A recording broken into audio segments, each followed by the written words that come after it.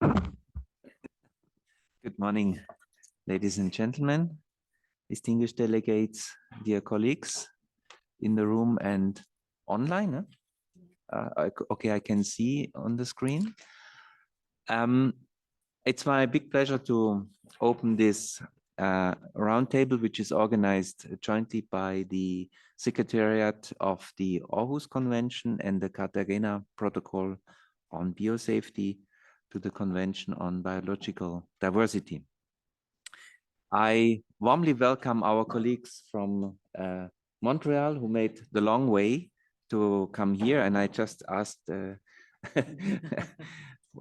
Mandi, or what's your Watsi, okay, if you're not jet lagged. So I hope it will be okay for you and your team. This is the fourth joint roundtable which seeks to build on the important conclusions from the last one that was held 4 years ago, also in Geneva. And when I read my talking points, I couldn't believe. I went on our intranet and I was looking for the last meeting, and indeed, it's 4 years ago. So time is running like hell. The last meeting, I see some familiar faces, but also a lot of new. Maybe you don't remember all. The last meeting aimed at assisting countries to ratify the GMO amendment to the Aarhus Convention and implement the Aarhus Convention LUCA guidelines, but also the program of work of the Cartagena Protocol. With the inputs from the third meeting, the third roundtable, the two secretariats have been closely cooperating to finalize the pocket guide on access to information and public participation regarding LMOs and GMOs. And I wanted to show you this pocket guide, but Ella told me it's only available online. So you need to get your PDF file from the website, which as a director of environment, I think it's a good way to go. The guide, which I was mentioning, includes practical material that highlights the benefits, systemic challenges, and also priority areas to assist governments in developing and implementing legislation and procedures in the field of LMOs and GMOs. The successful cooperation among the two secretariats exemplifies the great potential that is offered by such synergies. In this context, I would also like to highlight the usefulness of close cooperation at national level between the focal points of the national governments and the secretariats of the Aarhus Convention and the Cartagena Protocol. I am thus very satisfied today to see that in this meeting there are a lot of attendance from government representatives, academia, the private sector, NGOs, and other experts, legal experts, who are engaged in implementing both instruments and you're from almost everywhere in the world. In person or remotely. I don't see who joins remotely. But this gathering of expertise and engagement, I think that promises to offer a unique opportunity to combine various regional perspectives into a shared vision. I expect the following 2 days to mark the continuation of a very fruitful dialogue on exploring new patterns for joining resources, for sharing best practices, for exchanging knowledge, and for learning from each other's experience and expertise. The previous roundtable, which I already mentioned, included a training on public participation in decision-making on GMO, LMO related matters. A key conclusion from that training, who remembers, was that public participation should not be regarded as a tool to veto decisions, but rather as a tool to improve them. And this is, of course, still valid. In this fourth joint roundtable, we are now focusing on access to justice This is an area that has not yet received a lot of attention in the field of GMO and LMO. Colleagues have prepared a training session on this topic tomorrow morning. I also would like to underline that in the light of the Sustainable Development Goals, transparency and effective public participation have acquired increased significance for the work on GMO and LMO matter. Your work, for example, is very relevant when it comes to mainly 3 SDGs.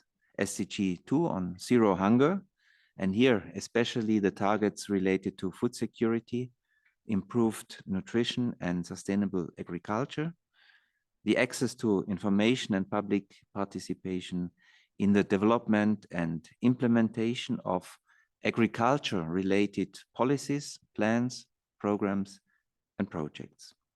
Secondly, SDG 15, which is on life on land. Access to information and public participation in decisions on LMO and GMO is crucial for raising public awareness and better decisions regarding the use of genetic resources, sustainable use of ecosystems, and biodiversity. Last but not least, of course, SDG 16. You know it, it's about responsive, inclusive, participatory, and representative decision-making. The principles of accountability, transparency, inclusivity, and the rule of law contained within SDG 16 are key for the implementation of all SDGs. Also, today's gathering is highly relevant for tackling the triple planetary crisis. And you know, I'm talking about climate change, pollution, and the loss of biodiversity. As we are getting closer to the entry into force of the GMO amendment of the Aarhus Convention, we should aim to communicate broadly the benefits of transparency and public engagement in GMO, LMO issues. Because if we wish to build societies that are based on trust, if we wish to ensure health and food safety, then transparency and participation in decision-making are key. As of today, the GMO amendment has been ratified by 32 countries. Since the last roundtable in 2019, Albania accepted the GMO amendment in 2020. So one more ratification only is necessary for the amendment to enter into force. And I am looking forward to have my private holidays in that country. That will be the next one to ratify. So this is why I call on parties to achieve the entry into force of the GMO amendment as soon as possible. Not because I want to go on leave. By ratifying the amendment and by implementing the Cartagena Protocol on biosafety, countries will send a clear message on the centrality of transparency, accountability, and good governance in environmental decision-making. In this regard, ladies and gentlemen, I wish to express our gratitude to the government of Austria for its solid and continuous leadership for this challenging work. Let me conclude by warmly welcoming you to Geneva and wishing you a very successful meeting despite this rainy weather. And with this, I'm pleased to invite Ms. Mandy Venny, who is head of the Biosafety Unit, Secretariat of the Convention on Biological Diversity, to deliver her statement. The floor is yours. Thank you for your attention.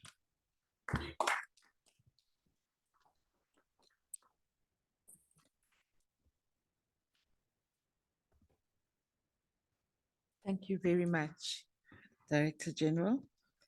Distinguished participants, ladies and gentlemen, on behalf of Mr. David Cooper, the Acting Executive Secretary of the Convention on Biological Diversity, it is my pleasure to welcome you to this 4th joint Aarhus Convention and Convention on Biological Diversity Roundtable on access, on public awareness, education, access to information, public participation, and access to justice regarding living modified organisms and genetically modified organisms here in Geneva.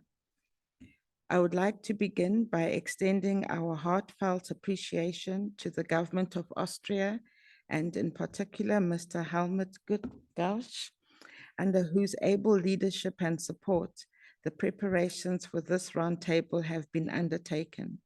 We look forward to constructive deliberations under your guidance over the coming days.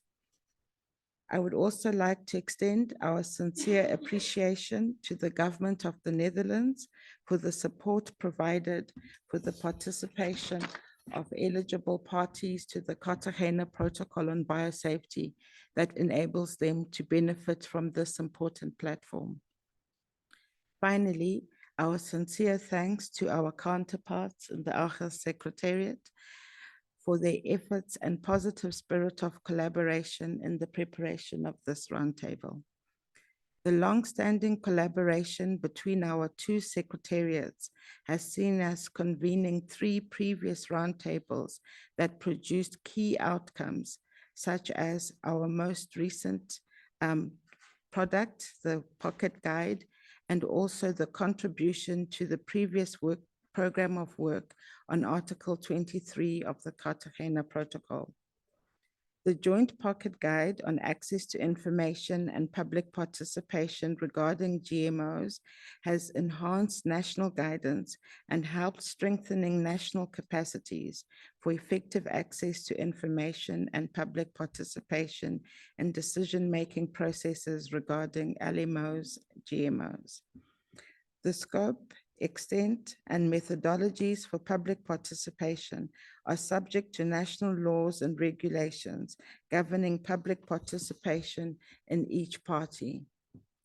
In this regard, the Pocket Guide has proved as an important supporting tool in highlighting benefits, overcoming challenges, and setting priorities for national implementation of access to information and public participation. With the Aarhus Convention's collaboration, the CBD Secretariat has also been able to develop 2 e-learning modules on access to information and public participation to further augment the national guidance provided to parties implementing Article 23. I thank all of you for your previous hard work and collaboration. Under the Article 23 of the Cartagena Protocol, parties are required to promote and facilitate public awareness, education, and awareness raising regarding LMOs, and to endeavor to ensure public awareness and education on LMOs that may be imported. The same article provides that parties ensure that public awareness and education encompass access to information on LMOs and requires our parties to consult public in decision-making in accordance with their domestic legislation. Furthermore, our Article 23 requires parties to take steps to inform the public about means of access to information contained on the Biosafety Clearinghouse. The BCH is an information repository and a central vehicle for implementing the protocol. During the time under review, it now has 16,000 records that are available to the public and is an important tool for access to information. We now have additional guidance supporting implementation of Article 23 and Article 20. This roundtable this week is taking place just a week before we celebrate the 1-year anniversary of the adoption of the Kunming-Montreal Global Biodiversity Framework. This landmark agreement includes a specific Target 17 on biosafety and biotechnology, as well as a target related to access to justice. In addition, we have 2 new plans an implementation plan for the Cartagena Protocol on Biosafety, and a capacity building action plan for biosafety, which includes specific goals to promote and facilitate public awareness, education, and participation. As a result, this roundtable will provide further impetus on discussions under the protocol. I invite all participants to participate actively in the discussions, share information, and exchange experiences with the aim of identifying further ways to enhance synergies and collaboration, and to ensure effective public awareness, access to information, and public participation. I also invite parties, non-parties, and other stakeholders to identify how you can incorporate the elements of this roundtable into national and regional guidance, strategies, and capacity building activities, including by identifying standards and measures of success. As the Secretariat of the Convention on Biological Diversity, we reiterate our commitment to work jointly with our counterparts in the Aarhus Convention to continue to jointly develop further tools and collaboration for the mutual benefit of our stakeholders. Ladies and gentlemen, 20 years ago, the Cartagena Protocol entered into force. As we continue building on the years of success, we also look at the Aarhus Convention process. With new technologies, we have an obligation to enhance collaboration and ensure the safe use of biotechnology for sustainable development. In this new era, we need your leadership, guidance, and sharing of information. We need to work together and continuously collaborate with more and more stakeholders. I take this opportunity to wish you all fruitful deliberations. Thank you.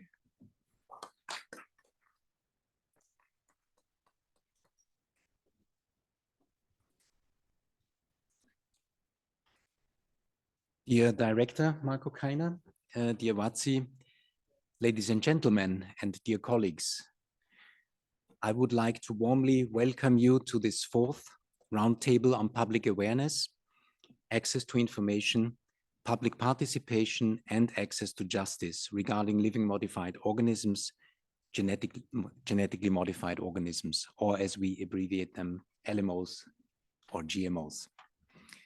I would like to thank Marco and Watsi for their, I think, extremely inspiring welcome statements. And I heard also some convincing incentives for further ratification of the Almaty amendments and further implementation of the Cartagena Protocol provisions, which I think is very good. It is my honor now to take over and to chair this event, to chair this fourth roundtable, and to engage you and to engage with you on these important topics. Marco and Watsi have already mentioned a lot of reasons why we are here and a lot of basis for our discussions. My name is Helmut Gaugic. I've been chairing previous roundtables. That's why I'm really pleased to see some familiar faces, but also to see some new faces around this table here, which means that we are engaging further colleagues and experts, which is very good. I'm head of scientific management, focusing on biodiversity subjects in the Environment Agency Austria, and I have a long-standing experience in the Cartagena Protocol on Biosafety and in the UN-EC Aarhus Convention Secretariat issues. So therefore, it's really for me a big honor and a big pleasure to chair this fifth roundtable today and tomorrow together with you. And as you probably know, this roundtable on LMOs, GMOs takes place under the auspices of the two conventions, the UN-EC Aarhus Convention and the Cartagena Protocol on Biosafety to the Convention on Biological Diversity. And there is good reason for that. And we have already heard a couple of very important points. When it comes to LMOs and GMOs, both instruments, the Aarhus Convention and the Cartagena Protocol on Biosafety, they complement each other very nicely. in putting Principle 10 of the 1992 Rio Convention, the Rio Declaration on the Environment and People, on Environment and Development into practice. The Aarhus Convention grants public rights and imposes on parties and public authorities obligations regarding access to information, public participation, and access to justice. The Convention provides detailed modalities and procedural requirements and is the only legally binding instrument on environmental democracy, which is open for accession to all UN member states. And therefore, it's so important that this roundtable also geographically goes beyond the UN ECE region. Now, colleagues, you, of course, are all familiar with the history on GMO matters under the Aarhus Convention. Let me just mention briefly the 2002 LUCA guidelines on GMOs and, of course, the important amendment on public participation in decisions on deliberate release into the environment and placing on the market of the GMOs to the Aarhus Convention. And they make direct reference to the Cartagena Protocol on Biosafety. So there's very close relationship and synergy. In turn, and we will hear more about that, the Cartagena Protocol on Biosafety includes specific provisions on public awareness and participation, including access to information, namely Article 23 of the Cartagena Protocol. And we also now have the implementation plan and capacity building action plan for the protocol with goals on Articles 23 and also 22. Further, this meeting here today and tomorrow is taking place in accordance with respective decisions in cooperation between the two secretariats, including decisions 15.4 of the Conference of the Parties to the Convention on Biological Diversity and decisions CP 10.4, 10.3, 8.6, 2.6, 213, so you don't have to recollect all these numbers, but this just shows that there is history behind, and we are working on the basis of very important decisions by previous conferences of the parties to the Cartagena Protocol on Biosafety, the so-called COP-MOPs. Now, this meeting, this roundtable today and tomorrow is really unique, and that's why I'm so much looking forward to it, to chair it and to work together with you. It brings together communities of both treaties with the aim to share knowledge, experiences, and lessons learned in promoting public awareness, education, access to information, public participation, and access to justice regarding LMOs and GMOs. It provides really a unique opportunity for parties to the Cartagena Protocol that are not parties to the Aarhus Convention to expand their knowledge base and to engage in a format that is facilitative of dialogue. And dialogue is so important to learn from each other. In this regard, the roundtable contributes to enhancing common understanding while also providing the opportunity to identify new synergies between the two instruments, thus ensuring effective implementation of both instruments. And that's of course our objective. The outcome of this meeting, so tomorrow at the end of our meeting, is intended to facilitate further ratification and implementation of the two treaties and will be reported to the respective governing bodies of the two treaties. So what we are doing here is important. It will be reflected in meetings of the parties, upcoming ones. I have the expectation that at the end of this meeting, you will leave this room equipped with ideas and recommendations for concrete actions to strengthen your country's capacity in these areas when it comes to GMO and LMO related matters.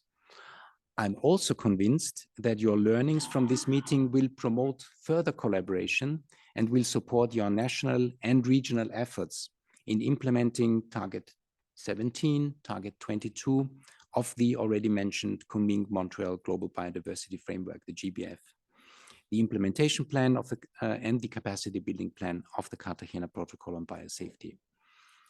And really, I would like to encourage you to become champions, leaders, motivators, motivating others to further work on GMOs and LMOs at the national and regional level on the subjects we are dealing with here.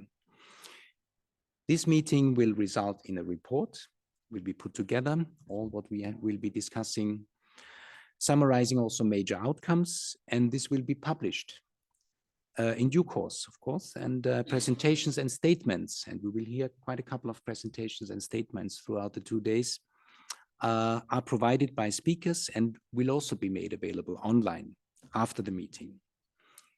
Now let's look briefly at the meeting agenda. And you have received and you have seen the provisional agenda for this meeting.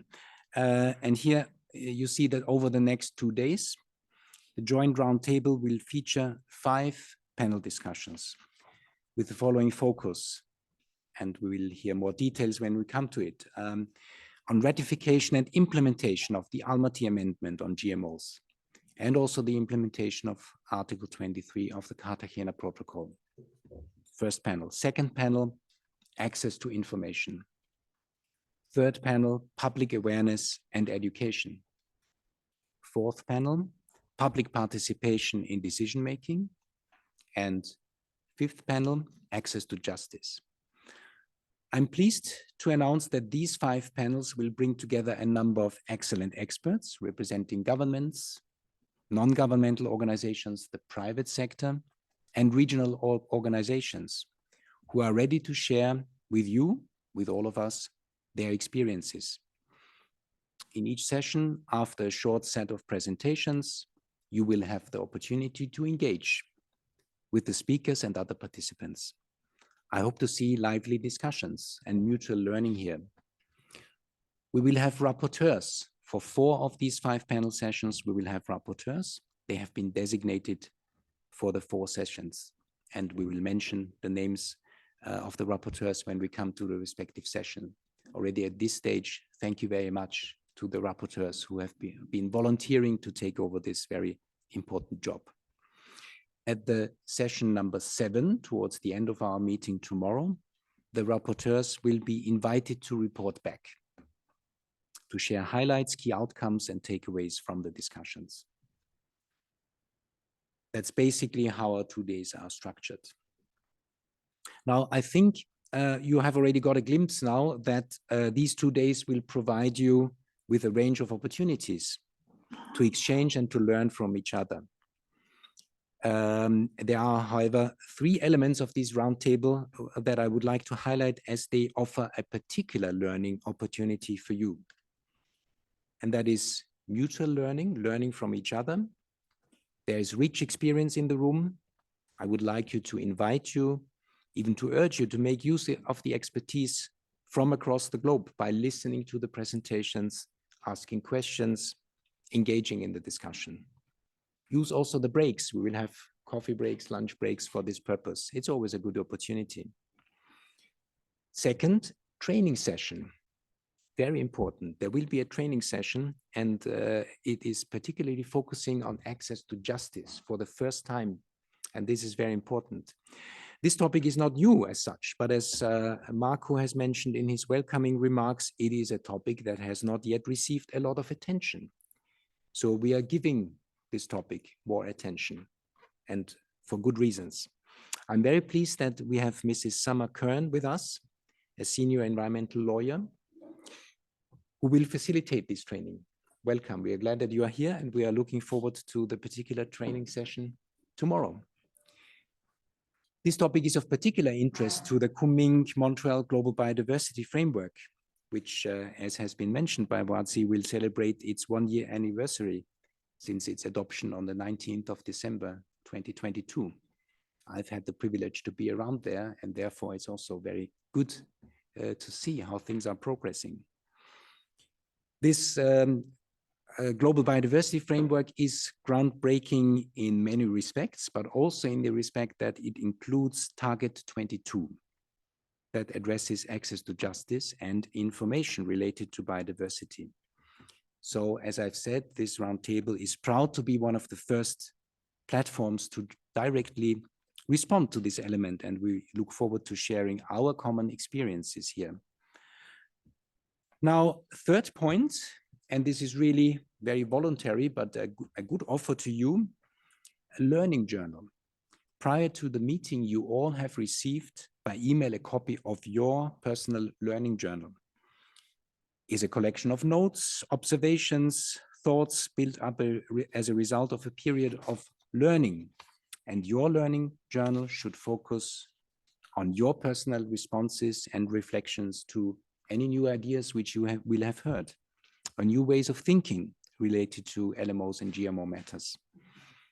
So in the learning journal outline, we have proposed a few questions to guide you in your note-taking and reflections. Just feel free to use them. It's an offer to you to make use of it during the 2 days. It's your personal notebook for the next 2 days. Your reflections can guide you when you are back home, exchanging with colleagues and developing ideas and recommendations. The learning journal is for you to use. It is personal.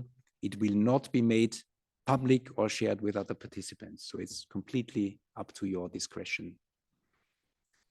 Now, a few organizational remarks towards the end of my introductory statement. I would like to recall that this meeting is held in an in-person format.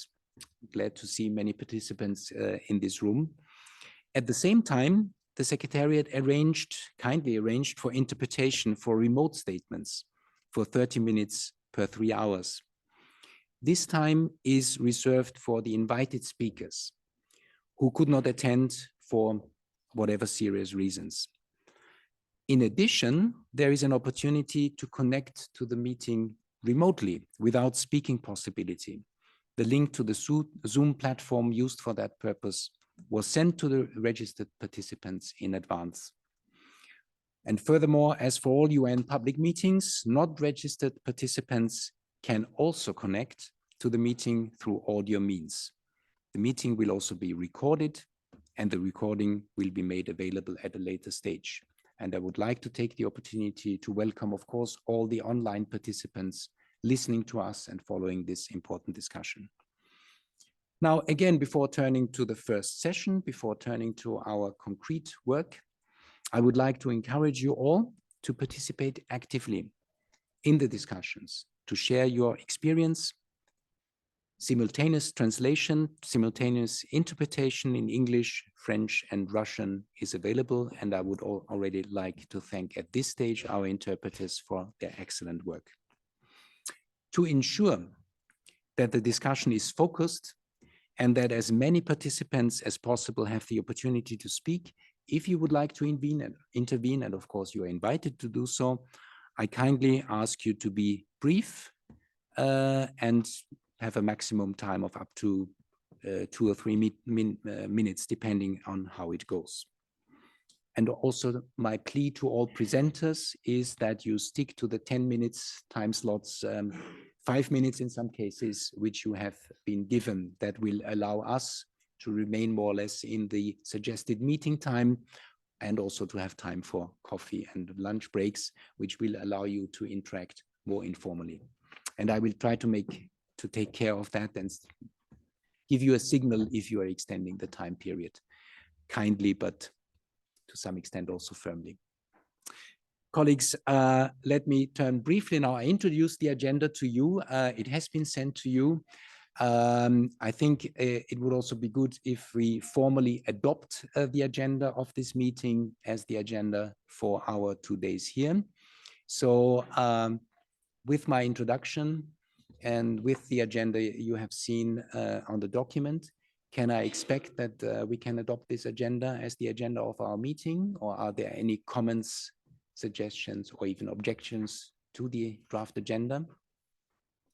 That does not seem to be the case, so I thank you very much. First important decision reached now here between us. We can adopt the agenda as the agenda for our meeting, which is very good. Now, without further ado, I would now like to turn to our first session. The first session at this roundtable is on ratification and implementation of the Aarhus Convention's Almaty Amendment on GMOs, on the one hand, and also on implementation of Article 23 on public awareness, education, and participation under the Cartagena Protocol on Biosafety, challenges and good practices. Long title of this session, but a very important one. Now, we will hear first two introductory presentations by representatives of the two secretariats. And we will start by a presentation on the status of ratification and implementation of the Aarhus Convention and of the Cartagena Protocol on Biosafety. We start first with the Aarhus Convention, and I kindly invite Maike Salise of the Secretariat to the Aarhus Convention to provide update on status of ratification of the GMO amendment and implementation of the Aarhus Convention in the context of GMOs. And let me also already say at this stage that I thank the two secretariats very much for the excellent preparations for this meeting, which is a big prerequisite that we can be successful over the 2 days. Now, Maike, you have the floor. We are looking forward to your 10 minutes maximum presentation. Please.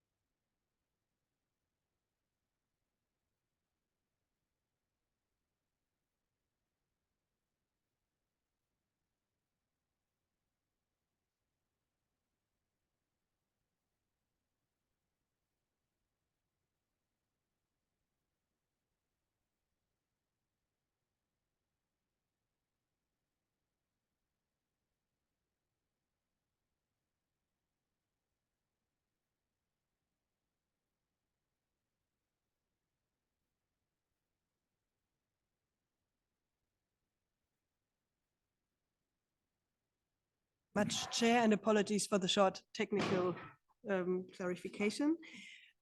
I would like to start with a few facts about the Aarhus Convention. So, as many of you know, the Aarhus Convention was adopted in 1998 in the city of Aarhus, Denmark, and entered into force in 2001. It's an international treaty that links environment and human rights. It currently has 47 parties, including the European Union.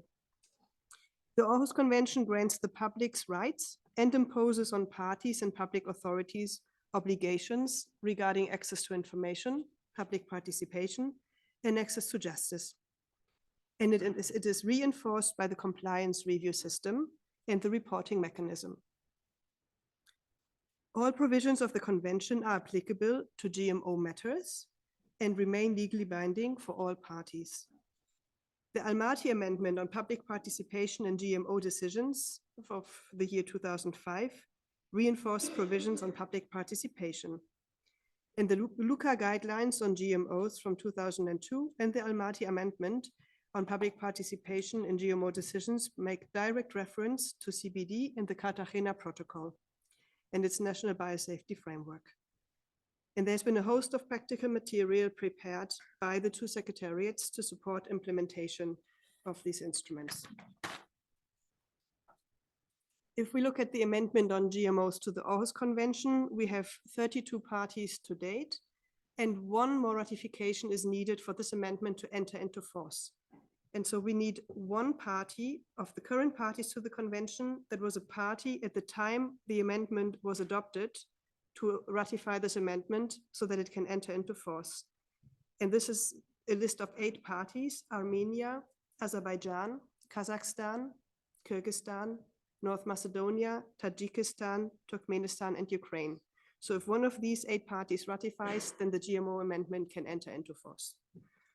On the next slide, you see these 32 parties. So it's all 26 EU member states except Croatia, the EU itself, Georgia and Republic of Moldova from Eastern Europe, Norway and Switzerland, and the UK.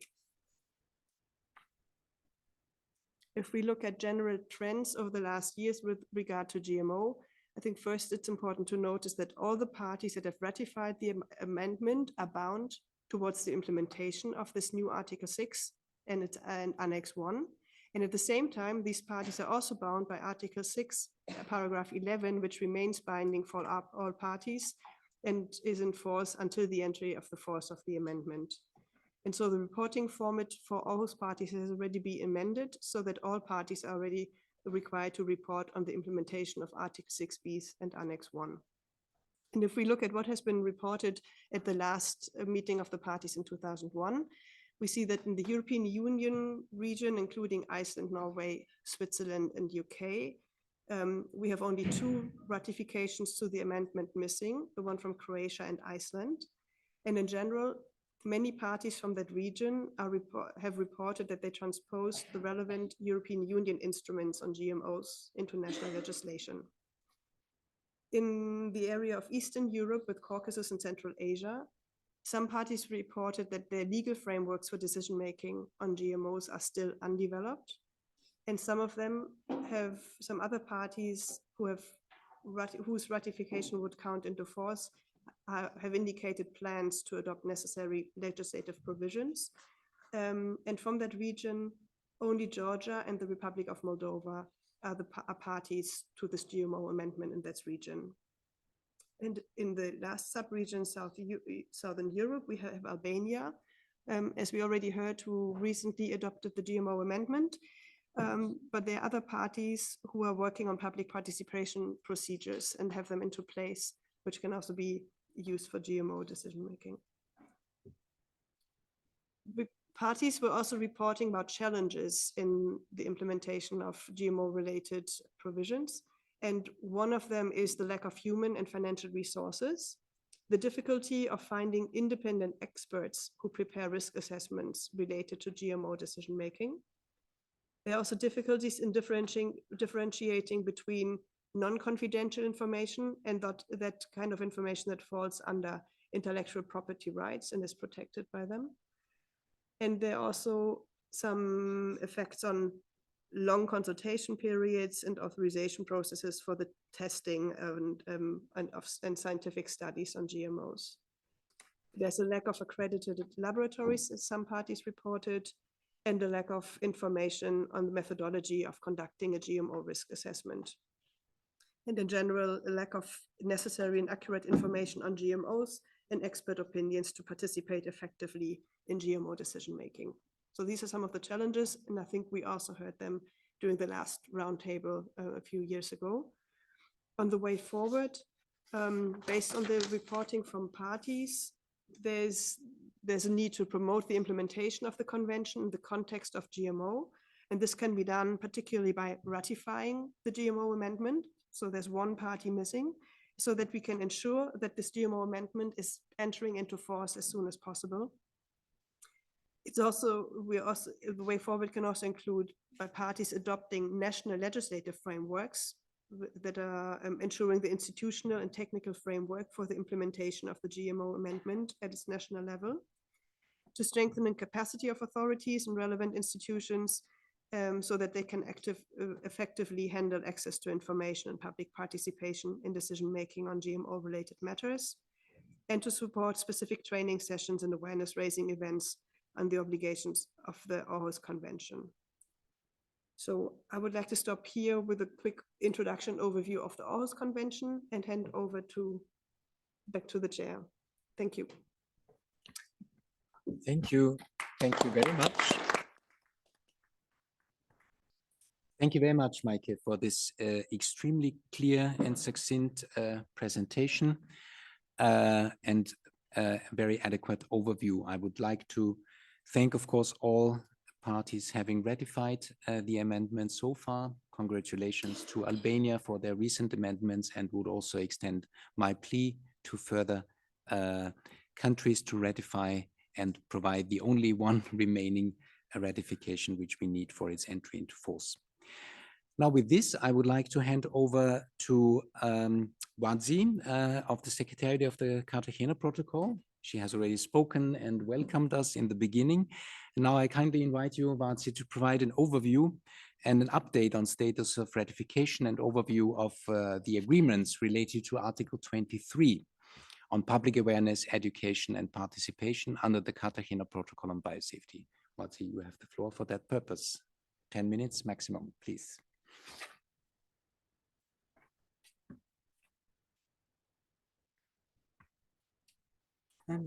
Thank you for the warning. So I will skip through some of the slides and focus on the key messages. Next slide.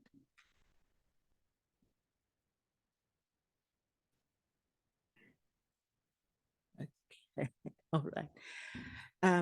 So I'm going to give an overview of, I can see it here, an introduction to the protocol and an overview of the relevant outcomes from our 10th meeting of the parties to the protocol, and then introduce the implementation plan as well as the capacity building action plan, and outline some of the key activities. And at this point, I just, if you will excuse me, this is a different presentation to the one I sent you this morning.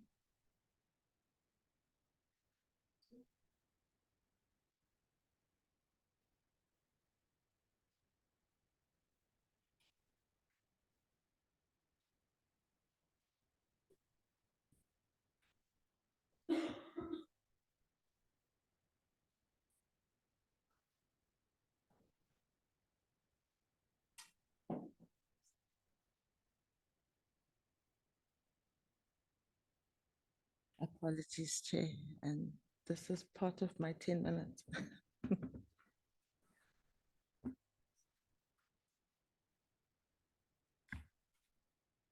Dear colleagues, just give us a second. We will try to make sure that the correct presentation is shown on the screen, and then we will continue. Just a short moment. Thank you for your patience.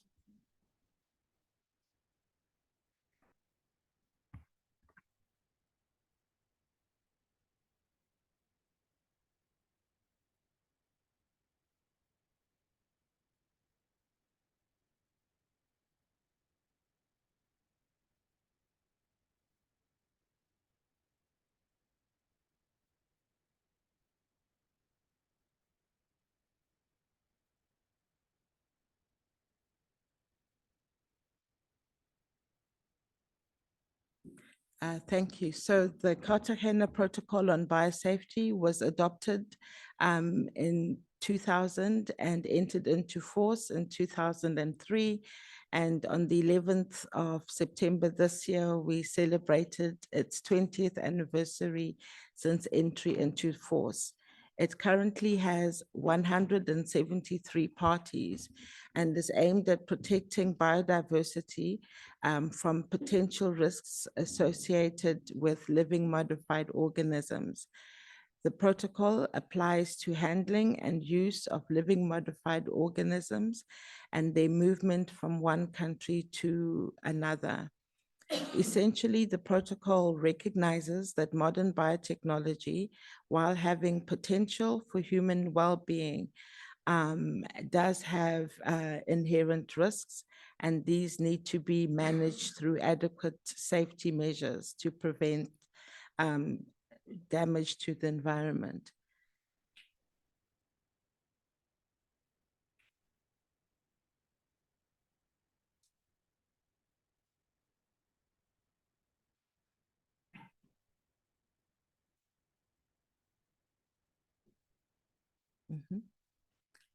Okay. Then the next slide.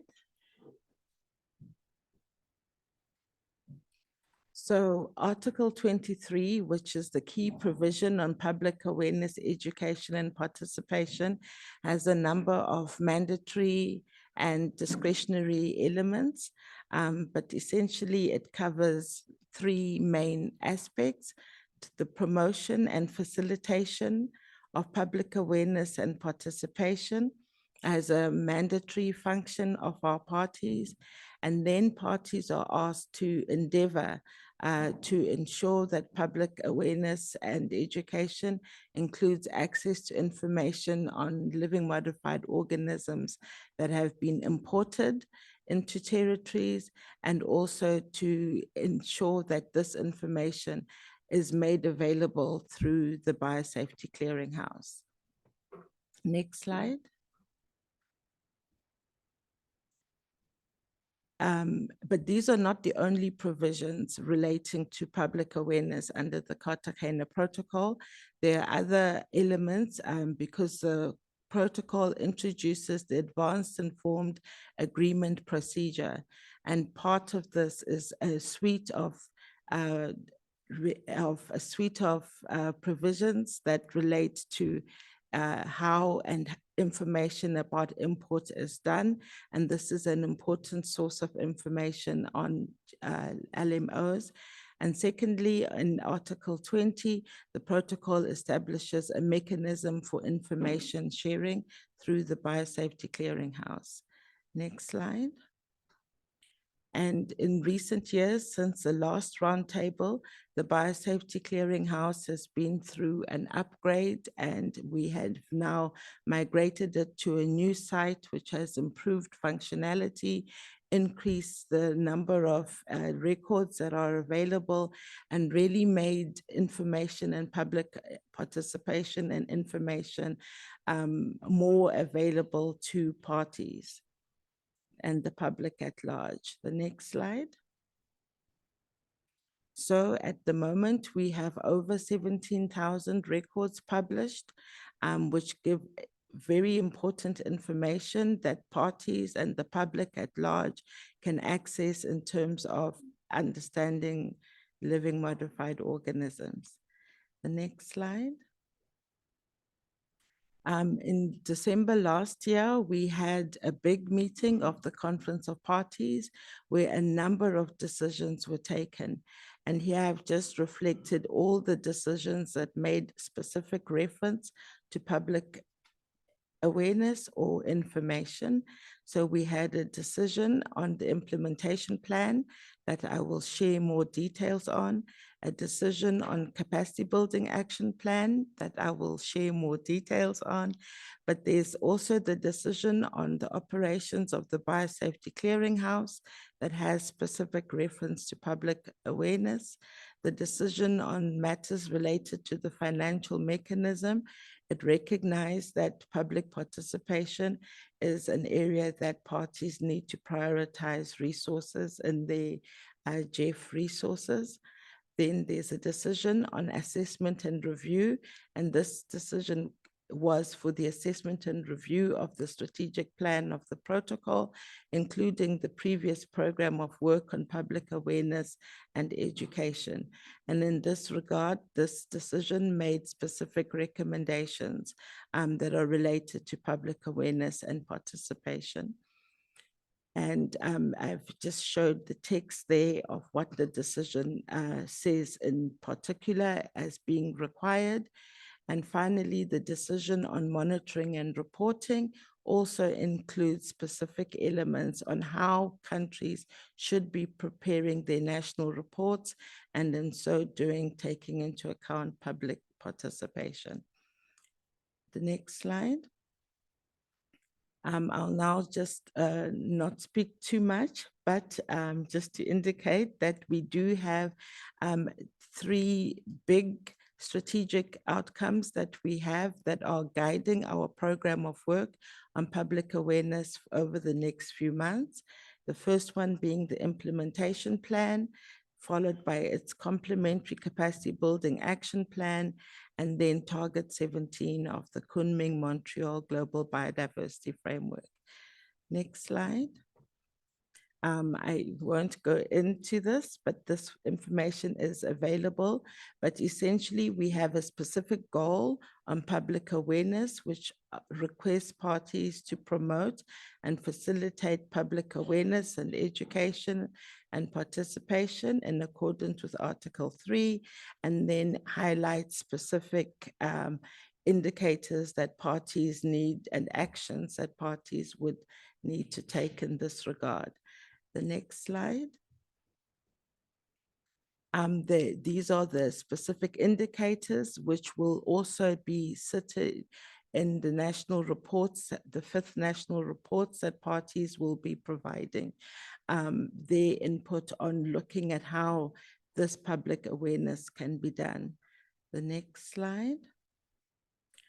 The overall outcome that we hope over the next 7 years is that public awareness, education, and participation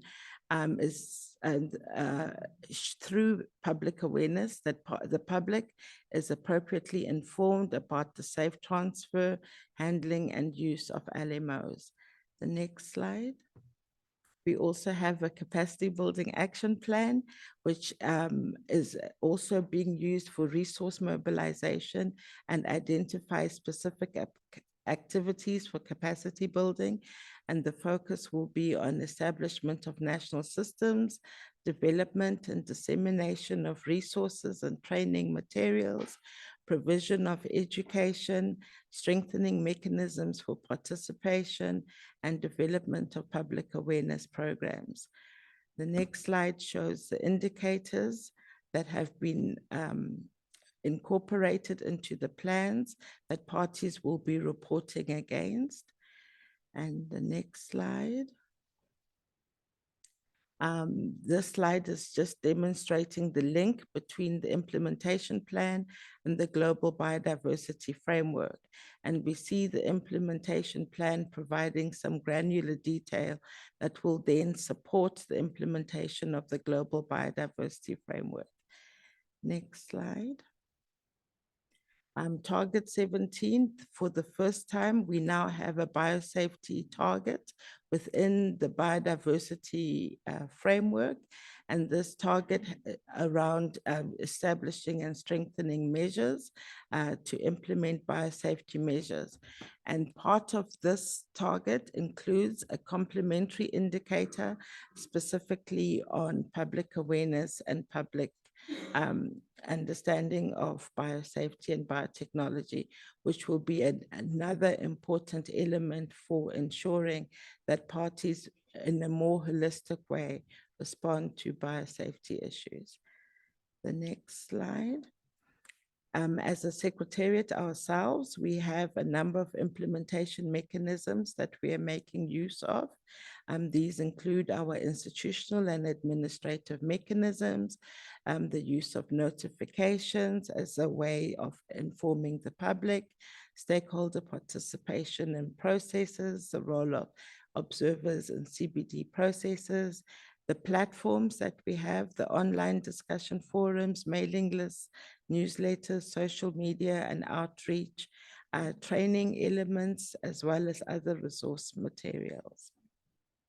And in terms of our collaborative work, we will continue to have collaborative work, and hopefully this will include cooperation during the coordinated events at our COP MOP, the next one, which is scheduled for next year, as well as the overall implementation of our plans and Target 17, as well as the regional National Biodiversity Strategy Action Plan dialogues that are going on. And I think this is the last slide.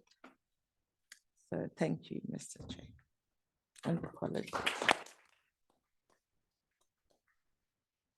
Thank you very much, Wazi, for this excellent presentation. Amazing progress having been achieved, and as a former Cartagena Protocol and BCH focal point of Austria, I'm always impressed on further progress having been made and the amazing achievements.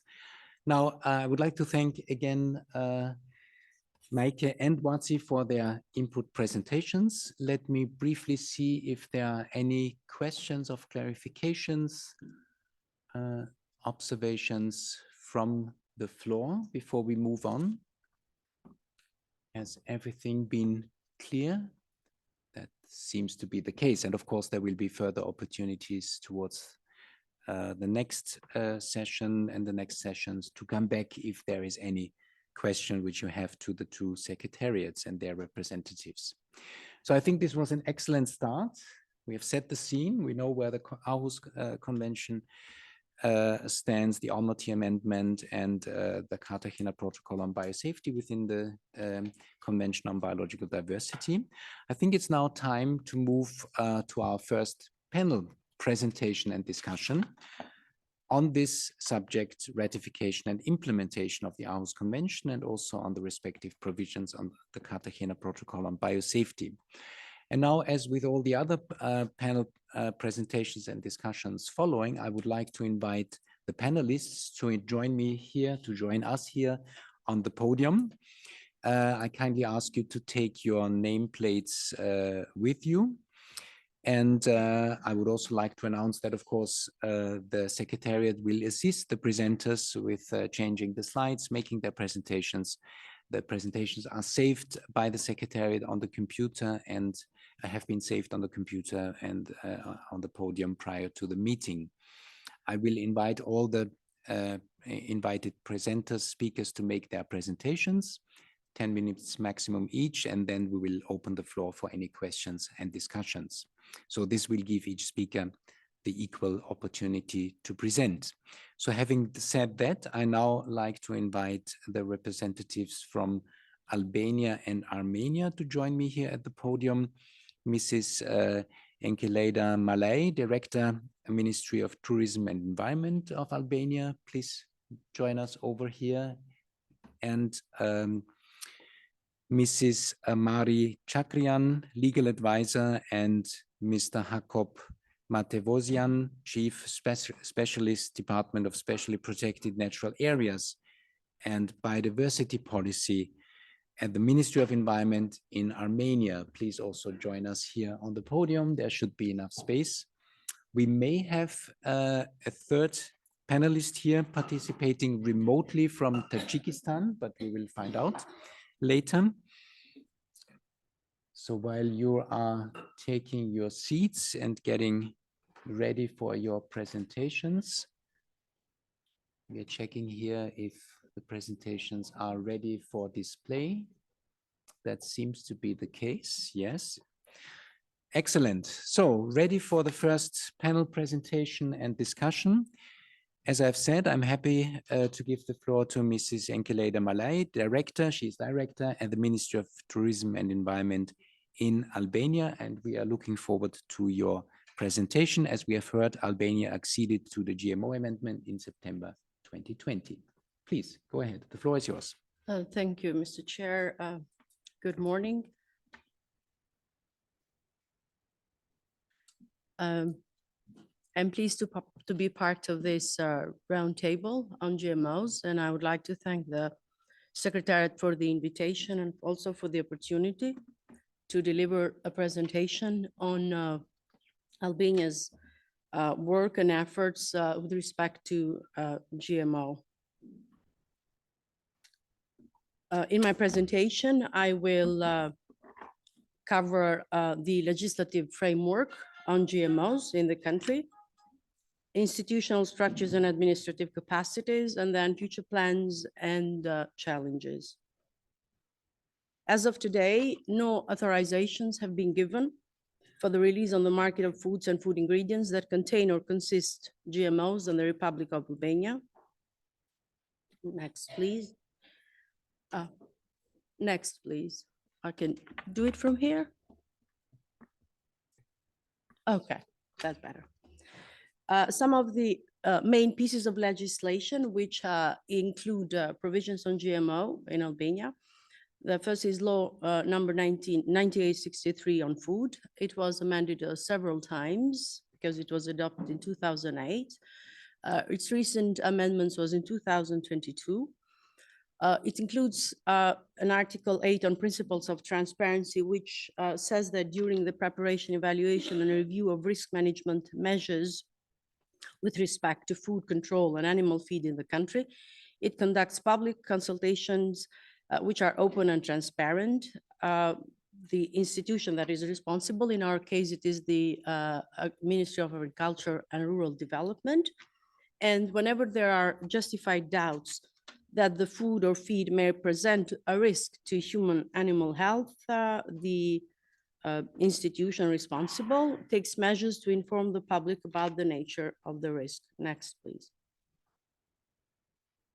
The new amendments, the recent amendments introduced 3 provisions which are directly related to GMOs. One on new novels, food labeling and publication, and food for animals. They categorize what are considered new novels and which are food and food ingredients which contain or consist of organisms of genetically modified components. Next, please. It also covers the area of placing new novels on the market and specifying the procedure that needs to take place. The applicant obtaining a permit from the minister responsible for food, Ministry of Agriculture, and which is given after a preliminary scientific opinion of the institution responsible is given. And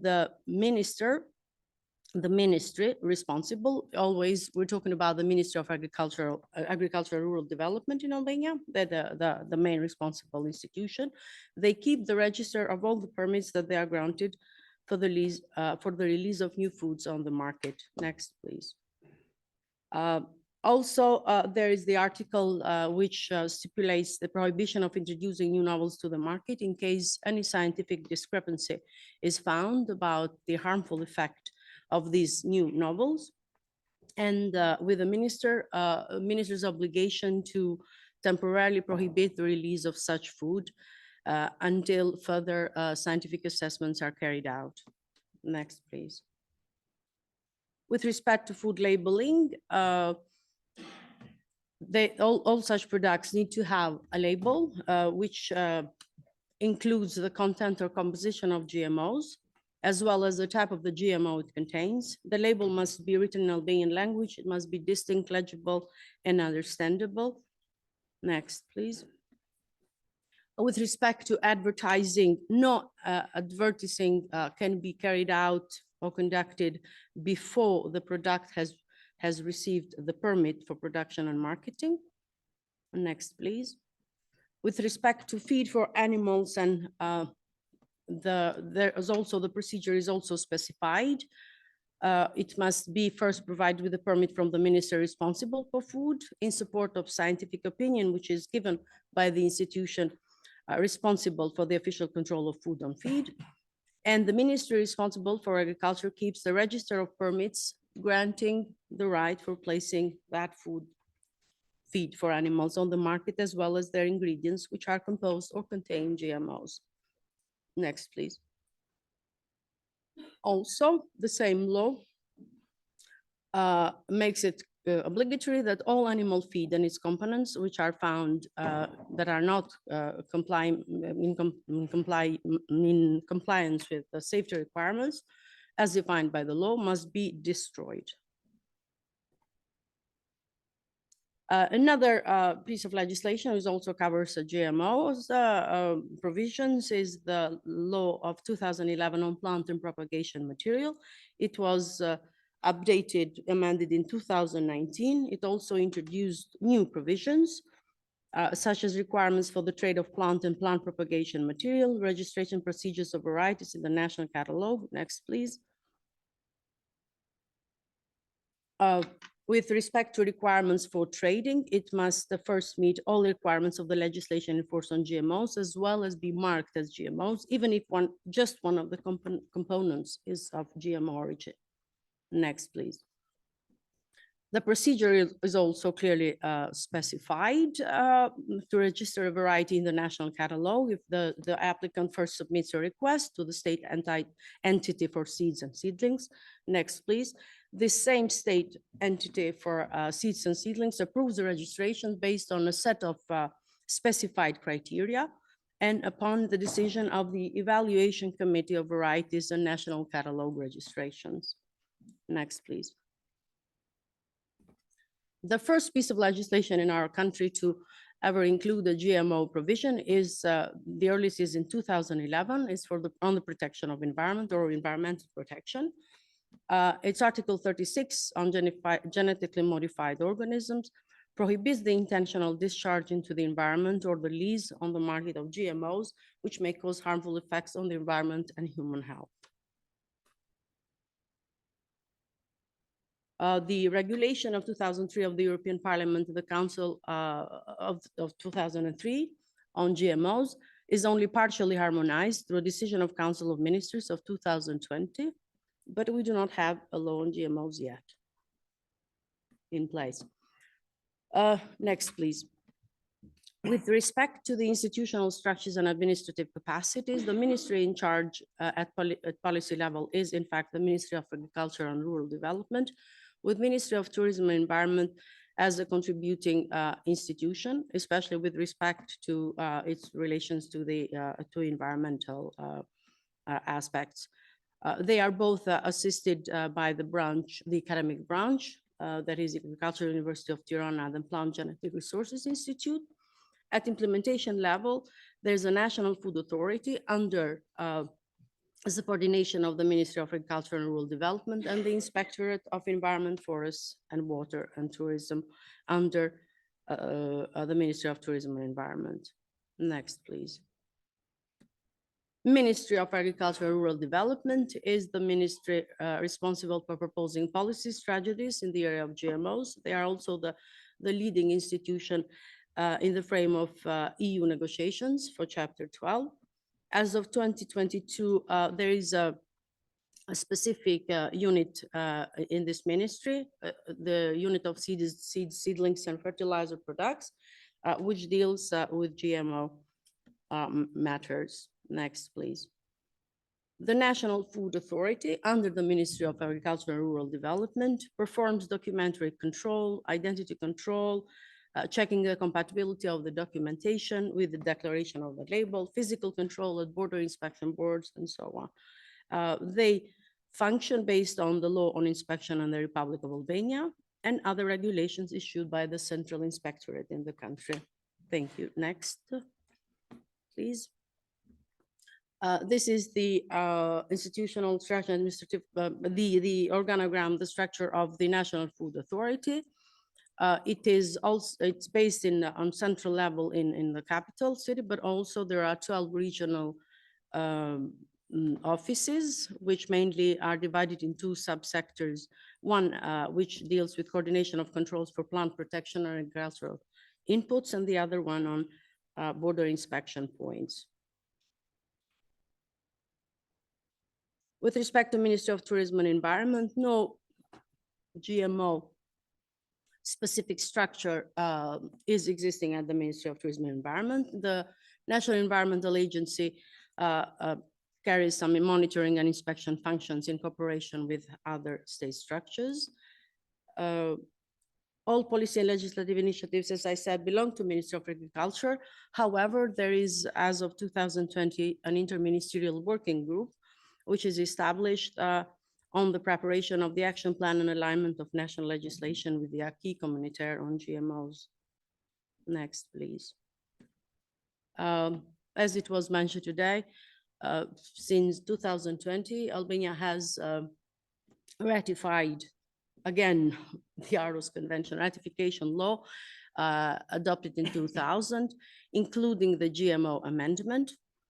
It was an initiative of the Ministry of Environment as the leading, so to speak, institution in raising awareness towards GMO decision-making and need for public participation regarding this decision-making. Article 6.1 was added on public participation in decisions on the voluntary release into the environmental placement on the market of GMOs, making it obligatory for the party Albania to ensure effective public participation in line and actions undertaken to ensure implementation in line with the law on biosafety and the Cartagena Protocol, to which Albania is also a party. Next, please. Along with the Article 6.1, the Annex 1/1 was also added, which includes all the modalities referred in Article 6.8 with 8 detailed points. Next, please. I could just go through them, or I could just, because of the time, I mean. So all detailed information regarding measures within reasonable time limits to inform the public that the institutions need to take cases when public participation on GMOs is not carried out, and this only has to deal with emergency cases. Determining confidential information, next please, and the list of documents which must be made, which must be made to the public. Okay, future steps.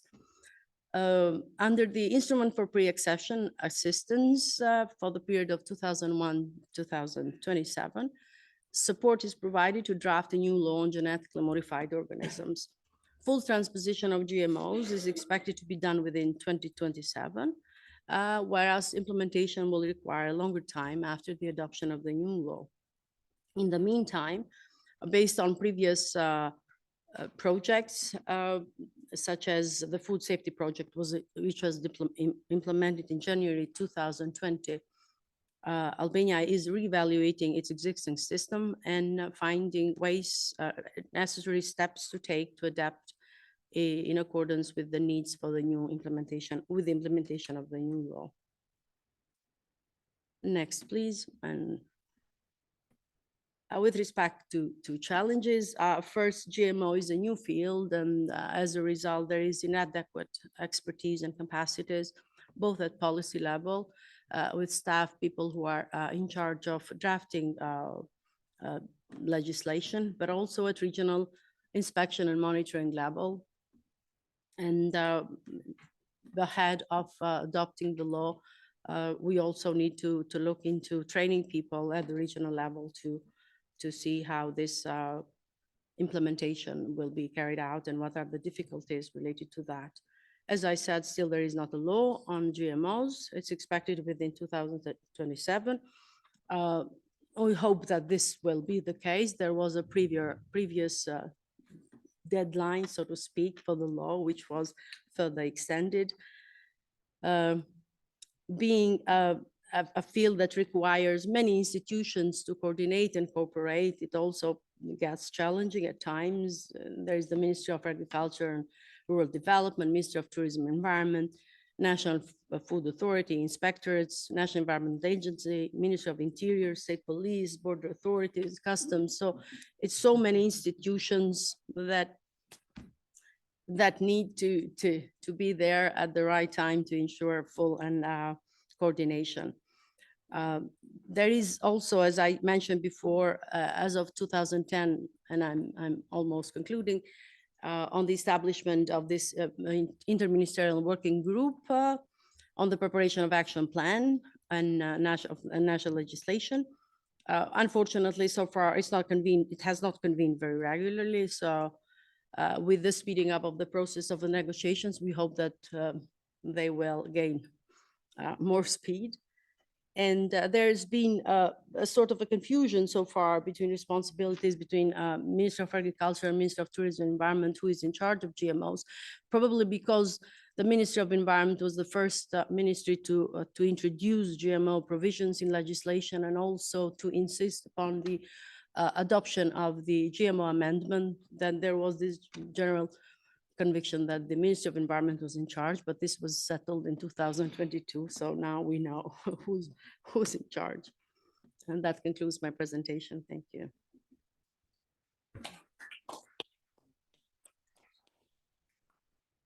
Thank you very much, Enkeleda. Thank you very much, Albania, for this very clear presentation, rich information, a lot of progress in your country, still a couple of challenges in front of you, but your presentation has been very clear. Thank you very much for that. Now we move on to our next panelists, and here I call on the representatives from Armenia, Mrs. Mari Chakrian and Mr. Jakub Matevosian. We are looking forward to your presentation, which will be held jointly, we understand, because you are the two national focal points on the Aarhus Convention and on the Cartagena Protocol on Biosafety. So the next 10 minutes are for you to present us the situation in Armenia. Please. Thank you very much for the floor, distinguished chair, ladies and gentlemen, good afternoon. With your permission, my colleague and me are going to present the processes which have taken place in Armenia since the GMO amendment was signed, related both thereto and fulfillment of the obligations taken by the Cartagena Protocol of the Convention on Biological Diversity.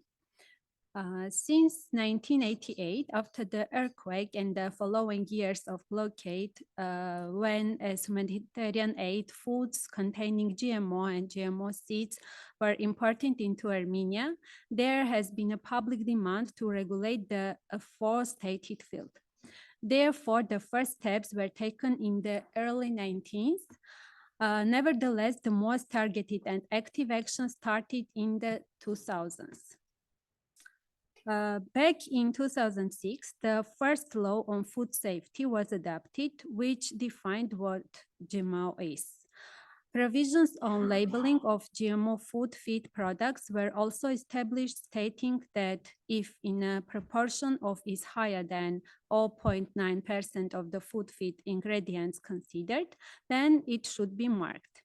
In 2012, a new law was drafted, which was adopted in 2014. It provided more provisions on foods containing GMOs. It was stated there that GMO mark must be indicated in the visible part of the product's packaging. Later changes in the regulations of the customs union were made and the marking format was tightened. The next one, please. GMO topics were becoming an object of interest and at different levels, and there was a need for the formation of working and professional consultation groups. In 2018, working group on biosafety and biosecurity was established formally under the Minister of Economy, the agenda of which includes the exclusion of the GMOs released into the environment or the market. Meanwhile, ensuring the availability of this information to the public. Regarding the processes on drafting the law, in 2012, the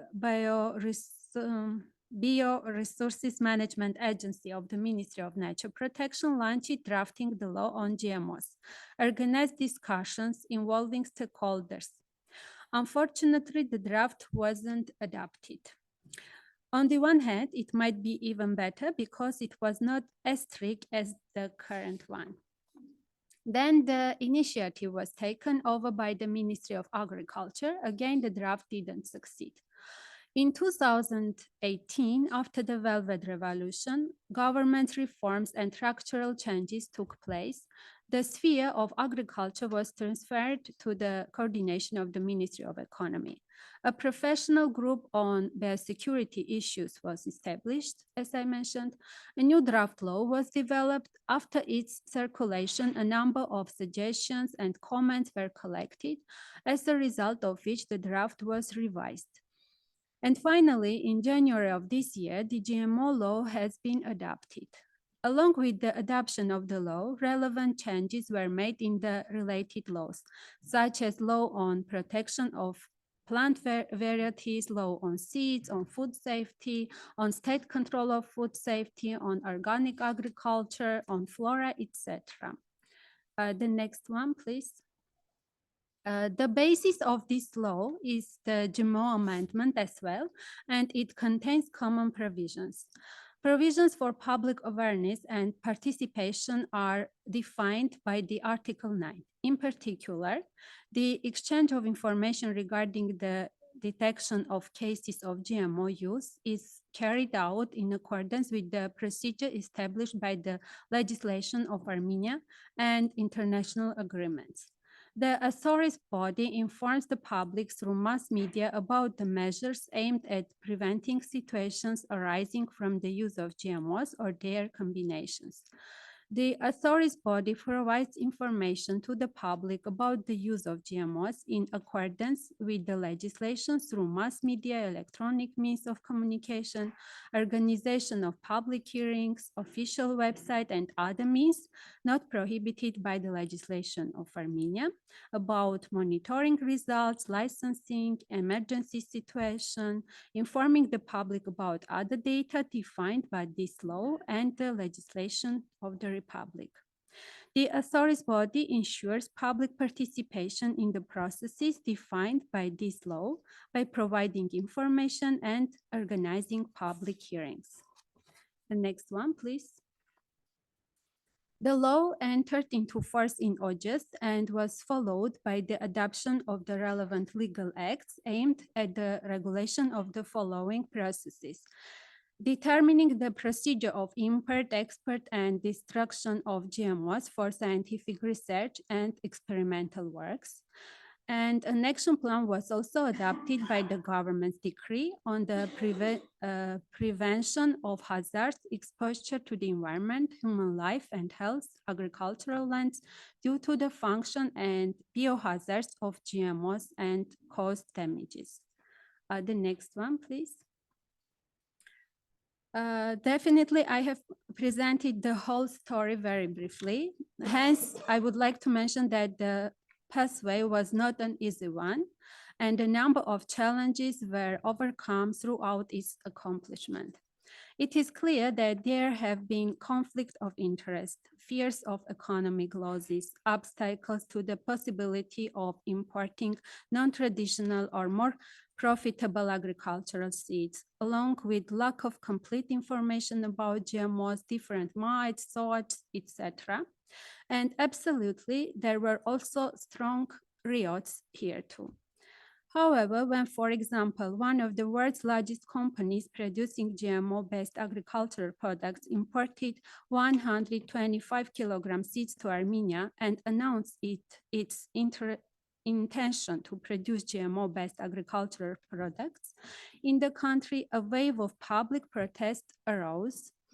Perhaps it is also due to public pressure that in the end, a much stricter law was adopted, by which Armenia strives to become a GMO-free country.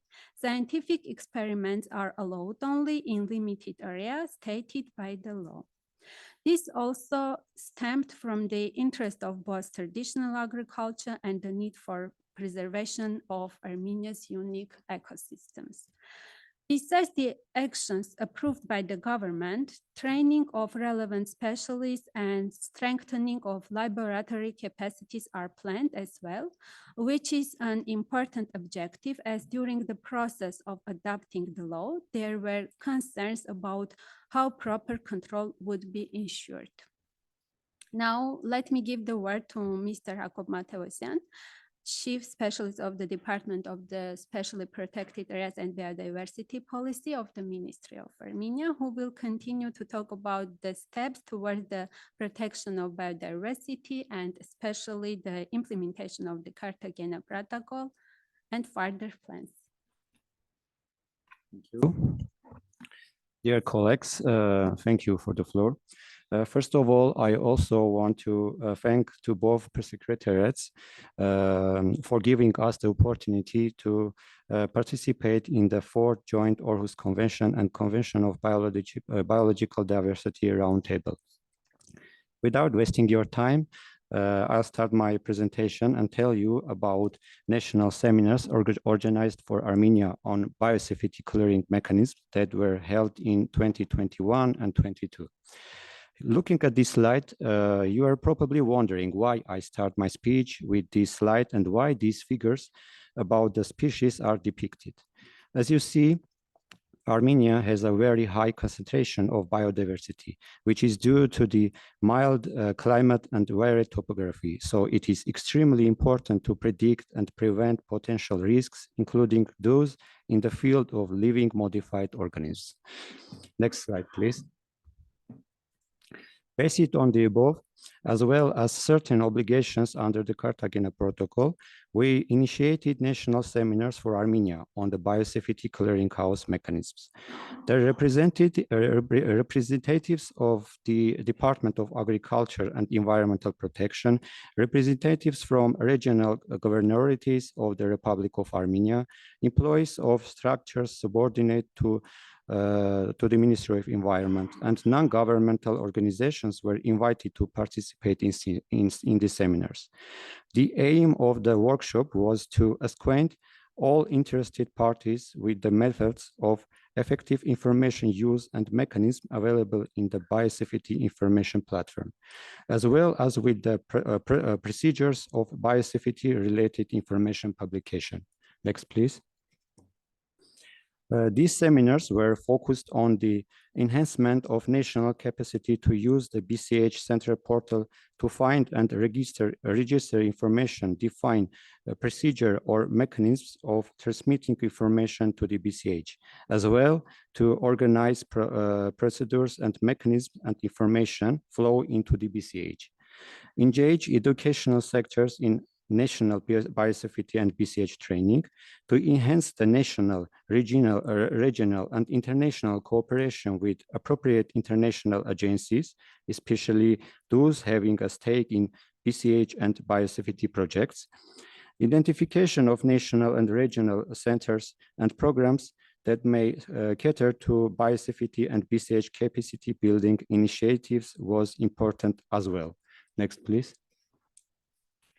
As I already mentioned it, in the national seminars for Armenia on biosafety clearing mechanism that were held in previous years, we involved stakeholders interested in this area, such as specialists from the Ministry of Environment, representatives of state and private laboratories, specialists from other appropriate ministries, participants from different social organizations, as well as other interested organizations. During the workshop, the BCH regional advisors demonstrated us how to use the BCH in support of our biosafety decision-making, how to make biosafety management decisions based on information obtained from the BCH, how to register biosafety information there, as well as analyzed and suggested ways to enhance the Armenian BCH. Next, please. After the seminar, next, please.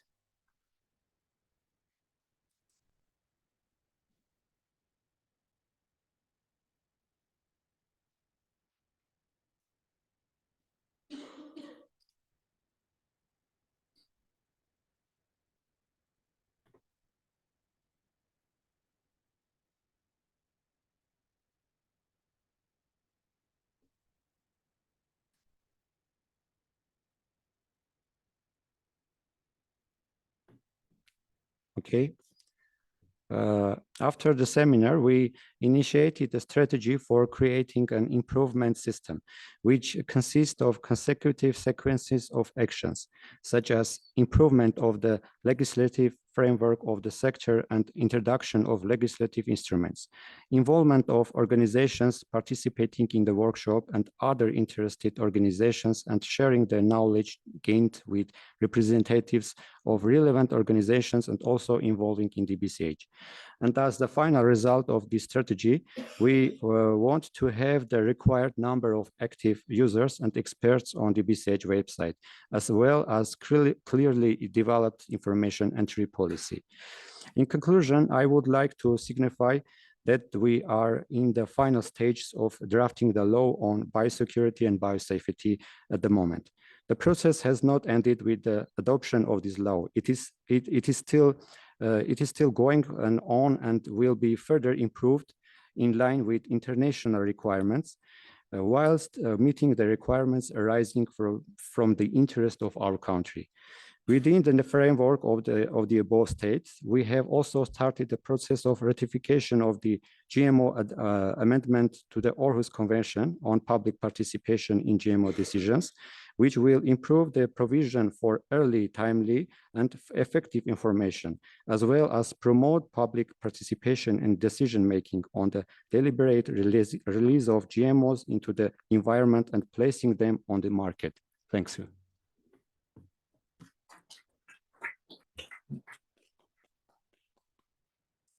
Thank you very much, Mari and Jakob. Thank you to Armenia for your excellent presentation. A lot of progress has been made. You have many provisions already in place, so hopefully you will be in a position to ratify the Almaty Amendment very soon. Thank you also for sharing with us the rich biodiversity which you obviously have in your country. It's always important to know what we are about to protect with the legislation which we are putting in place. So thank you for that.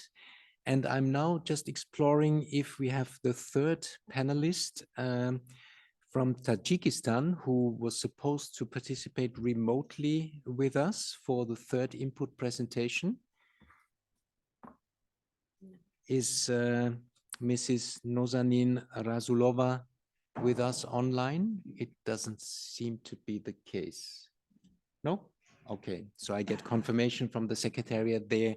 Unfortunately, Tajikistan is not connected remotely. So that is why we have to conclude this panel presentations for now.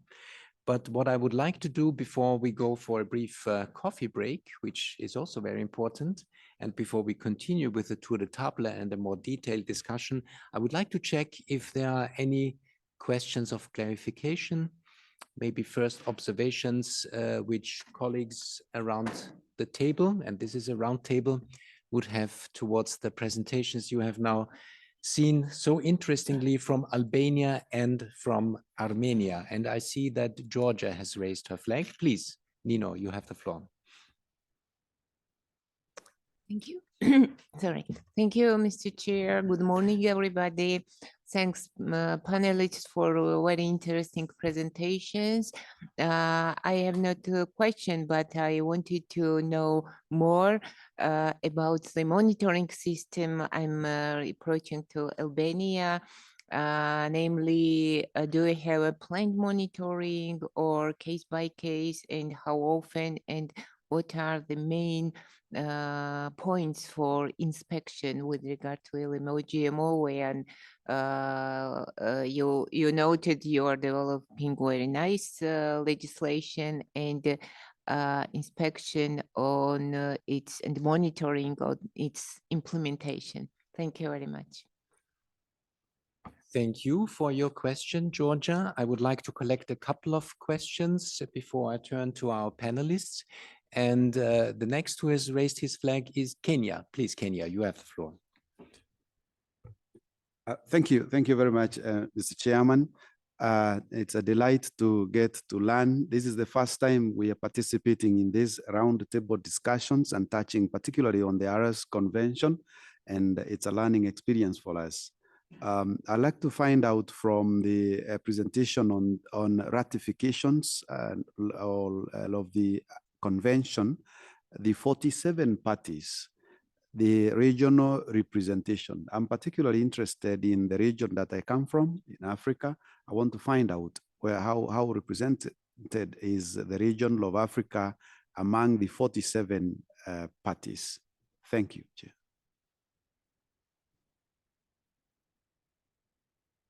Are there any further requests for the floor at this stage? Any further questions? Mexico? Yes, please.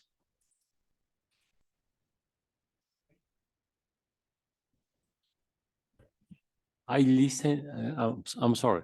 I listen that Albania prohibit fed from GMO. Isn't that correct? It's not difficult that? Yeah. Thank you for your question, Mexico. So if there are no further questions at this stage, I would turn the questions raised first to Albania. There was a question about your monitoring system, which you have put in place. How is it working, also in relation to inspections? And the part of your legislation which involves a prohibition of GMOs, LMOs in your country. Can you elaborate a bit more on that? Albania, please. Thank you for the questions. With regard to the first question, as I said, so far no permission has been granted for any GMO products or GMO feed to be put in the on the market. So with respect to future implementation, once the law is adopted and the monitoring of system, the National Food Authority, as I said, with its 12 branches all over the country, all regional offices, they are the structure that is envisaged to carry out also the monitoring of the GMO matters. The National Environmental Agency has also its monitoring contribution to that.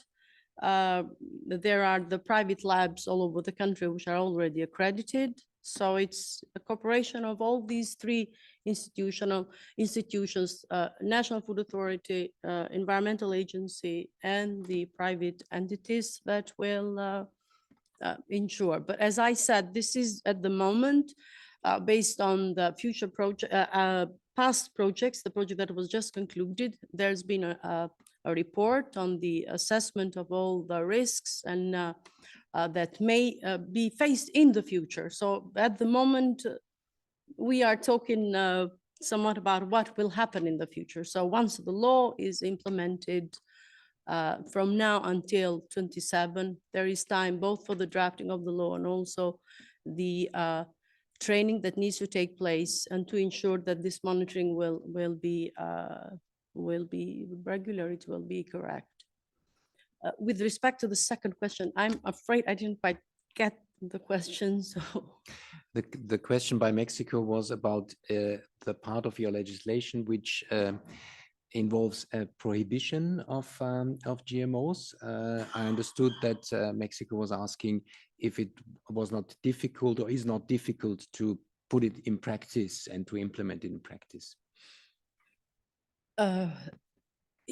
I cannot say that at the moment there is a clear prohibition of GMOs, but the truth is that there has been no permit granted so far.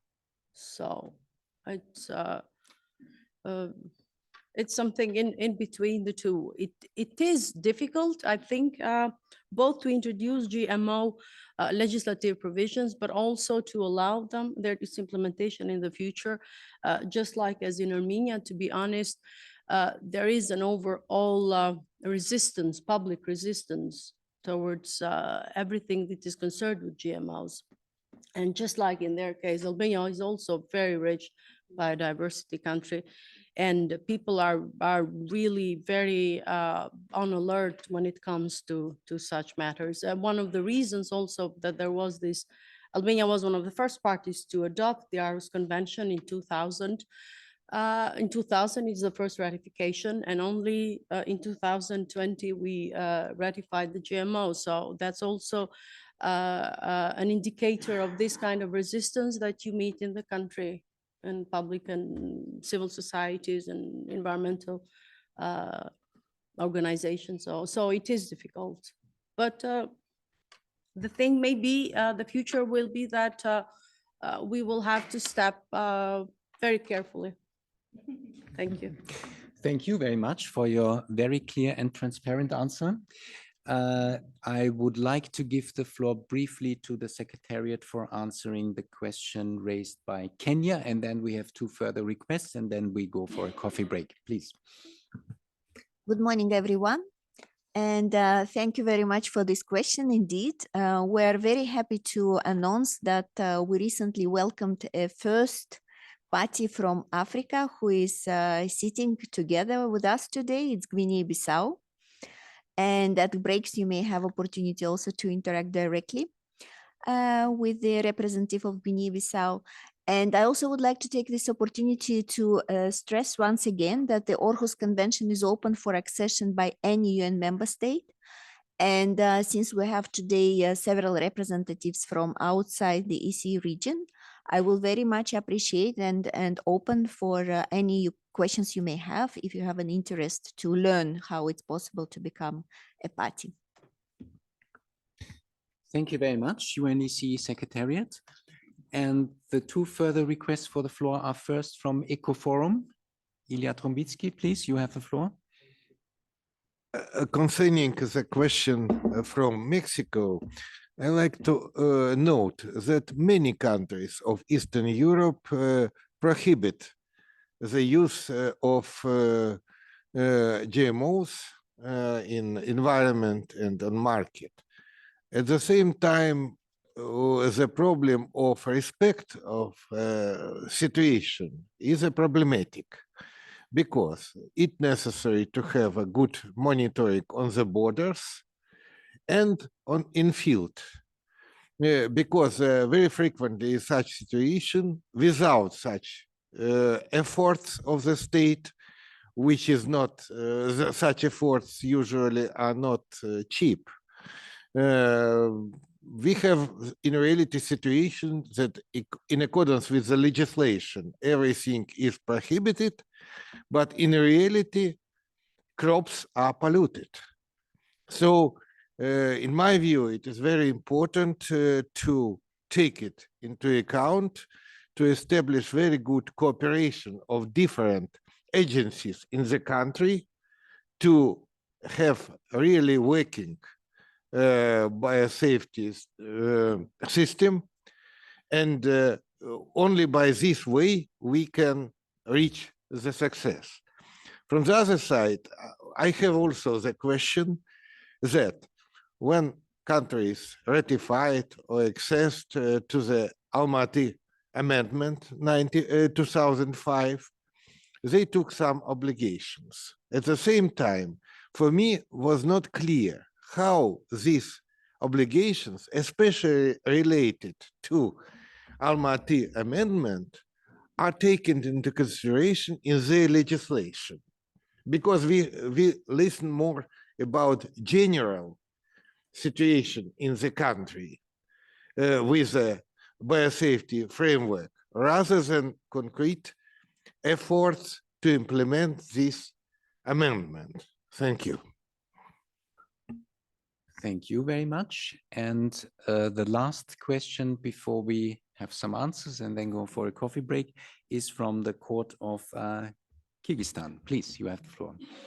Dear colleagues, let me introduce myself. My name is Ramazan Ibrahimov, and I represent the General Prosecutor Office of Kyrgyz Republic. Me and my colleagues are grateful for your invitation, and I would like to address my question to respected panelists. As we can see from the agenda, you represent the Ministry of Environment, the Ministry of Tourism and Environment. My question is there any other, are there any other special authorized bodies who are obliged to implement the provisions of Aarhus Convention and Convention on Biological Diversity? And how do you communicate with the law enforcement agencies, especially in the matters of the access to justice? Thank you. Okay, thank you very much for the two questions. Thank you very much, General Prosecutor of Kyrgyzstan, for raising your point. Now I'm turning to the distinguished panelists. Maybe you could briefly reflect on the point raised by EcoForum and also the question raised by the General Prosecutor, please. Maybe Albania starts and then we move on with Armenia. Please. Thank you. Okay. I don't have much to say regarding the comment made by the honorable NGO representative. I agree with you overall that in our part of the world, sometimes the reality represents something a bit different from legislation. So but there is not much left to do than continue to ensure a better implementation and enforcement on the side of the institutions. But that is something that is a process, so we will need our time for that. With respect to the second question, in our case, in Albania, the Aarhus Convention is part of the national legislation since 2000. And now the GMO amendment also since 2020.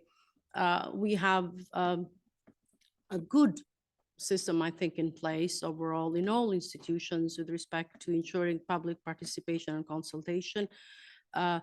In the past years, there is also a central unified government application, platform, whatever these are called nowadays, where public consultation is all institutions submit their legal drafts in this portal, and then public opinions, comments are electronically received from all groups of interest, all civil societies, private entities, and everything.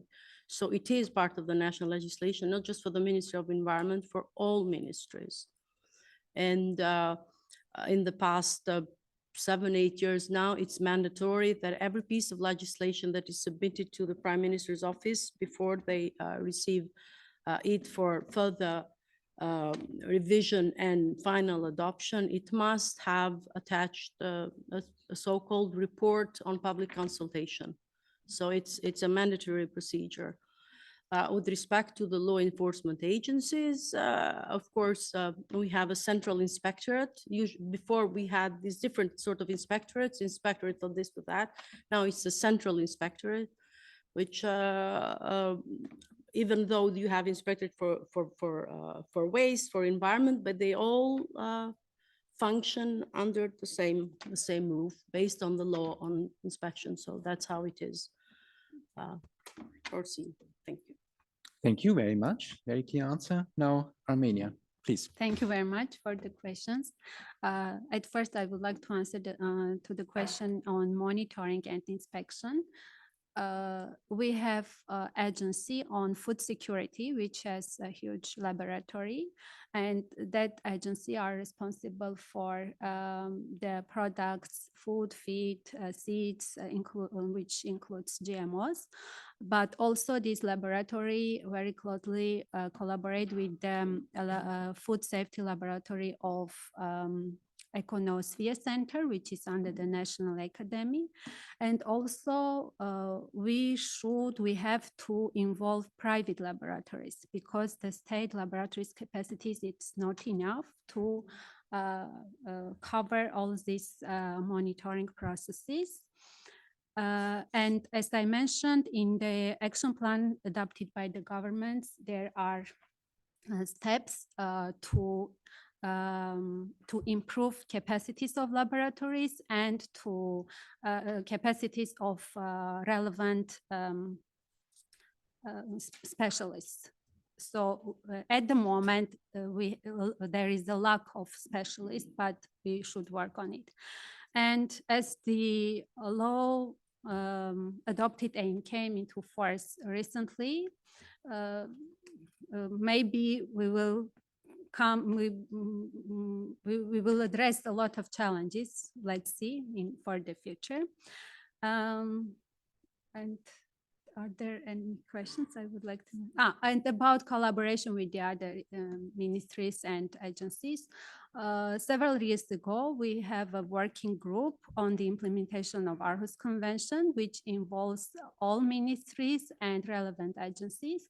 But during previous years, it didn't work. So now we are discussing maybe to reactivate this working group activities. Because Aarhus Convention, that multilateral like document, and should be very good communication and collaboration with the other ministries. But at the moment, we collaborate very closely with the Ministry of Justice, and related to GMO amendment with the Ministry of Economy. Thank you. Thank you very much, Armenia. And yes, indeed, collaboration between the relevant ministries is, of course, crucial for achieving a good outcome. Now, dear colleagues, I would like to thank the distinguished panelists for your presentations. I would like to thank you for your questions and the very interactive session start, which we already had. That's very good. I now suggest that we go for a brief coffee break because we should have a coffee break before we go for lunch and because we also deserve it after quite some intensive discussions. So I'm informed, if I understood correctly, that there would be a coffee machine available for delegates. Would it be? One floor up. Okay, one floor up, you would find a coffee machine. Maybe we can organize ourselves and look for it together. Washrooms, as far as I understand, are around the corner, and then you have to go one floor down. There would be another opportunity also here, one floor up, but we have to explore on this first morning ourselves. So this should be the appropriate facilities for a brief break. Let's be back at 12:20 so that we can continue. 12:20, please be back in the room. Thank you for now. Looking forward to seeing you again.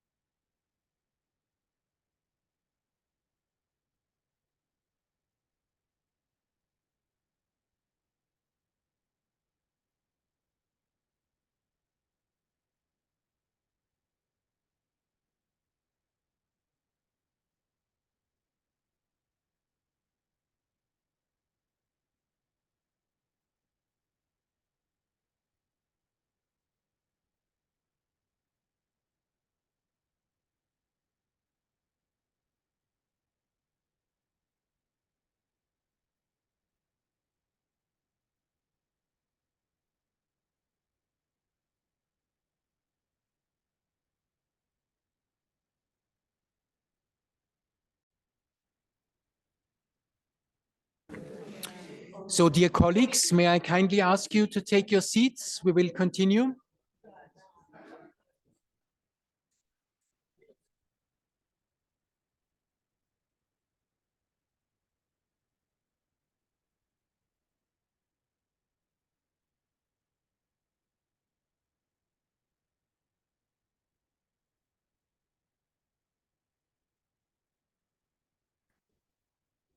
So, dear colleagues, let us continue with our meeting.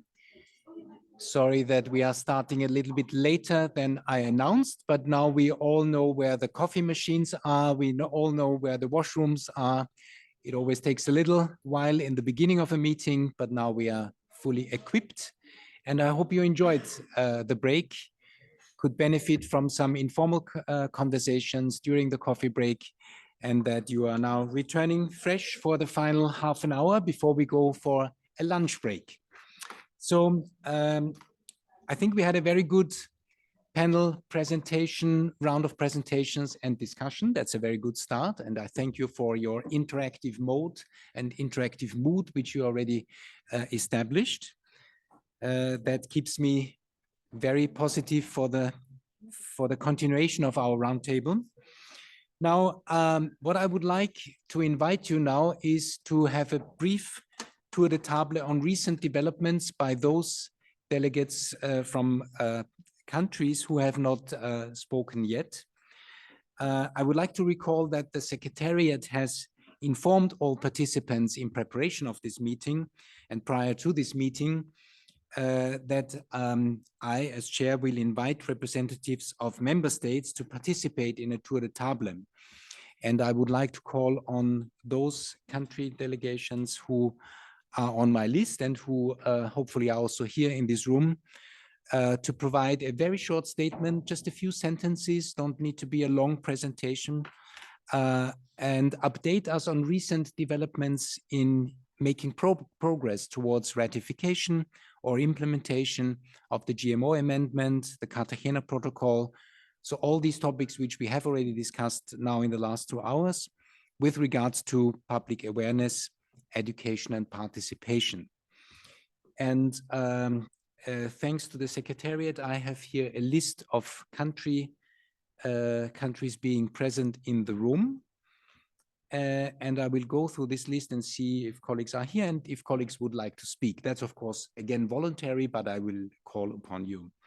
So as Albania has already spoken on the panel, so we can move forward. And I would like to see if Argentina is present here. I see a nameplate of Argentina, but I'm not sure if we have a colleague present from Argentina. No. Okay. Okay. Not here. Armenia has also spoken on the panel, so we can move forward. And I see Bosnia and Herzegovina. Bosnia and Herzegovina, would you like to inform us briefly on recent developments? Please, you have the floor. Good hello to everyone.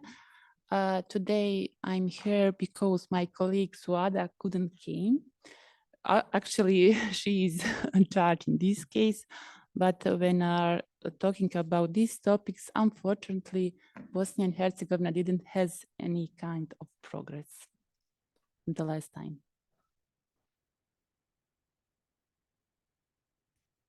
Thank you, Bosnia and Herzegovina. That's fair enough. All the best for the subsequent work and for your additional efforts in your country. Then I see Finland on my list. Finland, anything to report on recent developments, please?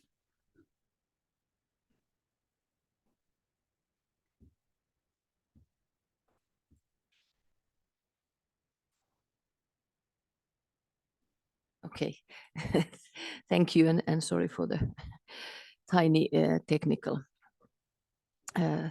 challenge that I always seem to have. Thank you, Chair. Really nothing to report at this point. I've glanced through the Aarhus report that we did for 2021, and nothing specific in relation to this. Thank you. Thank you very much, Finland. That's fair enough. And I would like to continue with Georgia. Georgia, is there anything new from your side which you would like to inform us, please? Thank you for the news about about what exactly? We are still in the session on ratification and implementation. So of the two instruments, the UNEC Aarhus Convention, and in particular the Almaty Amendment, and also the Cartagena Protocol on Biosafety. Any news from your side? As I said, it's completely voluntary. If you would like to share, and if there are any developments, please share with us. If there is nothing new, then that's also fine. Please. Thank you. We are a party of two treaties already, and I will have a presentation as a panelist in education and awareness raising. And we are developing the legislation and implementation tools, and I will speak more about on it. Thank you. Very good. So then we are looking very much forward to your presentation later during this roundtable. Germany, is there anything you would like to share with us, please? Thank you very much. Nothing new to share really compared to what's already been said. And thank you very much for this excellent overview paper, which sets the status there. Thank you.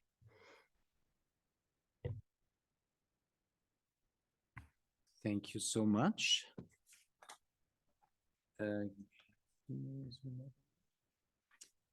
Then I would like to see if Guinea-Bissau would like to inform us about any recent developments. Are you here? Yes. Oh yeah, of course, over there. Please, you have the floor.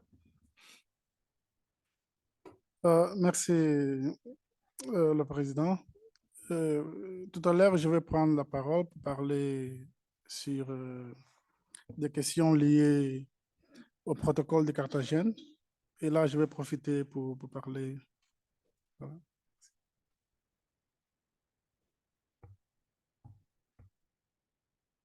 Very good. Thank you so much. Then we are looking forward to that.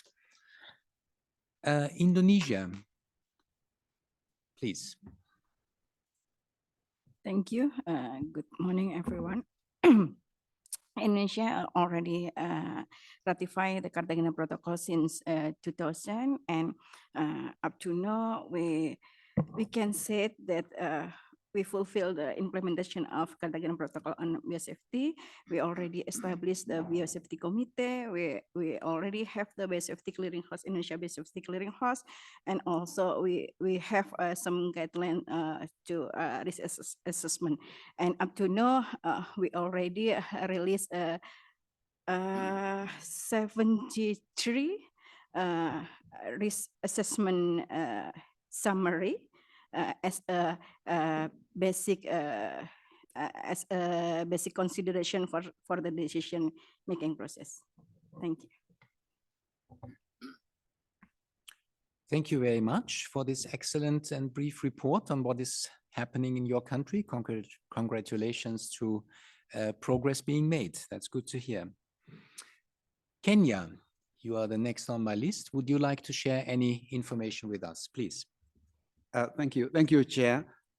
Indeed, I'll be making a presentation a little later regarding our implementation of the Cartagena Protocol on biosafety. Kenya was the first country to ratify and to sign the protocol when it opened in Nairobi in 2000, and went ahead to ratify the same when it came into force in 2003. I will be sharing a little more information around that space. Regarding the Aarhus Convention, this invitation to participate in this roundtable is an exciting opportunity for us, and an opportunity to initiate discussions and conversations around ratification to become parties, and even further ratification of the amendment as well. So this is a perfect opportunity for the country to kickstart, to ignite, so to speak, engagement around this space. Thank you, Chair. Thank you very much, Kenya, and also thank you for your kind feedback. It's very good to hear that you see quite a lot of added value with this roundtable happening today and tomorrow, and looking forward also to your presentation later in the meeting. Now, the Republic of Moldova, are there any news you would like to share? Is Angela around? I, of course, have seen her before, but obviously right now not in the room. So we will see maybe later. That's fair enough. So we come back to the Republic of Moldova maybe towards the end of this session. And I continue and would like to give the floor to Mexico for a brief report. Any information you would like to share, please.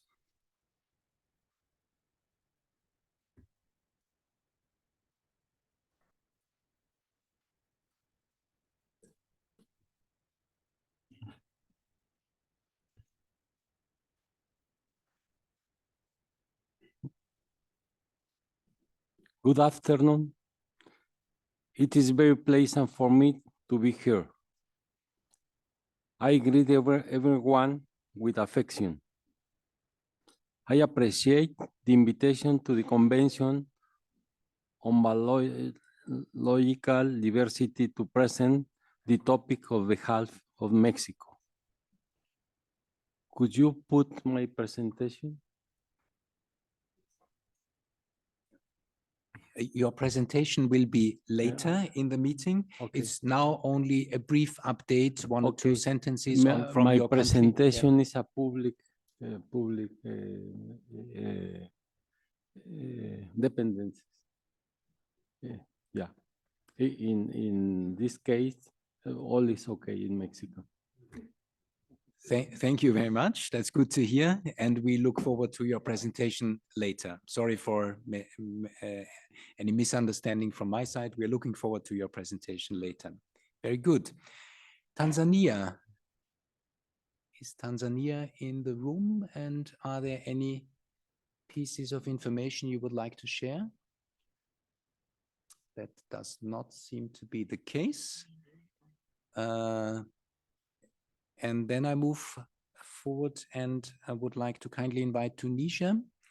Are there any recent developments you would like to share? Please, Hatem. Okay, thank you, Mr. Chair. So as I presented before, the country efforts to facilitate public participation and awareness regarding biosafety. So I have 2 or 3 points to share with you. The first is that in terms of institutional matters and special legal framework, we create a national authority for food safety. It's under the auspices of the Ministry of Health. And I think it will be good that we will coordinate with the Ministry of Health, to adopt the national biosafety law, maybe under this national authority, because also we adopt the National Food and Feed Safety Law in 2019. Also taking into consideration the effect of the post-pandemic or the post-COVID, we improve and we try to strengthen the capacity building in terms of networking. And actually, we have an accredited laboratory in terms of control and detection of GMO, which is the National Gene Bank, and especially the unit of control of GMO. Thank you. Thank you very much, Tunisia. That's good to hear. And congratulations to the progress which you have made. That's very good to hear. Now, moving on, Turkmenistan. Is there any representative from Turkmenistan in the room? Yes, there is. Please, would you like to briefly share some recent developments? Министерства охраны окружающей среды Туркменистана, начальник управления охраны окружающей среды Туркменистана. По этому вопросу у нас сейчас опять-таки осуществляется не решен вопрос о присоединении к этому протоколу. Наши эксперты не пришли к единому решению пока. Туркменистан пока думает о присоединении к этому протоколу.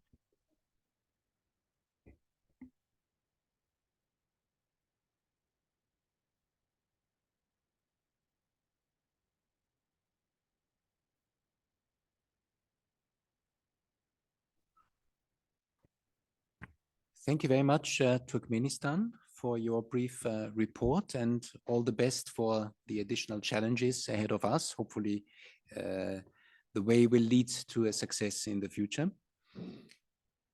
Uzbekistan, you have the floor, please. Да, здравствуйте всем. Я представляю Министерство экологии, охраны окружающей среды и изменения климата. По данной тематике я могу сообщить, что ничего пока нового нету, но тем не менее хочу сказать, что на сегодняшний день Узбекистан активно рассматривает вопрос о ратификации Орхусской конвенции, и я думаю, что на следующий год в первом квартале мы уже сможем, наверное, к ней присоединиться. На сегодняшний день у нас документы находятся, проект закона по ратификации находится в правительстве Республики Узбекистан, и при скорейшем рассмотрении секретариат будет информирован о готовности присоединения Республики Узбекистан к Орхусской конвенции.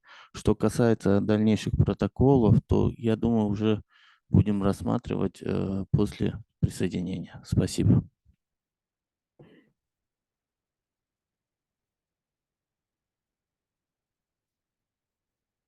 Thank you very much indeed for this information, Uzbekistan. So we cross fingers and hope that your efforts will be successful. That's very good to hear. Excellent progress.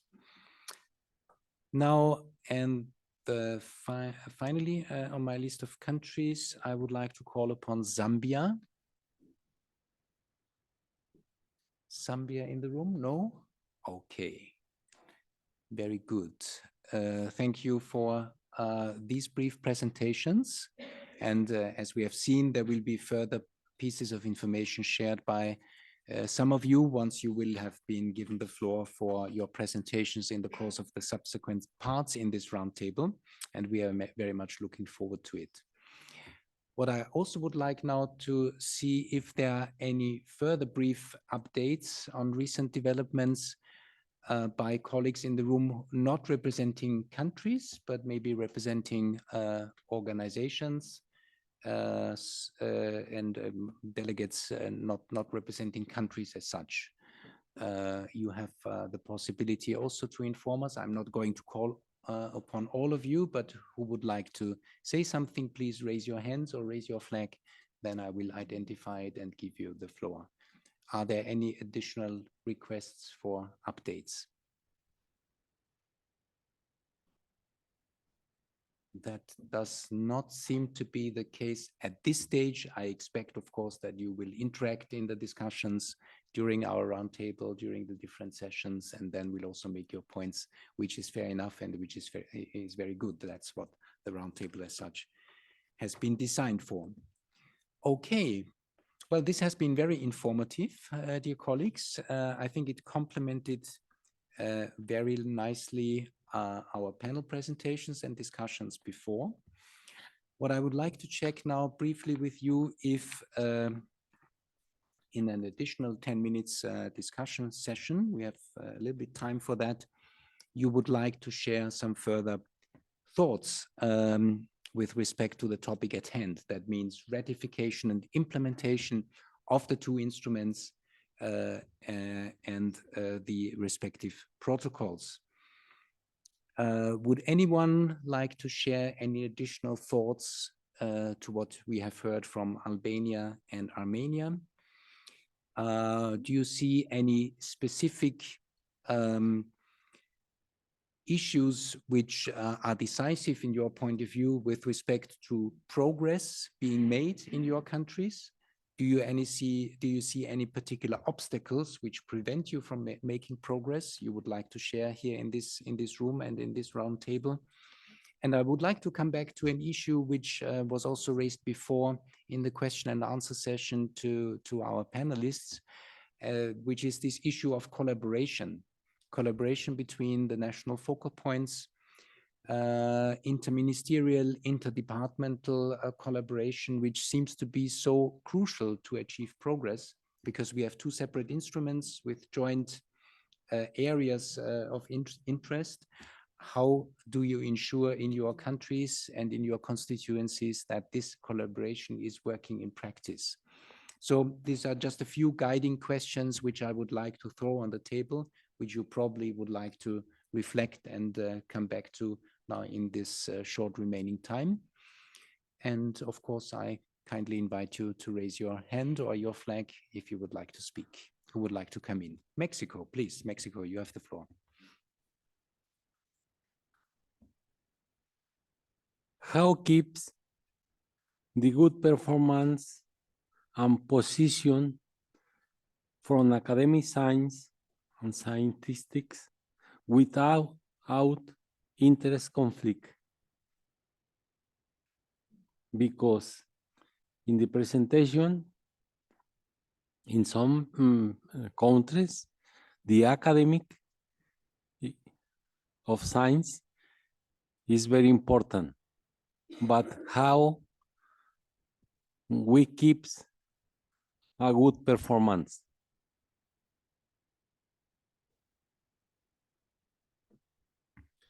Thank you, Mexico, for raising this indeed a very important point. We are working here in areas which are based also on scientific input, scientific assessments, scientific knowledge, and Mexico raised the issue how to keep up this situation, how to keep up the possibility that scientists, academia representatives can be active without involving any conflicts of interest, which of course always is a bit of a challenge, and it's a balance which authorities working together with scientists always have to take.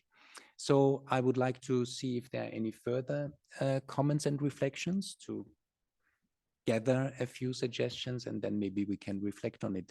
Are there any further points colleagues would like to raise on this issue, or any reflections on the point raised by Mexico? Do you have particular experience in your countries or in your constituencies, how you work with academia, how you work with scientists, for example, in risk assessment panels, panels assessing implementation in practice?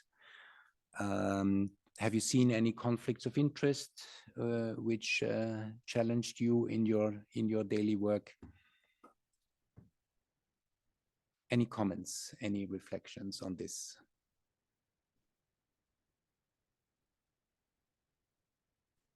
Maybe also how you are dealing with it in practice. If you are setting up panels, advisory boards on, for example, LMO risk assessment, do you require declaration of avoiding conflicts of interest?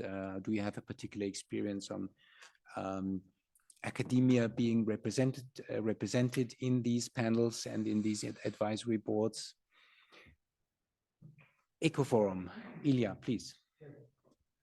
In contrary with majority of ECA countries, Moldova very fast adopted the law on biosafety in 2001, practically when appeared the law, the EU second directive. And this law already mostly respected the provisions of the new for this time EU directive. Despite of that, very recently, Moldova adopted the new law. Why it has happened, in my view, it was not because the real necessity, but because the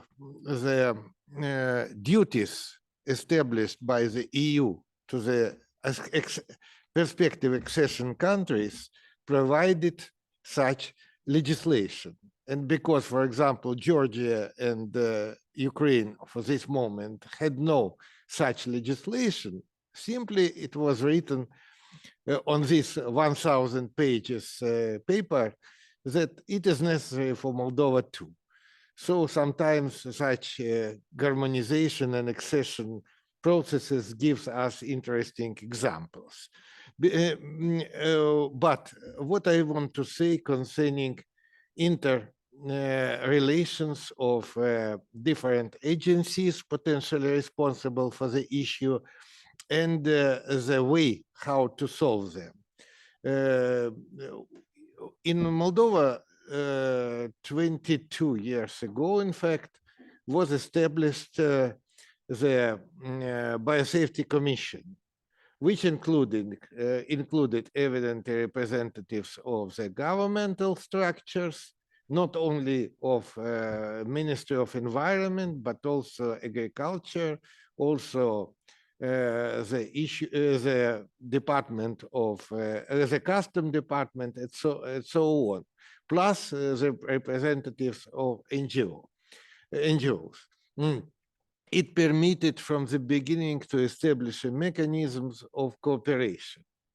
I could not say that such cooperation was very fruitful, because anyway, in my view, agencies like, for example, custom agency are not so interesting in these specific issues. And the decisions are taken mainly on the basis of presented papers. So if, for example, on the conventional, on the modified wheat or maize will be written that it is conventional, in my view, it will come to the country without problem, because in reality, such by the laboratory control till now is very rare, despite it is a duty of food safety agency, which is also officially involved in the process.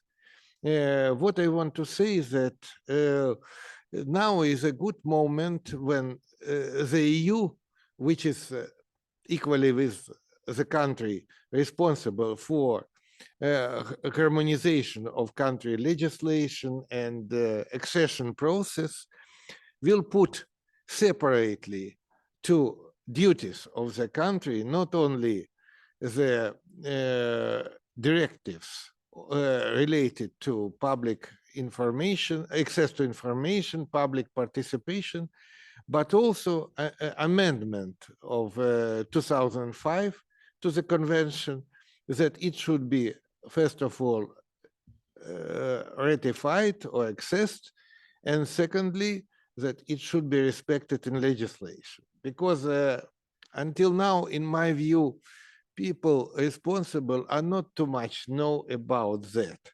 Meanwhile, we need the legal steps which are guarantee local population, rural population, right to participation in such decision-making on local level, where, for example, is planned to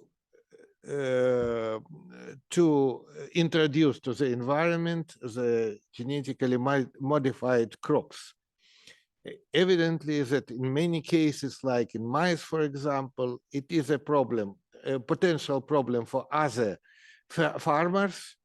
If one farmer will decide that, evidently that other farmers should take part in the decision making. In many cases, such mechanisms are not established. It could be solved on the level of the national level of the ministry, and local population will not be involved in such decision making. In my view, that is why is important this amendment especially. So my invitation is to think about how to read first of all this amendment, to look how it could be implemented on the local level, and for what is it? Because usually we understand that like general public participation process, which is and not looking on the added value of this amendment. Thank you.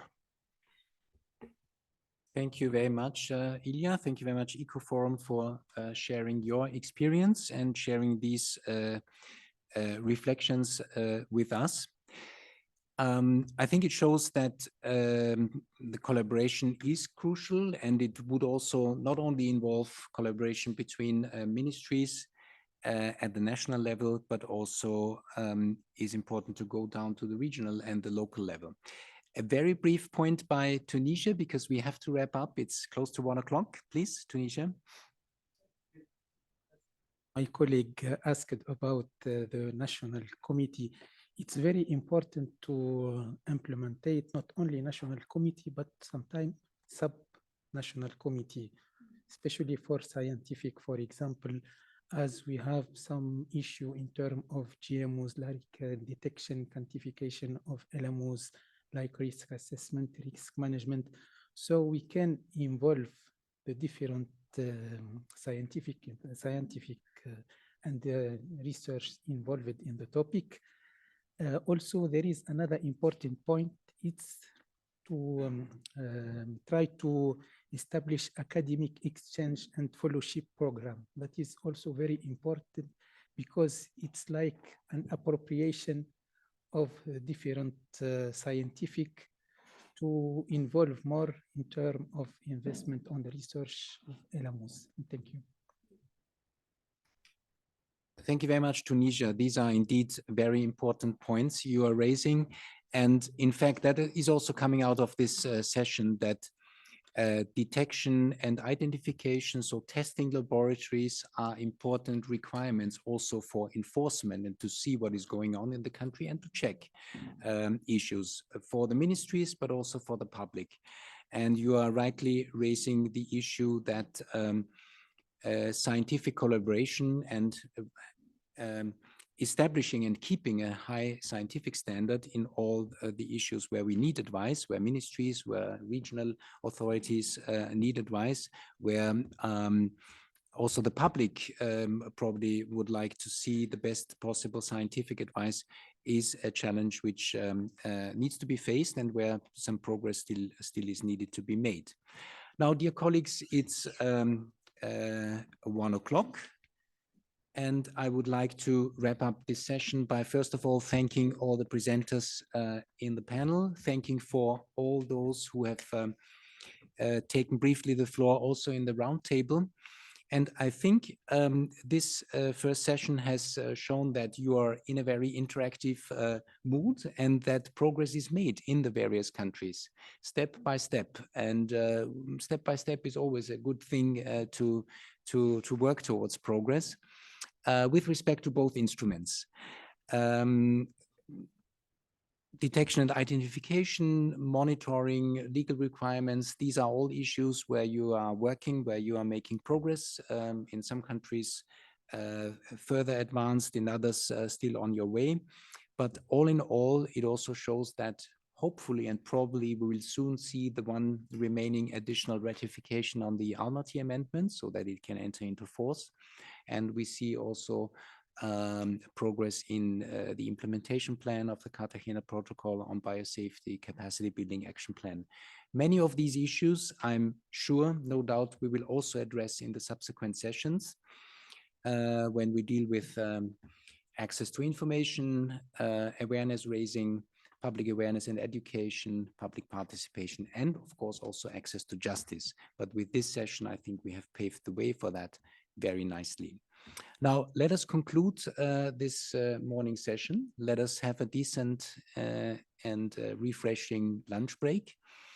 About lunch, where to get it, how to find the place, I would like to give briefly the floor to the Secretariat. And what I also would like to invite you, once we have the Secretariat's information, that we group for a group photo of this memorable roundtable here. We will see where we can best be placed, over here. We have a photographer with us. Please stay for a short moment for this group photo and then enjoy the lunch. Let us all be back here at 3 p.m. sharp for the afternoon session. So Secretariat, you have the floor for announcement concerning lunch. Ella, Maike? Okay, the cafeteria is best to be entered from the building number E. So we need to go back out of the building and you continue walking. So you came up the hill, you continue walking in the direction you came from. You continue walking along this building. There's construction going on. So the first entrance that you can enter again is building E. There's a big entrance. Then you go down with the escalators or the elevator, and then you basically turn back in our direction to this meeting room. So it's up, entry, building E, 1 floor down, back in this direction. And there are signs then for the cafeteria. Thank you. Thank you. Enjoy the break and let's have a group photo. Sorry, I was just told that there is an easier way. Marina, can you explain? Because we're a bit lost. Yes, there is an alternative way. You can go through the glass corridor and just reach the end of the corridor. There are stairs downstairs, 1 floor down, and you will exit. You will see the glass building on the left. This is a cafeteria. So it could be also a shortcut.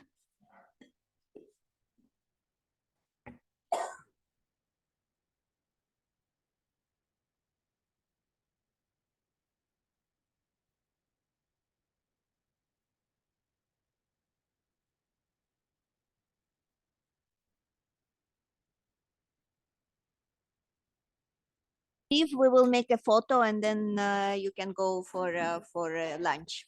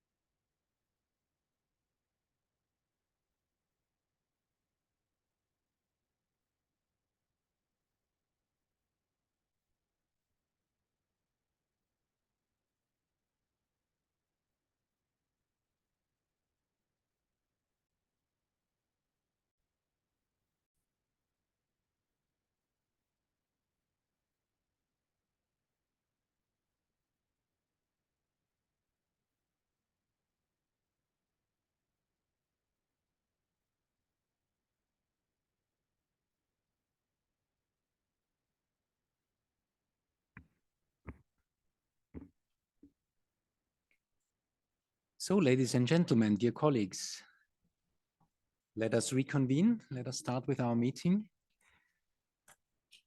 Good afternoon, and I hope you all had a nice and decent lunch break with some refreshments and good informal consultations and discussions. That's always nice. And you are fully prepared for the afternoon session, which is, I'm convinced, equally interesting and inspiring than the morning session. Thank you once again for a very good start of this meeting this morning and very good presentations and discussions which we already had. And along these lines, we are going to continue now.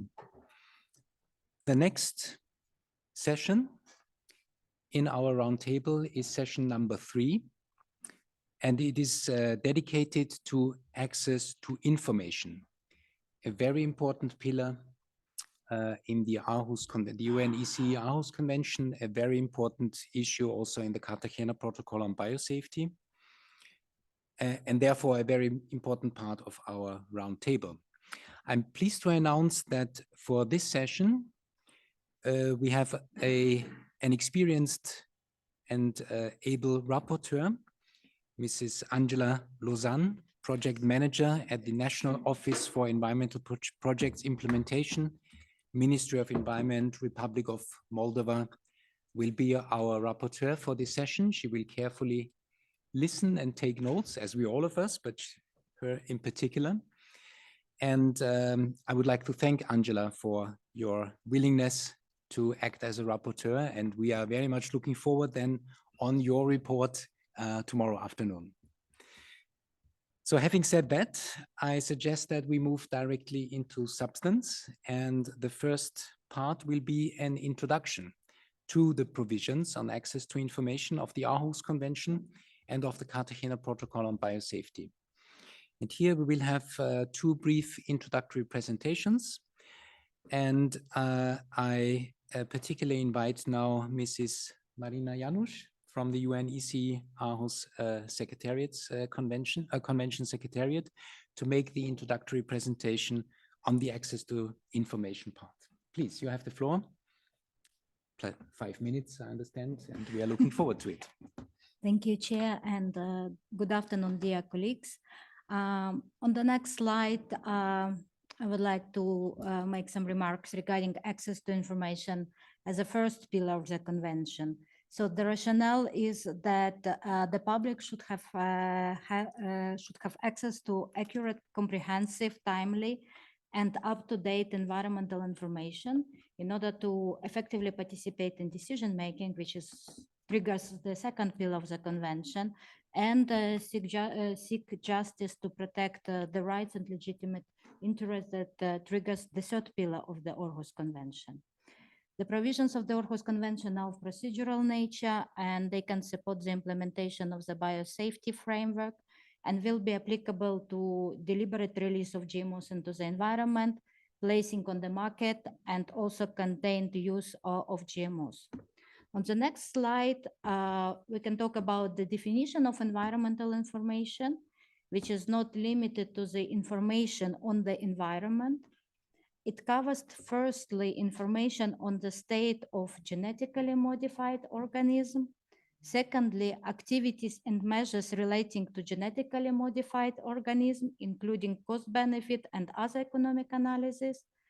And thirdly, information on the state of human health, safety and habitat as they are affected or may be affected by the GMOs activities. And we need to keep in mind that the list is indicative and not exhaustive. And it's also cross-sectoral information, so meaning that all sectors should meet the obligations of the Aarhus Convention. Information can be in any form, and public authorities are required to provide information upon request or disseminate this information proactively. On the next slide, I would like to mention the key provisions of Article 4 that establish the procedure. Applicant does not need to state an interest. Information should be provided as soon as possible within the 30 days and can be extended to 2 months in complex cases. Charges should be reasonable, and access to information can be refused on a limited number of grounds. A refusal should mostly be in writing and provide reasons for refusal and information on access to review procedures. This is a very important topic for our tomorrow's discussion. On the next slide, I would like to mention that in general, the Aarhus Convention promotes a presumption of maximum disclosure of environmental information because public authorities hold environmental information, including on GMOs, in public interest. There is certain types of information that cannot be confidential. For example, it's a general description of GMOs, monitoring and emergency response, and different assessments. Overall, the grounds for refusal of information are optional. So if the public authorities opt to consider the possible refusal, they should determine adverse effects of protected interests. But public interest in disclosure should also be taken into account, and non-sensitive information should be separated and should be disclosed. Ground for refusal should be kept also under review, given that also nowadays the same information can be obtained by third parties through other means. So there is no actually reason to keep this information confidential if it can be obtained. On the next slide, I would like to mention the obligations under Article 5 on active dissemination of environmental information. It should be noted that some obligations of Article 5 also support access to information upon request. For example, obligation to possess and update environmental information, establish an adequate flow of information from business operators to the public authorities. And this obligation is applicable routinely on the day-to-day basis, but also in the case of emergencies that can affect human health and the environment. In the later case, the convention also requires public authorities to disseminate immediately all information available to the public to prevent or mitigate harm. On the next slide, there are also several important obligations. For example, the public authorities should ensure clarity of the types and scope of environmental information that are held. It can be held in digital registers and databases that can significantly reduce the burden on the public authorities of processing information requests and promote greater transparency. Public authorities should also encourage operators to inform the public regularly of environmental impact of their products and establish mechanisms that can provide consumers with sufficient product information. And GMOs labeling actually can provide one example of such information. Therefore, the convention, we can say, support interoperable exchange of information between the government, business operators throughout the value chain, and the public. And this matter was addressed in the recommendations on electronic information tools that you can see on the next slide. And the key points there is that the document recommends support the development of nationwide digital environmental information system as a part of e-government and open data strategies using open by design and open by default principles. Collect and disclose environmental data and information in machine-readable, user-friendly and open formats, and use also open licenses. Pilot the use of new digital technologies, promote accessibility, reuse, and interoperability of research data, and establish environmental portal that can also connect to a team on genetically modified organisms and serve as a biosafety national node or direct in the cases to other portals that serve as a biosafety national nodes. Thank you, Chair.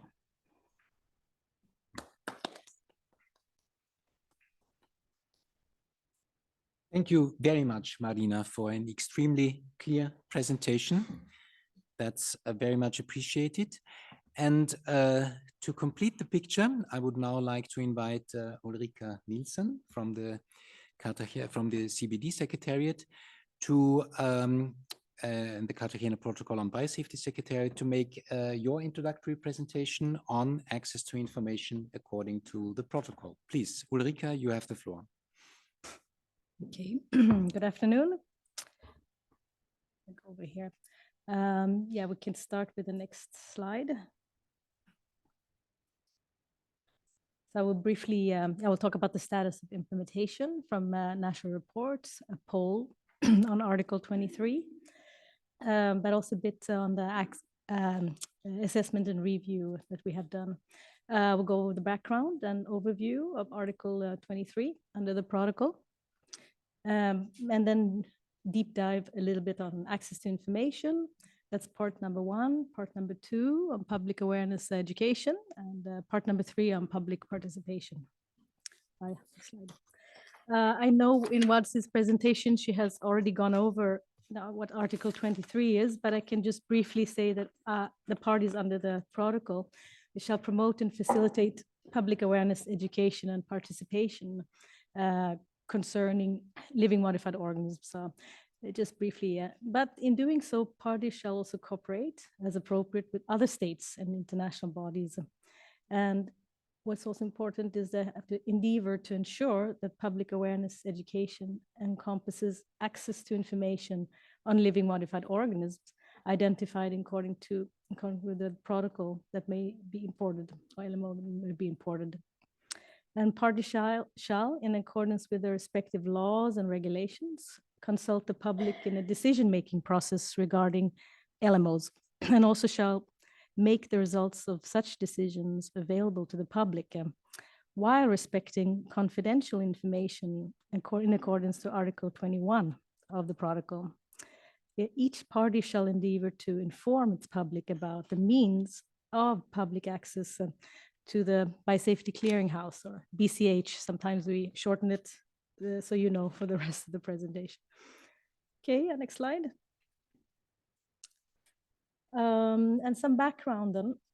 I'll just talk briefly about our national reports. Parties to the protocol, they were to submit the 4th national report by the 12 months prior to COP 10, which is the 10th meeting of the parties to the protocol. And part of it has included also the information on Article 23. And the Secretariat prepared the analysis of information for the assessment and review of the effectiveness of the protocol in 2022, including information on Article 23, then also of the national reports. And also to know when we go over statistics later is that the assessment and review of the protocol was combined with the final evaluation of our strategic plan for the protocol. So there was a specific strategic plan for the protocol from 2011 to 2020. And 171 parties submitted the 4th national report. 137 parties complemented their submission onto the BCH. We also had a poll, and there were 23 respondents that participated. And the poll included questions on Article 23 that were not in the national reports or any other questionnaire. So, and some of these poll questions that we had were based on our new implementation plan, the goal that's on Article 23 there, or the capacity building action plan. And so some of the goals there, then some, Okay, so we'll get to the statistics, part 1, status of implementation then from national reports. And we extracted some main progresses. One of the questions then from the national report, have your country established a mechanism to ensure public access to information of LMOs? And 53% responded yes. And 26% responded yes to some extent.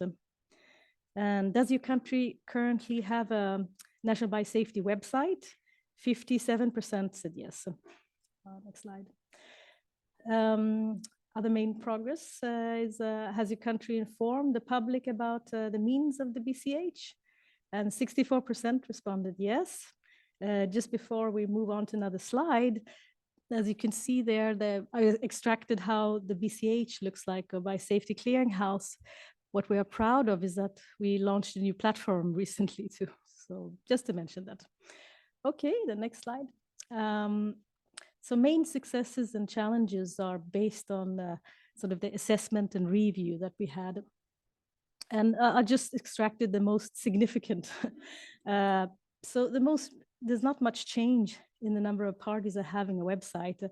And CE region even had a decline. So I think this is extraordinary that I think for many years, since 2011 to 2020, that we'd hoped that there would be a huge increase on the number of websites, national websites, but that has not been. So that's a challenge, basically. And I'll go to my slide instead of, oh, you can just go back 1 second. Just to extract a little bit from our new, we extracted information from our new biosafety clearinghouse. And we noticed on average, that's our central portal, the BCH. And from July to December, for example, 2023, about 42,000 people on average went there, about 235 users per day. Just I do Google Analytics every once in a while, and I think it has increased for sure with the number of people using the BCH, maybe because we have a new platform also, not sure. And our little map there too shows you sort of where in the world people are coming from that visit our BCH.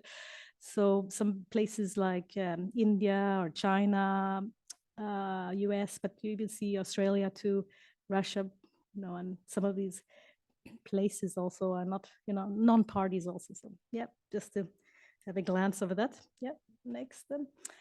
And the main progress also from the poll is, has your country made use of, or would your country like to make use of e-learning module on access to information?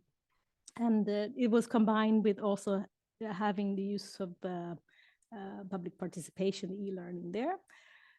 And it's striking that 82% responded, at least, that they make use of that. So yeah, I think it is. Okay, there's one more. No, no, that's the next one. Okay, so that was the end of this part.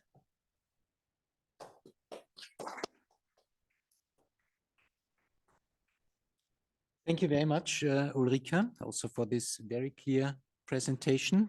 Quite interesting statistics also, which you shared with us. Very good. Before we move to the panel, can I briefly check if you have any questions of clarification to the two secretariats? I think everything has been very clear, but don't hesitate if you have some questions. No, maybe later then in the discussion. So with this, I would now like to invite our panelists under this session to join us here on the podium. I'm very happy to announce that we have 3 panel members here who will give short presentations and then also be ready for engaging in a discussion. So this is Mrs. Lulu Agustina, Senior Policy Analyst for Biosafety and Biodiversity Conservation at the Ministry of Environment and Forestry of Indonesia. Lulu is already coming, that's very good. Second, we have Mr. Mario João de Oliveira, Legal Advisor to the Ministry of Environment and Biodiversity of Guinea-Bissau. Welcome to join us on the podium. Yes, he's approaching, very good. And Mrs. Alessandra Salamini, CropLife International, and thereby representing the private sector. Please join us here on the podium as well. Excellent. So now we have a full podium. That's very good. And I suggest that we hear first all 3 presentations, 10 minutes each maximum, and then we will enter into a discussion. So first of all, I would like to give the floor to Mrs. Lulu Agustina, Ministry of Environment and Forestry of Indonesia, for your input. We are looking forward to it. Please, you have the floor. Thank you. Thank you to the Secretariat for inviting us to present and join in this roundtable discussion. As mentioned by the chair, I would like to present our measure to implement access to information under the Biosafety Protocol in Indonesia. Next. Next. Okay. This is our roadmap of biosafety in Indonesia since 1997 until 2000. We already introduced Bitikaten before the Cartagena Protocol. We signed on 2000 and then ratified on 2004.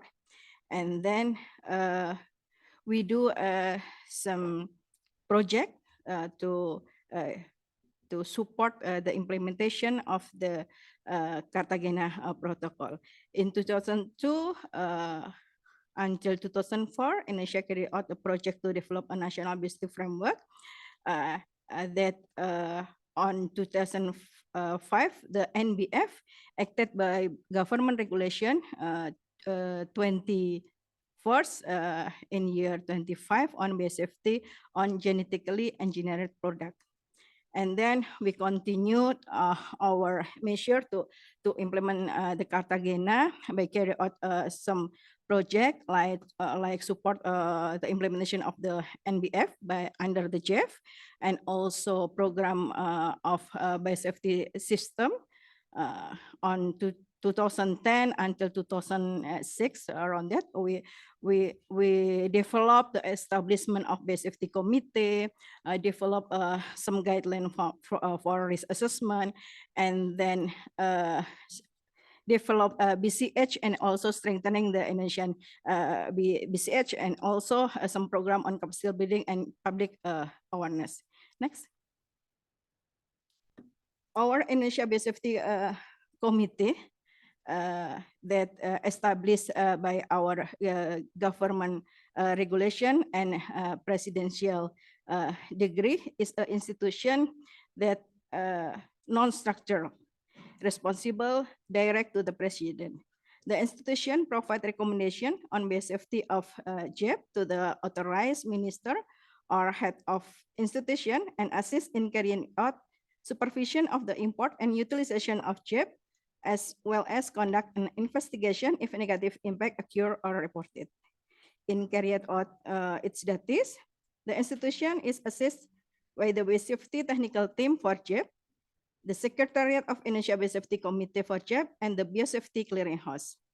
Presidential Decree number 61, year 2022, concerning member of Indonesia Biosafety Committee for JEP just acted for a period 2022-2026.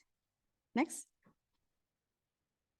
The Secretariat take place in our Directorate of Biodiversity Conservation for the Species and Genetic in the Ministry of Environment and Forestry, and led by the Director. And the Secretariat also as a Secretariat to operationalization of the Biosafety Clearinghouse. The BCH can be accessed through the, that's the address of the website. Next. This is the composition of the Biosafety Committee. Next. And other member of the Biosafety Committee for the genetically engineered product is from the other countries, not only from the Ministry of Environment, Ministry of Agriculture, and also National Food Agency, but also from the Ministry of Marine and Fishery, Ministry of Education, Culture, Research and Technology, Ministry of Trade, Ministry of Industry, Ministry of Health, and then from the research sector, we always involve them from the National Research and Innovation Agency, and also representative from the University Center of Excellence of Biotechnology Indonesia, from the Bandung Technology Institute, Gajah Mada University, and also IPB Agriculture University. And we also include element of society from the NGO, consumer NGO, representative of Farmer Association, Indonesia Farmer Association, and also Indonesia Biotechnology Consortium. And the last one is from the Biotechnology Society. Next. This is the composition of the lead of technical team that for the food safety led by Food and Drug Control Agency, food safety led by Ministry of Agriculture, and for the environmental safety led by the Ministry of Environment and Forestry. Next. And then I would like to explain about our Indonesia Biosafety Clearinghouse. The Indonesia Biosafety Clearinghouse contain a summary of risk assessment for the genetically engineered product to public for 60 days to get input before the plenary session of the Biosafety Commission for JEP. After the technical team finish their assessment, we provide the summary in the BCH for the 60 days and open to public to give a question or comment or many things that we will respond and give a report to the plenary session for the Biosafety Committee. And the input or comment or question for the public will be considered by the Biosafety Committee. The BCH also contain the latest biotechnology development, including Indonesia, activity and news related to the biosafety issue. We also publish biosafety recommendation for JEB that has been issued by authorized minister or the head of institution. And also our BCH is already connected directly to the BCH central portal. That's we call interoperability with the BCH central portal and provide information as mandated by Cartagena Protocol. Next. Okay, this is our website that I was said before, that present all summary of Biosafety assessment. Public can provide feedback. Next. And if we want to go to our database in BCH Central Portal, we can click on the right bar in National Database, and automatically we will go to the BCH Central Portal, and we can show what the information has Indonesia submit to the BCH Central Portal. We already have 17 risk assessment generated by a regulatory process and so on. Next. This is our challenges and opportunity regarding public access to information. Concern about the negative impact of the JEB are more prominent in public opinion than its benefit for human welfare. The issue of JEB has not yet become a government priority, so steps to carry out public awareness are still very lacking. Indonesia is a big country with a very large population on many islands, means that it's not easy to reach everyone in program related to increase public awareness, public participation, and access to information. BCH currently only uses a website platform, so it's only reach areas connected to the internet and people who use or familiar with the internet. To inform the public about that there is a biosafety clearinghouse is also a challenge for us. Many opportunity that can solve the challenge, like we can create more public education material, including potential risk and mitigation effort by the government, and then more intensive advocacy to the policymaker so that the JEB issue become a priority. Utilize various platforms, including social media, to make it easier to reach various groups and to be reached by various parties in order to access information. And of course, collaboration with non-state actor is very important. Sometimes we also collaborate with Indonesian Crop Life, NGO, Indonesian Biotechnology Information Center that held by Biotrop, and use innovative tool is also an opportunity. And the last, I would like to give some information about the importance of the collaboration. Collaboration and regional cooperation in biosafety. In Asia countries, we have the Asia Biosafety Family that established in 2008, I think, yeah, 2008, and we have already a roadmap for 2016 to 2002. And now, next. And now to continue our effort for collaboration in this region, we proposed to build a project, regional project to promoting a safe application of biotechnology through multi-country cooperation under the UNEP JEF. And this initiative led by Korean and UNEP to propose a phase 2 multi-country biosafety project. I think that's my presentation on my presentation. Thank you.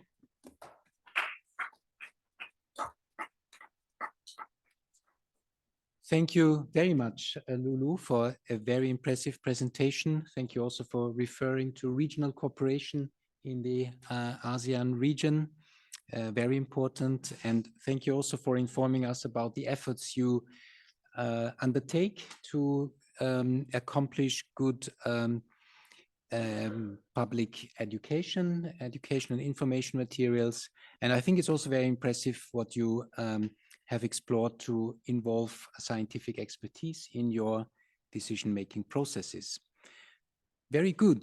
I now call on Mr. Mario João de Oliveira, Ministry of Environment and Biodiversity of Guinea-Bissau, for his introductory presentation as panelist. Please, 10 minutes.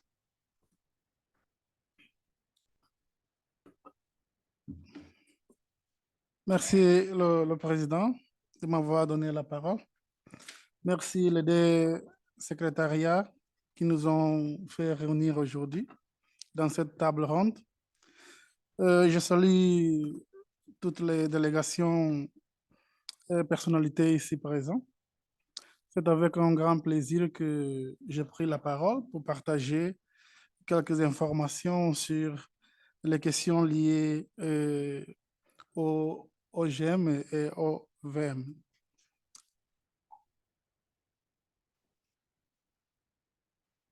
Diapo suivant.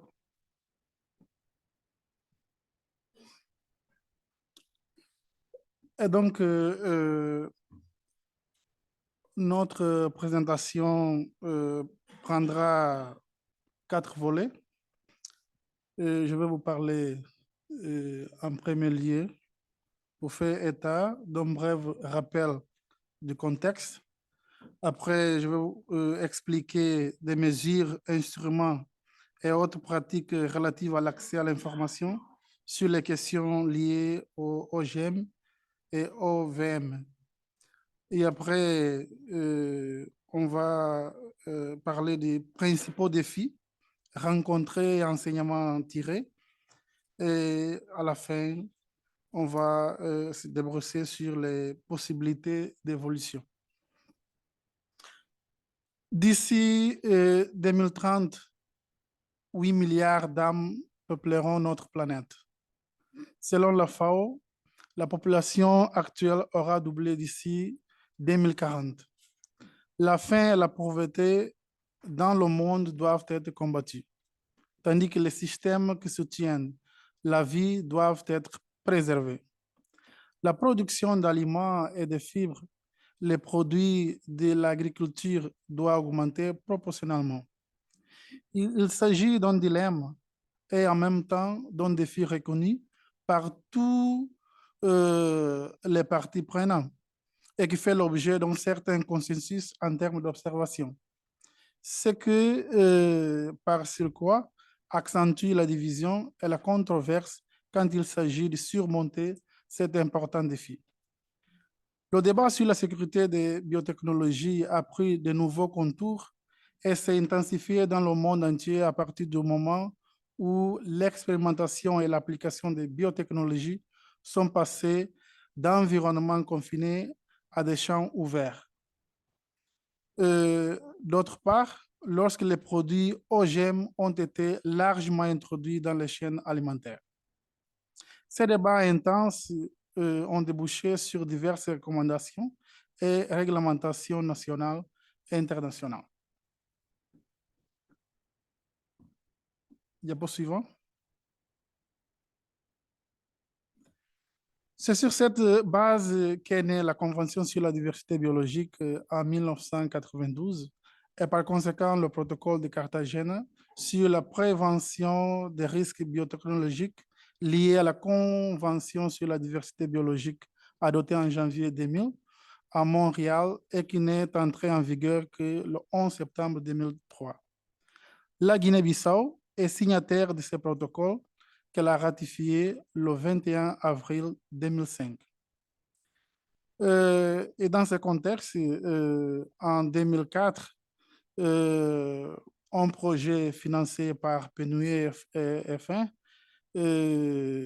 on fait le cadre national de développement de la biosécurité pour répondre, entre autres, les exigences du protocole de Cartagena sur la biosécurité et mettre en place leur propre structure de gestion des OGM.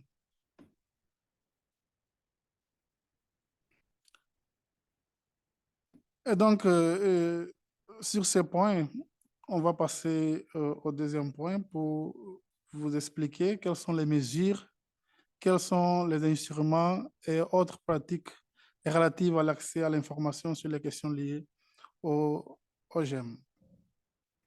La Guinée-Bissau, en tant que signataire du protocole précité, d'une part, et d'autre part, pays qui importe plus de 80% des produits transformés qu'ils consomment, sans aucun moyen de contrôle sur les mouvements frontaliers de ces produits, a eu l'obligation de créer et renforcer les capacités nationales dans le domaine de la biosécurité dans le cadre du protocole de Cartagena.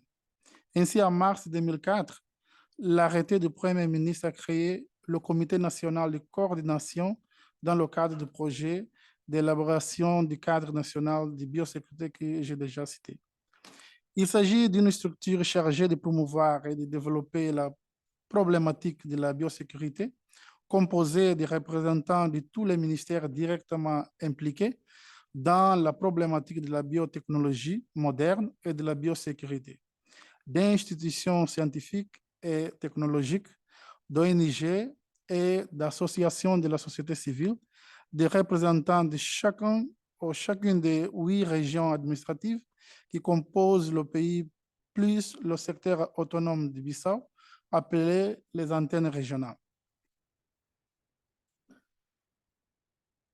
Chaque parc ou aire protégée a un représentant. Chaque membre agit comme un point focal pour l'organisation qu'il représente.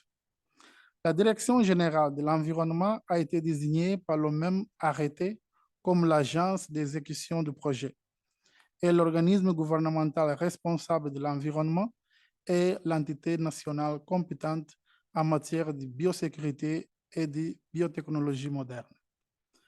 Pour atteindre ces objectifs, le projet a défini les activités suivantes.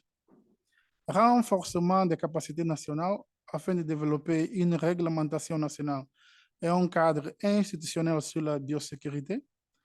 Renforcement des capacités nationales pour une prise de décision efficace concernant les notifications d'OGM, la promotion de la coopération régionale et sous-régionale, y compris l'harmonisation de la mise en œuvre des réglementations nationales, sensibiliser le public et diffuser des informations sur les questions relatives à la manipulation des OGM et des OVM.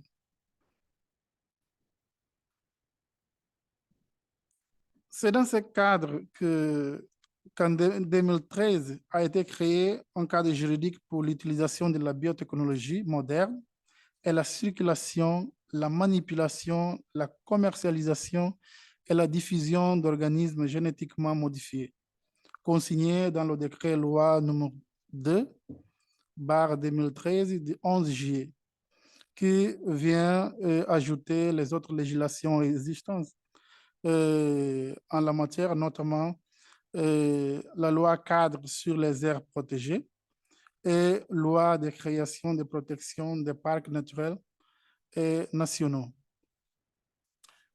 Il y a aussi le décret-loi sur des produits phytosanitaires, la loi sur la quarantaine végétale.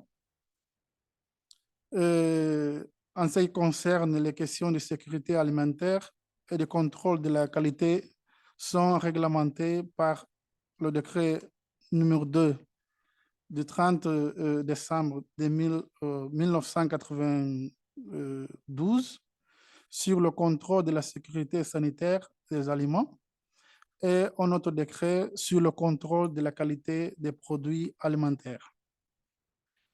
En ce qui concerne les produits de la pêche, il y a aussi des décrets qui confèrent au ministère de la Pêche la responsabilité exclusive de l'inspection hygiénique et sanitaire et du contrôle de la qualité des produits de la pêche et de leurs dérivés, et au centre de recherche lié aussi au ministère de la Pêche, la responsabilité exclusive du contrôle de la qualité des produits de la pêche sur le marché intérieur.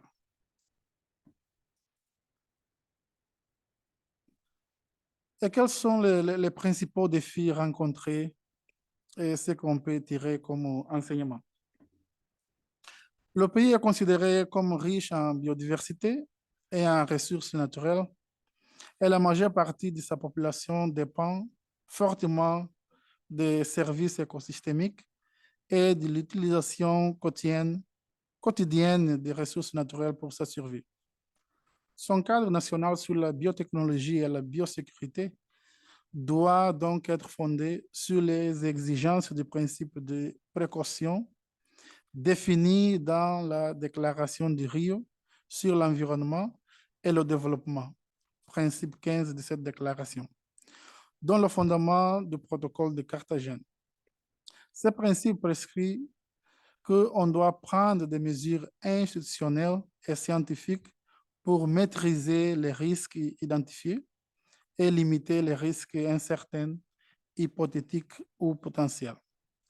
Cependant, on constate qu'il n'existe pas de conditions pour la mise en œuvre du principe de précaution, car le pays ne dispose pas encore de ressources humaines spécialisées dans le domaine de la biotechnologie et de la biosécurité.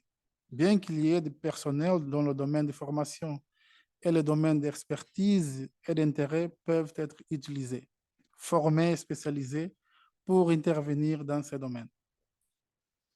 Le seul laboratoire de recherche phytosanitaire ne fonctionne plus depuis 1998. D'autre part, la législation n'est ni connue ni appliquée. La question de l'accès à l'information sur les produits OGM est donc pratiquement inexistante, tant de la part des autorités publiques que des défenseurs des droits des consommateurs et des ONG environnementales.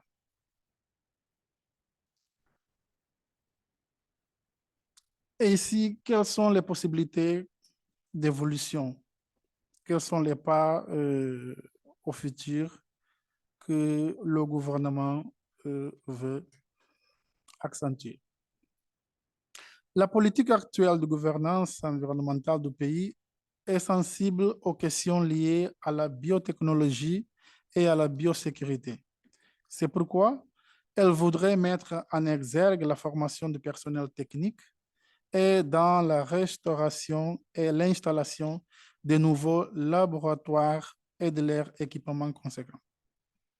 L'objectif est de créer et de renforcer les capacités techniques et scientifiques nécessaires au développement et à la gestion de la biotechnologie et de la biosécurité par la formation, le développement de nouvelles compétences et la mise à disposition d'infrastructures et d'équipements adaptés aux besoins.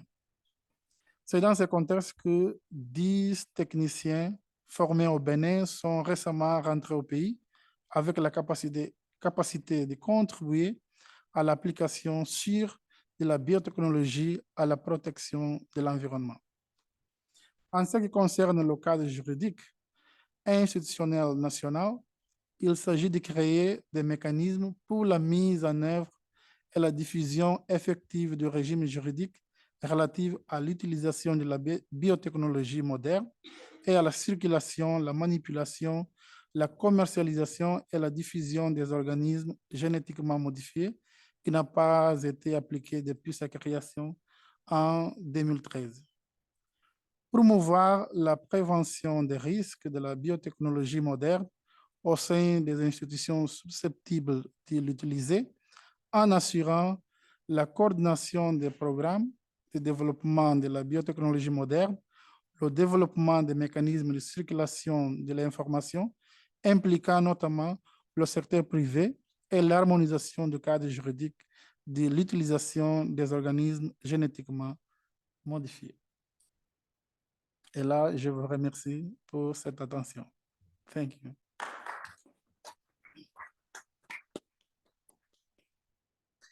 Merci beaucoup, Mario João. This was really indeed a very clear and interesting presentation. Thank you for outlining very clearly what you have achieved in your country, but also the challenges which you are still facing. You were referring to the fact that access to information is still quite limited, and also that the necessity for setting up further research laboratories and technical capabilities still have to be improved. Very good. And we now move on, and our third panelist, Mrs. Alessandra Salamini from CropLife International, will give us some insight into what the private sector has been doing and is achieving in access to information. Alessandra, please, you have the floor. We are looking forward to your presentation. Thank you, Mr. Chair. And I also would like to thank the organizer of this roundtable for inviting me to introduce the perspective of the private sector when it comes to access to information. Today, I speak on behalf of the Global Industry Coalition, or GIC. The GIC represents the voice of industry, and more specifically, the voice of different companies that engage in agricultural biotechnology, from seed production to food production and animal agriculture. As some of you may know, it coordinates the work of the developers and users of biotech when it comes to matters that are discussed under the Cartagena Protocol on Biosafety and the Convention on Biological Diversity. It is a global organization with partners in over 25 countries, and it is also an accredited organization for industry under the umbrella of the CBD and related protocols. The GIC coordinates pretty closely with other industry stakeholders, for example, the grain traders and the seed traders that typically move LMO commodities across the globe. And it is led by CropLife International. Next slide, please. Before I go into our contribution to public access, I just want to summarize briefly what is the perspective of the private sector when it comes to the topics that are summarized in this slide. I apologize, there is a lot of information, but I'm going to drive you through. It is the view of the private sector that access to information is crucial when it comes to increased transparency and accountability. And this was mentioned this morning at the introduction of this meeting. Transparency and accountability in turn strengthen public support for the decisions that are taken by government. We think that the public should have access to the information that is needed to be able to participate effectively in decision-making processes. However, each government has the possibility to decide how the public may be involved in decision-making processes. One of the practices that the GIC supports is public notice and public comment on decisions proposed by government when it comes to LMOs, both in terms of restricted and, deliberate and unrestricted release. So both in terms of field trials and commercializations of LMOs. In terms of public awareness and education, the private sector thinks that opportunities for public awareness and education have to be transparent, they have to be timely, and that the public should be given information in a direct and understandable way. And if needed, that information needs to be customized for a specific group of stakeholders. As I said, we support public consultation on LMO decisions. And here we support these public consultations to be once more transparent, timely, and as inclusive as possible, balancing on one side the interest of the public during the consultation, on the other one, the need to preserve the integrity and the effectiveness of the decision-making process. In addition, public consultation should also reflect the scope both of the Aarhus Convention and the Biosafety Protocol, and respect, as it was mentioned before, the confidential information and intellectual property rights provisions that are again captured both under the Aarhus Convention and the Cartagena Protocol on biodiversity, on biosafety, sorry. Now, thank you for moving the slide even before I said it. Now I'm going to go into something more practical. I have here a series of databases that are hosted and managed by CropLife International in most of the instances, where CropLife shares information that refers to different topics. The first one that I wanted to share is called the Biotrade Status, and it provides an update on the commercial status and on the risk assessment data for the LMOs that are developed by the CLI member companies. This database is interoperable with the Biosafety Clearinghouse, and as you can see from the slide, it's searchable based on different crop, the company that developed the LMO, but also the name of the event and the countries where the product is commercialized. Next slide, please. The second one, today I think I heard very often speaking about detection method that are important in terms of enforcement. This database contains the detection methods for the products that are commercialized again by the CLI companies. And those methods are either based on DNA, so PCR methods, or protein-based methods. And there is also information on where the reference materials can be found. Here as well, sorry. Here as well, you see that the database is searchable based on the crop, the name of the developers, the type of product, both commercial name, event name, or OECD unique identifier, or also on the basis of the protein that has been introduced in the LMO. Next slide, please.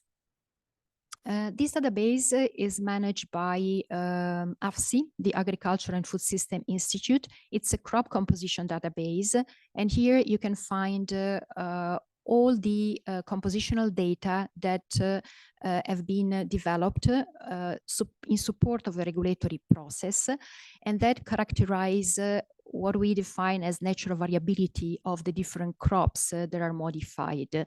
And you can find a lot of information on the analytes that were measured during the risk assessment, more specifically in compositional analysis, again, based on the crop, the tissue that was analyzed, but also on the name of the event and so on. Next slide, please. And here we change gear and we look at product pipelines. CropLife manages two types of databases. The first is concerning the pipeline of companies and the product that we develop before they are commercialized. And it is looking at two data points. One, it refers to early development of products, and the second one to advanced development, 5 to 7 years to come. And here you can have an idea of what is the pipeline in the private sector and what is going to be developed in the near future. While in the next slide, you find the same. Next slide, please. But this is related to the pipeline in development by the public sector. So the first one was the private sector, this is the public sector. And also here, as you can see, you can find different products developed by different countries, crop traits, and so on. Next slide, please. I'm done with the databases. Now, I wanted to spend a moment to discuss about information sharing efforts.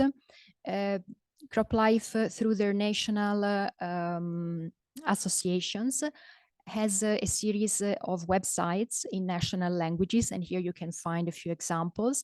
But they also hold national information sharing programs, like, for example, biotech weeks in different countries. Next slide, please.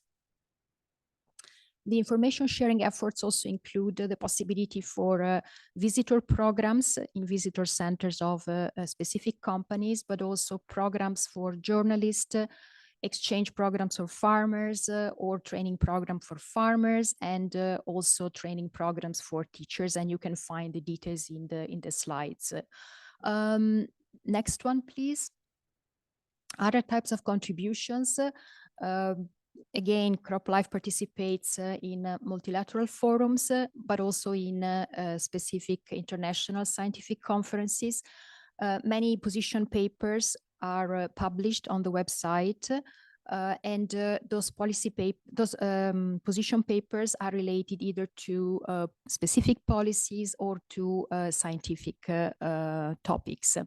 And again, on scientific topics, there are numerous peer-reviewed studies that are posted on the website of CropLife International, and CropLife is also collaborating with public developers and other nonprofit institutions. Finally, I have another couple of slides that refer to how the private sector provides information upon request. Next slide, please. There is a site that is called GMO Answers. Here you can ask your questions, and those questions will be addressed by a pool of either experts or either experts or scientists, either from the public or the private sector. But you can also find information like infographic videos and other content about plant biotech. Next slide, please. This is my final slide. In case you want to have a contact point for each company, you can refer to Biotrade status, and there you will have the possibility to address questions on either regulatory data or commercial product that belong to the individual companies. And I think I still have one more slide, the last one. In case you have specific questions, or in case you want to report what is your experience with industry participation, please feel free to share your views. And the contact point is Sara Luki from CropLife International. Thank you. Thank you very much, Alessandra, for this very informative presentation and very clear. You referred to a publicly accessible database you are providing in its various facets. You also referred to information exchange activities, and also thank you for your offer to directly engage with questions to the private sector, such as CropLife International or the Global Industry Coalition. Now, dear colleagues, in theory, we should already move to the next session, but given the fact that this topic of access to information is so important, and given the fact that we have heard so interesting and clear input presentations by our panelists, I still would like to give it about 10 more minutes for any questions and reflections you may have. So let's enter into a brief but very focused discussion. Maybe you could reflect on the issue that quite often this information is quite technical and scientific. So what your experience is with this fact, and how do you cope with it? Maybe also the issue of local languages when there is access to information actively or also passively being provided. Then, of course, sometimes it is a language issue. And maybe also you could refer to some of the new developments in the GMO LMO sector, such as synthetic biology or new genomic techniques, how your experience is with respect to access to information. So just as a few guiding points from my side, but feel free to come in with whatever you are interested. So the next 10 minutes, plus minus, would be open for any questions or reflections. We start with Tunisia, please. Thank you, Mr. Chair. As I have a suggestion for my colleague from Guinea-Bissau, so allow me to speak in French for better communication. So, pour notre collègue de la Guinée-Bissau, je vois que peut-être, si je vois surtout les besoins et les défis qui ont été présentés par notre collègue, je pense que peut-être cette table ronde et même les tables rondes précédentes vont offrir une grande opportunité, non seulement pour partager les expériences précédentes en termes d'accès à l'information ou même en termes de partage et l'éducation et la sensibilisation, surtout que la Guinée-Bissau a maintenant ratifié les deux protocoles, c'est-à-dire elle est membre des deux parties et elle pourrait même bénéficier d'une synergie qui existe entre la Convention d'Aarhus et le protocole de Carthagène. Ça, c'est très important. C'est-à-dire, là, peut-être je fais référence aussi à une coopération, non seulement coopération régionale au niveau du continent africain, mais également une coopération nord-sud. Ça, c'est très important du moment que certains défis, peut-être, ne nécessitent pas vraiment des ressources financières, mais c'est juste une bonne coordination et, on va dire plutôt, valoriser ce qui a été partagé et s'inspirer de ce qui a été, de cet acquis qui a été partagé. Et merci. Thank you very much, Tunisia. We take a couple of points and then move back to the podium. Republic of Moldova, followed by the European Ecoforum, please. I would like to thank the panelists for very interesting presentations. And my question would be related to make available and accessible information on biosafety and risk assessment and decision-making to local communities and indigenous people. I suppose that in Indonesia and also Guinea-Bissau, we have an important part of the public which would be very much interested in to access this information, and also this would be related to the accessibility, for example, internet accessing, or what kind of means for this delivery of information the government has to suggest. Thank you. Thank you, Moldova. And third question by the European Ecoforum, please. Yeah, thank you. I would like to make a reflection, especially because you have mentioned the new genomic techniques, because we talk about, or we have heard presentations about really good developments in access to information, talking about interoperability of the different databases and everything, how people should be able to access the data. But at the same time, we see discussions of countries thinking about not wanting this information anymore. This morning, while we are talking about the access to information here, the Council of the Agriculture and Ministers in the EU have been discussing the proposals from the EU Commission to say, for a large part of GMOs that are in the pipeline, and that is something between 85 and 94% of the GMOs in the pipeline, the EU doesn't want any risk assessment anymore. They want to say these are new genomic techniques that can be just released onto the farms and into the wild without risk assessment. So we might end up in a situation where we have a really nice access to information, but no information. And that for especially for us as environmental people that have been working on the environmental issues for such a long time, this really feels like getting the rug pulled on our feet. And I think this is something we also need to take into account when we talk about access to information, that we need to have that information first. Thank you. Thank you. I take two more interventions before handing back to the podium, and that is first from Mexico and then second one by Armenia. Mexico, you have the floor.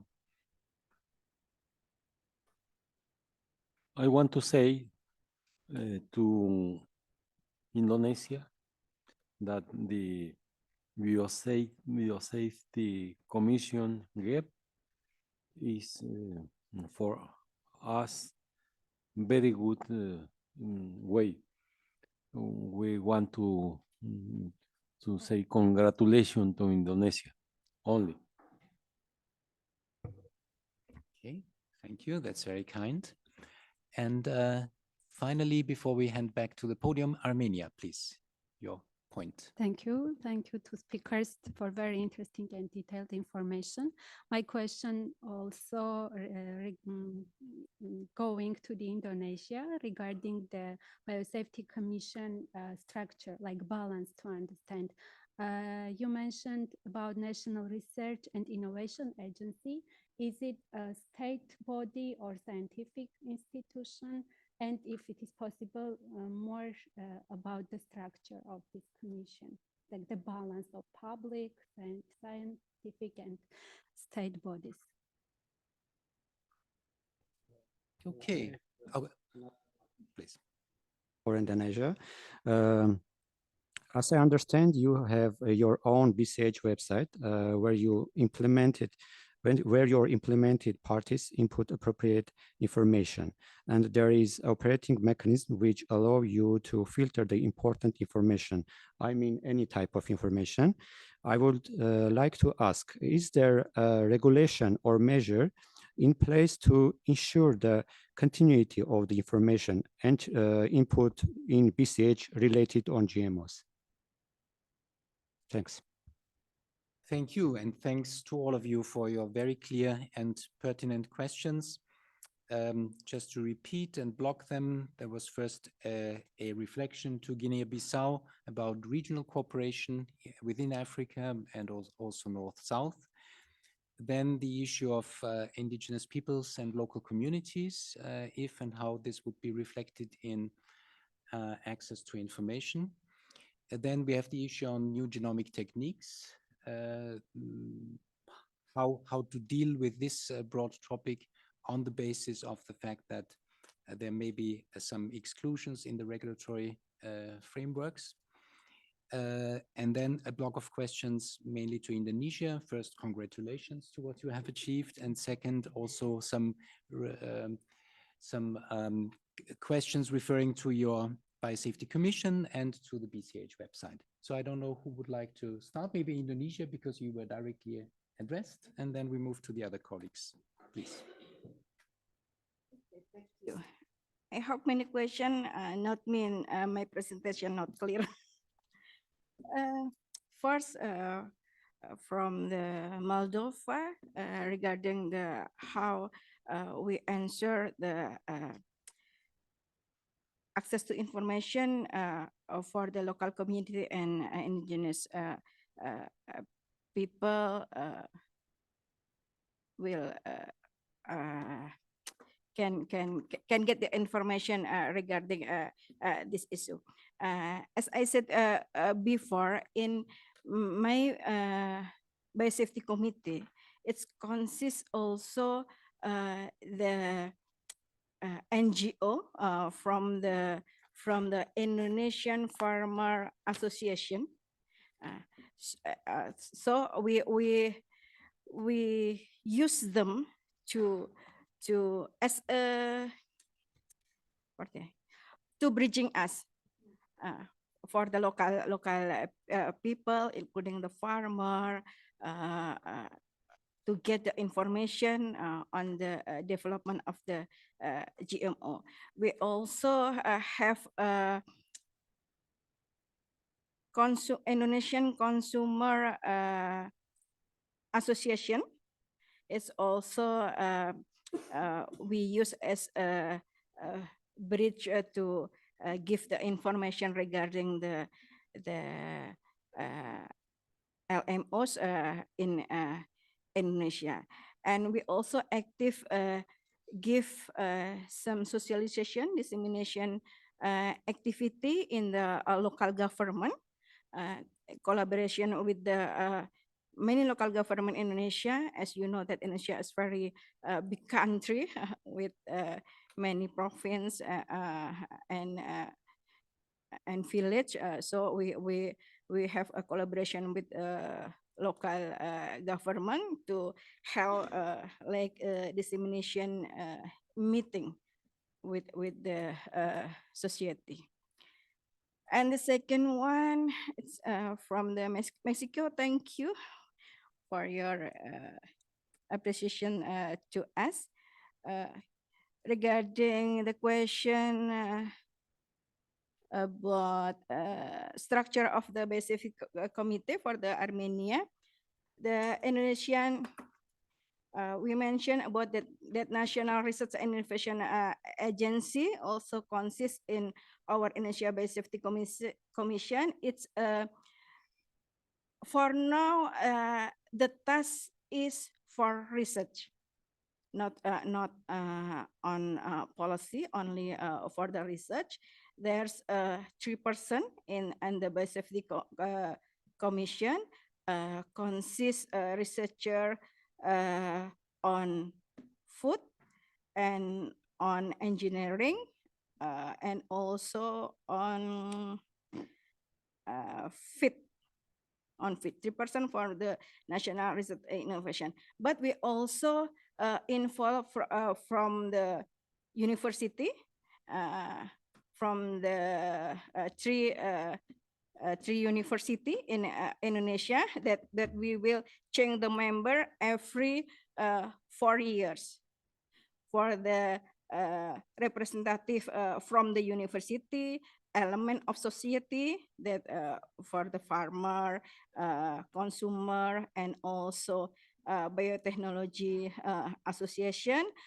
We always change every 4 years. But for the representative from the government, it's always depend on what always will exist in the Biosafety Committee if the task is in charge for the related to the GMO. And the last one is there a regulation to yes, the BCH and what we have to provide information in the BCH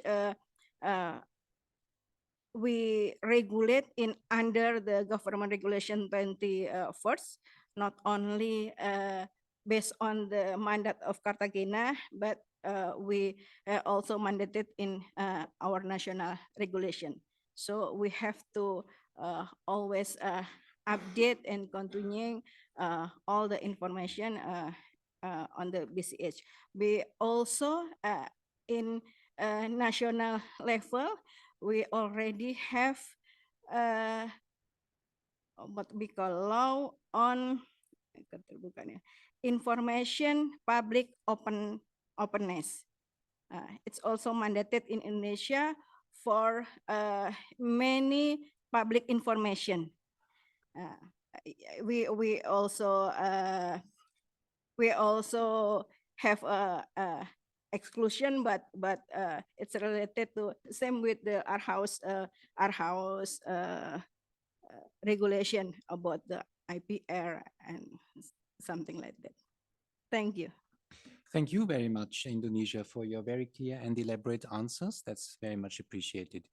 Now I briefly turn to Guinea-Bissau and then also to Alessandra if there are any responses and reflections to what you have heard, please. Bon, merci encore le président. Bon, mais c'est plutôt la Tunisie et la Moldavie. Ce sont des commentaires plutôt que des questionnaires. Je registre ces commentaires et pour dire qu'il est vrai que le pays a des défis et lui seul, c'est pas facile pour relever ces défis. Pourtant, il a besoin de coopération, tantôt sud-nord, sud-sud, pour pouvoir mettre en exergue ces politiques sur la gouvernance environnementale.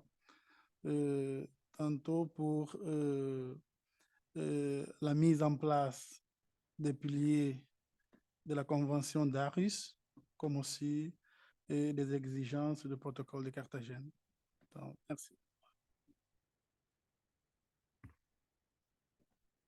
Thank you very much, Guinea-Bissau. And Alessandra, any final reflections from your side?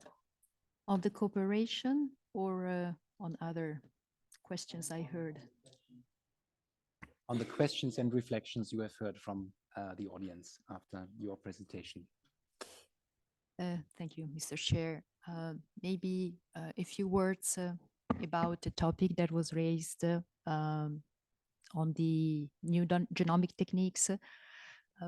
I realized that we are in a different situation from what happened many years ago, in the sense that the policy landscape is different. There are countries that are deciding in different ways on new genomic techniques, and they may be treating them as GMOs or differently from GMOs. It's also an area, I don't want to discuss specifically what is happening in the EU. It's an area where there are many things happening on the globe. And there are also many products that are under development, but I do not think that we have many commercialized. So again, it's an area that is evolving and an area where we see more players, definitely more than the crop life companies.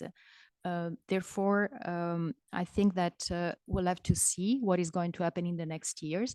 All I can say from an industry perspective is that we already see some companies making voluntary commitments in terms of sharing information on these new products that are under development. But again, more to see in the next years. Okay, thank you very much. Yes, indeed, many things to observe. I would like to thank all three panelists for very clear presentations. I would like to thank you for your questions, and thanks for this round of questions and answers. Armenia, if you can put your flag down so that we can just keep track. Very good.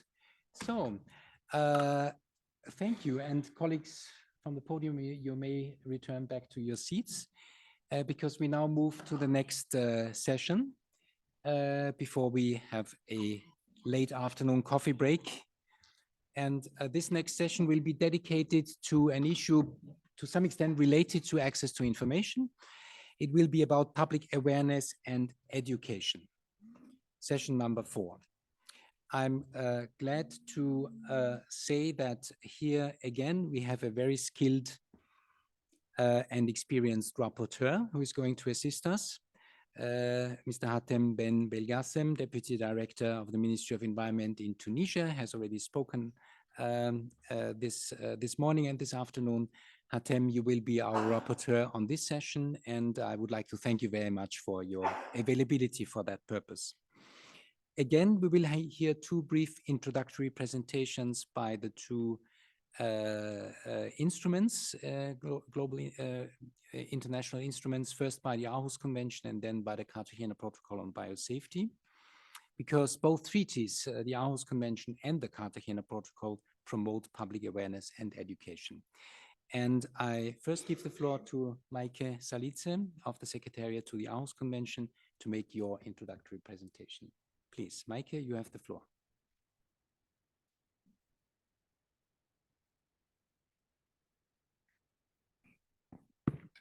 Thank you very much. So if we look at the Aarhus Convention, and now, yes. So we have public awareness and education is mentioned in 2 locations in the Aarhus Convention. There's a reference made in the preamble and then in Article 3, paragraph 3. The preamble recognizes that the public needs to be aware of the procedures for participation in environmental decision-making, have free access to them, and know how to use them. And also the preamble states that the desiring to promote environmental education to further the understanding of the environment and sustainable development, and to encourage widespread public awareness of and participation in decisions affecting the environment and sustainable development. And in this context, they're noting the importance of making use of media and of electronic or other future forms of communication. And then in Article 3.3 of the Convention, we have the reference that each party shall promote environmental education and environmental awareness among the public, especially on how to obtain access to information, to participate in decision-making, and to obtain access to justice in environmental matters. And this, when we look at the latest national implementation reports that have been submitted to the meeting of the parties in 2021, there is the need for continuous awareness raising and education activities among the public, the staff of relevant authorities, and the judiciary on issues concerning the implementation of the Aarhus Convention. I would leave it here and hand back to the chair. Thank you very much, Maike. Very clear, very precise. And with this, we move on to the Cartagena Protocol Secretariat. And here I again invite Ulrika Nielsen of the Secretariat to the Cartagena Protocol to make your introductory statement, your introductory presentation. Ulrika, you have the floor. Yeah, thank you, Chair. Okay, so so part 2 now, status of implementation. From national reports, anyway. Yes, so the main progress here from our national reports then. Does your country have in place a national communication strategy on biosafety? And 45% of parties said yes, responded yes. And does your country have any awareness and outreach programs on biosafety? 47% of the parties responded yes. And next slide. Okay, also from the national reports, how many academic institutions in your country are offering biosafety education and training courses and programs? And here then the breakdown is on how many. So 51% between 1 and 4, 11% between 5 and 9, and 16% 10 or more. And the next question, how many educational materials and or online modules on biosafety are available and accessible to the public in your country? And the breakdown here is also in terms of how many. So 1 to 4, you see there, the percentage is not there, but about 32%, 5 to 9, I see about 10%, 10 to 24, about 12%, 25 to 99, about 4%, and 100 or more, about 4%. So yeah, next slide. So the next slide has to do with our assessment and review then. So just a reminder, you know, it was in conjunction with the strategic plan that we had 2011 to 2020. So the main successes and challenges then of this is that the number of academic institutions by region offering biosafety education and training courses and programs are high and remain high. So that's very successful. And the number of biosafety training materials and online modules available are also significant progress and remains high too. Parties having organized at least one biosafety related event, such as seminars, workshops, press conferences, educational events, they also are high. So these are more of successes in this field. So yeah, next slide. And from a poll, just to remind you again, 23 participants responded to that poll. And these questions are, you know, beyond the national report. They were more taken from the new implementation plan, the new capacity building action plan. So do you have existing plans to have academic institutions with biosafety educational programs or integrated biosafety programs in your country? And 70% responded yes. Has your country made use of, or would your country like to make use of a joint pocket guide on access to information, public participation? And 77% of respondents responded yes. And my side, it's a bit cut off, so I take it here. Will your country establish academic establish academic exchange and fellowship programs, including on modern biotechnology and biosafety research. A striking number of 95% of respondents said yes. And I think this question of fellowship was brought up with Tunisia. So this is the future also then. Okay, the next slide. Oh, and that will be the next one.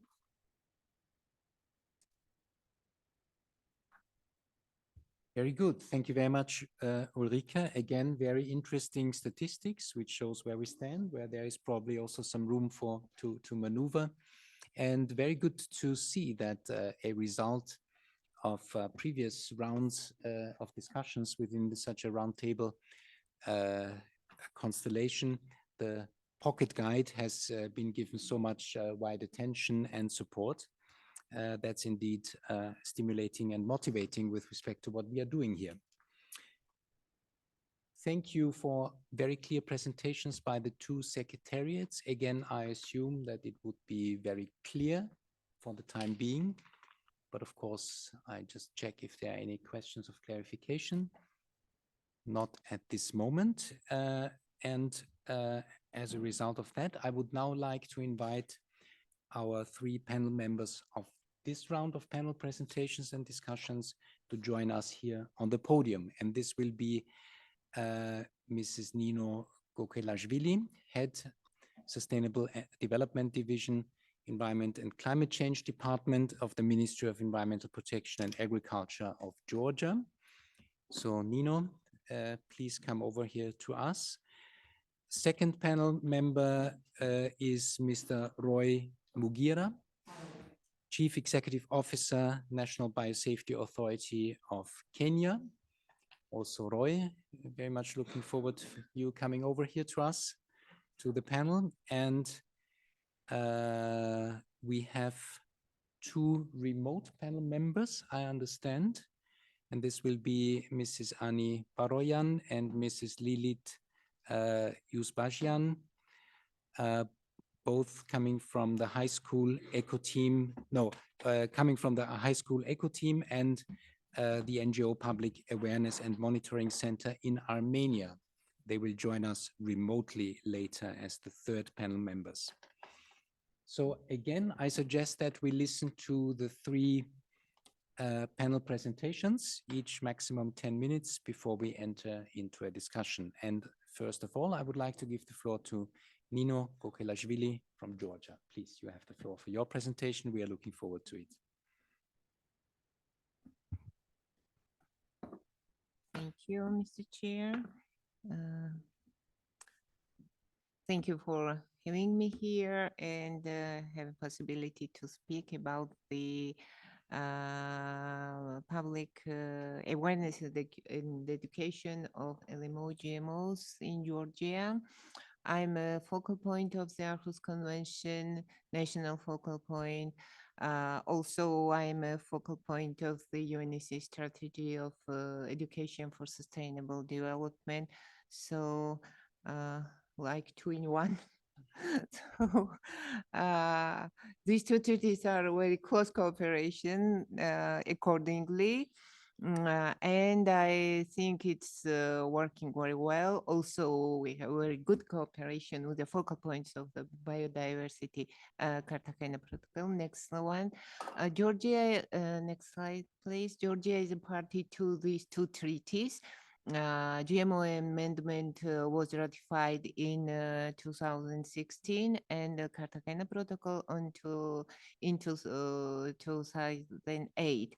And since then, we are developing our legislation. We have some biosafety code, bioproduction rules, and technical regulations, ordinances of the government, and the ministerial orders on unified register, customs supervision, risk assessment, GM food products, and labeling and traceability. Latest one, this legislation is developing, and the latest one you see is what's adopted this year. It's the ordinance of the government of Georgia on traceability and labeling of GMOs. Next, please. The main aim of the national legislation is to harmonize the national regulation with the EU acquis and other international obligations. We are the party under these four treaties. Release into the environment, I will list main aspects under these regulations. Release into the environment and placing on the market import or export of GMOs prohibited on the whole territory of Georgia. Contained use and transit is allowed, and legislation ensures access to information and public participation in decision-making related to the LMO and GMOs. Next one, please. Main legislative tool for information on GMO LMOs is a labeling system. Information is provided that the consumer should easily receive information through the label. Main part of this is the following: GM organism and product must label if their contain GM component are up to their 0.9% of total product mass.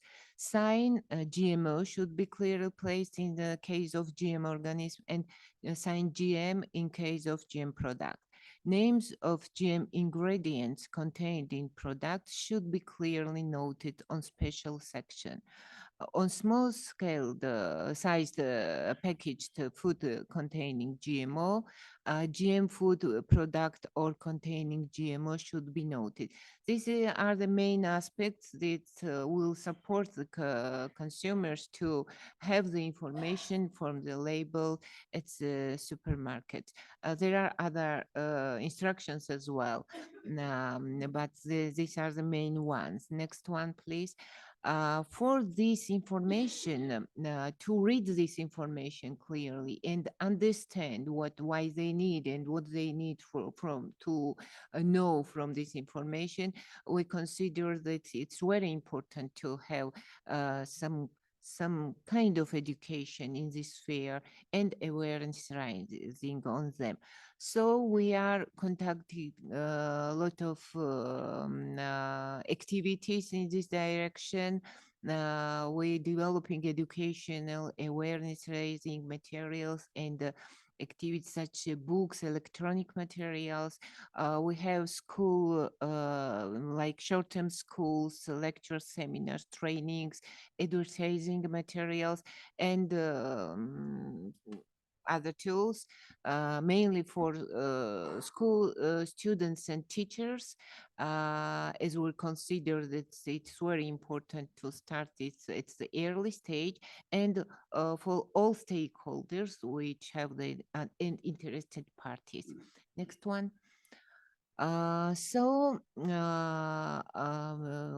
Main implementing agency in this direction is the Environmental Information and Education Center under the ministry at the formal Aarhus Center, and along with the Aarhus activities, the center also works on educational and awareness raising activities on environmental aspects.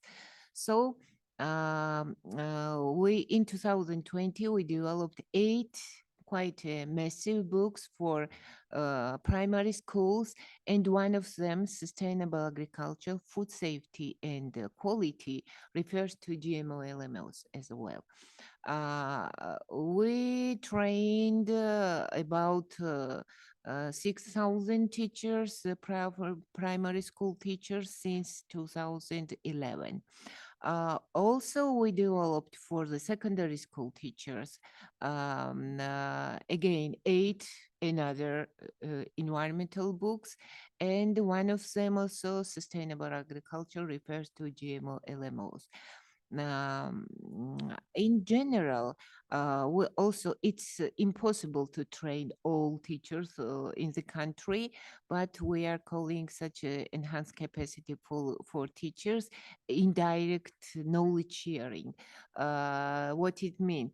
The teachers who are trained, they establish a network and providing their knowledge and information what they gained during the trainings, and this part is expanding, and we are expected that in total next year 20,000 teachers will be included there and will have this information what were provided during the trainings. Next one, please. From the educational materials, we have an online training course for primary school teachers, and it's a asynchronous training module, and they have takes this anytime they want. This information is in this training module, includes GMO LMOs. Next one. This is an agro school. Also, we developed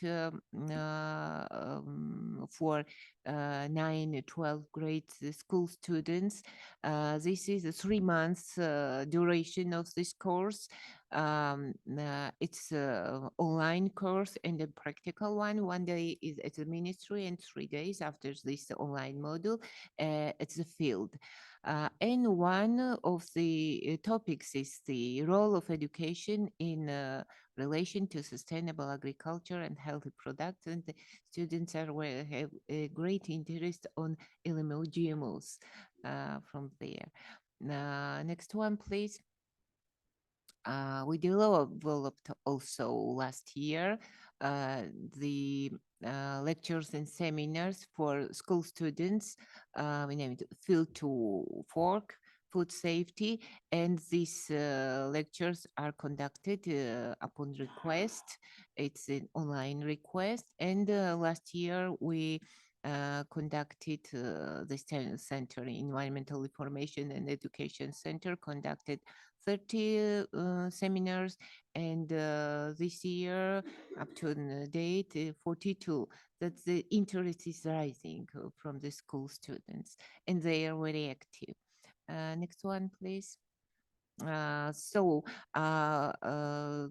year 22-23, under the EU for Environment project, we developed also training the workshop to promote effective implementation of SPP and eco-labeling. And a wide range of stakeholders were participated, government institutions, associations of manufacturers, business associations, enterprises, infrastructural cooperation companies association, and including SMEs, distributors and suppliers. In total, up to 300 participants, and main interest was expressed from female part. There were 172 and male 114. It's always in my observation, the female is more interested in environmental aspects. Next one, please. 3 materials have developed under this project. It refers to the Georgia's eco-labeling system, and also it's important it's developed a guideline on eco-labeling, what should be done, also including GMOs. Next one, please. Yes, and finally, about the informational materials, the center developed comics in schools. There are 5 comics, and one of them, food labeling, refers to this food labeling and GMO LMOs, and it will be will start distribution of these materials now from next year, and it will distribute it electronically very actively in schools and all the relevant meetings also. Next one, yes, it's the final one about the challenges and needs. I think that the main challenge, especially for GMO LMOs, is lack of knowledge and awareness in the countries. And also when there is no transparent information, non-adequate information, maybe on the label or about the topic, it's always rising. I'm always, when I cannot see the information on the label, I am getting angry, but I want to know what is here.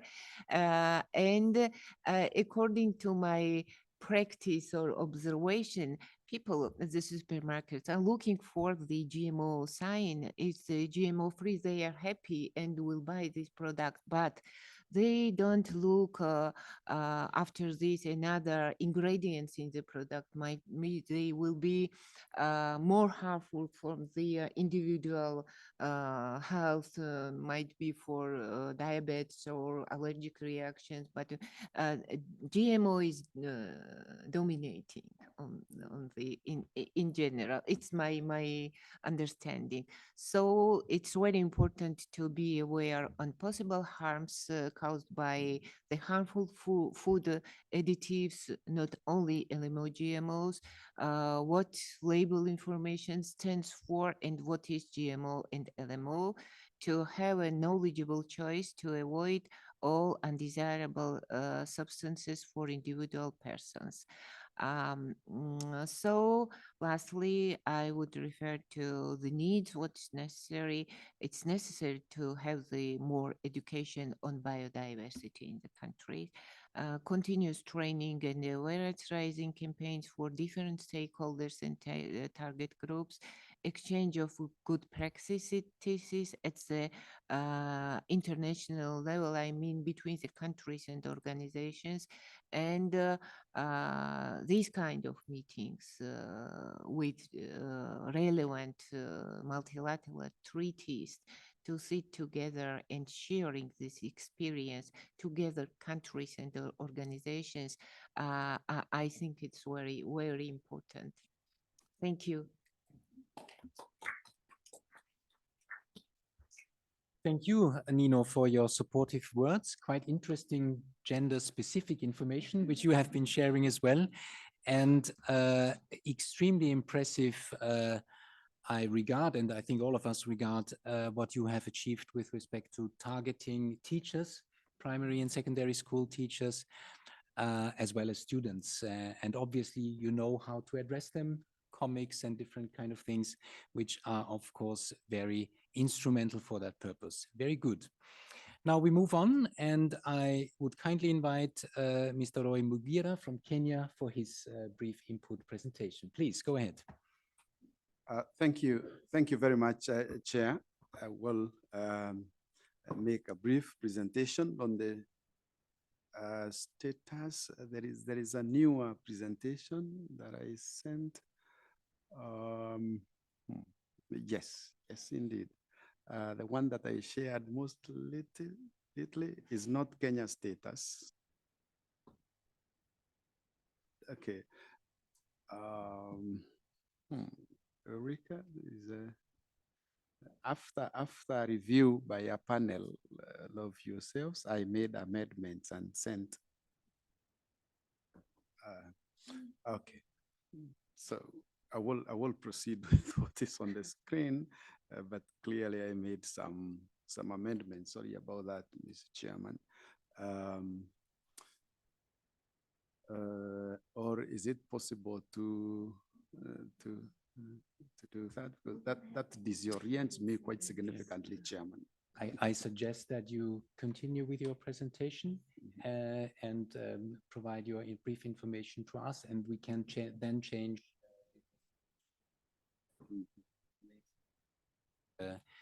conveyed to participants. I'm afraid as Secretariat has not received a updated version right now, there's nothing we can do about it at the moment.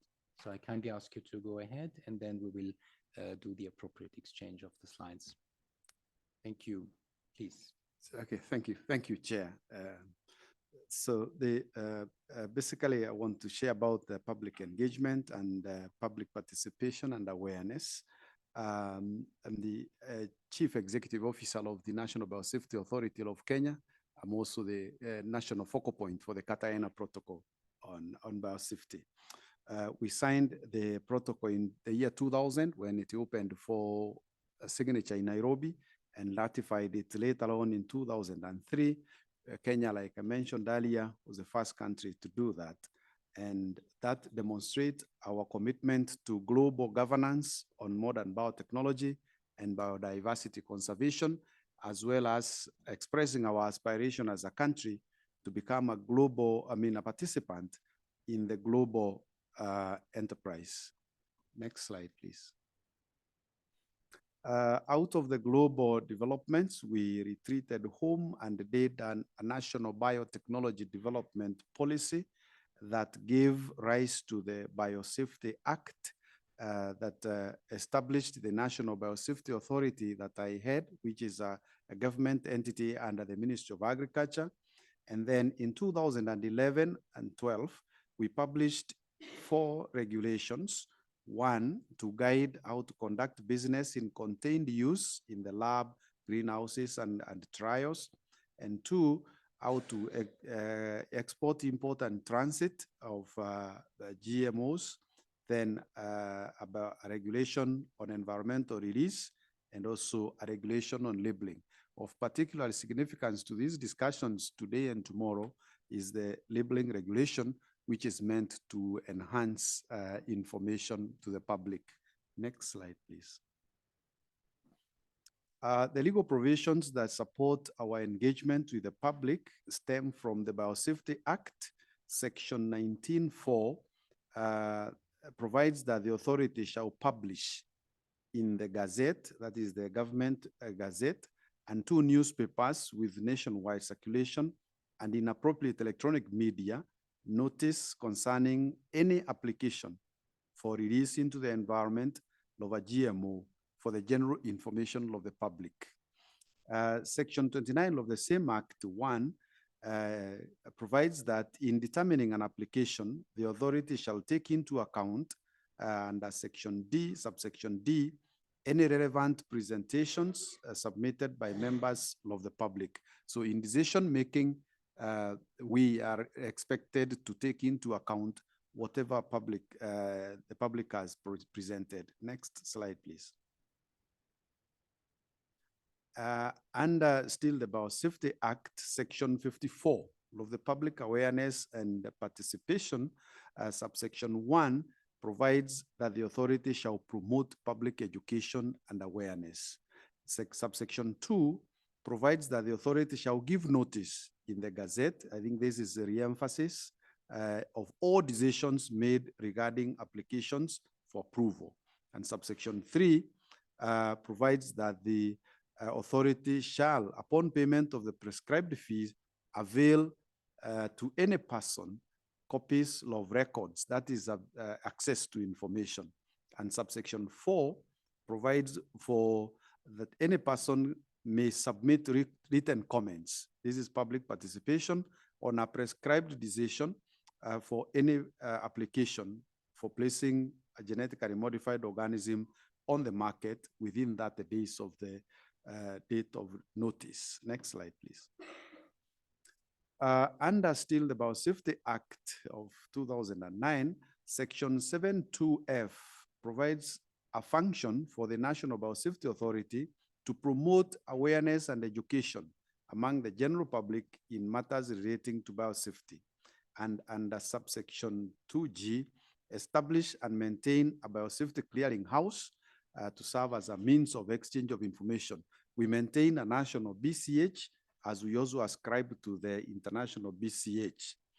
Now, the backbone law of Kenya, the Kenya Constitution that we promulgated in 2010, Article 35, on access to information and the Enabling Access to Information Act, gave rise to a whole act of parliament that provides for access to information generally.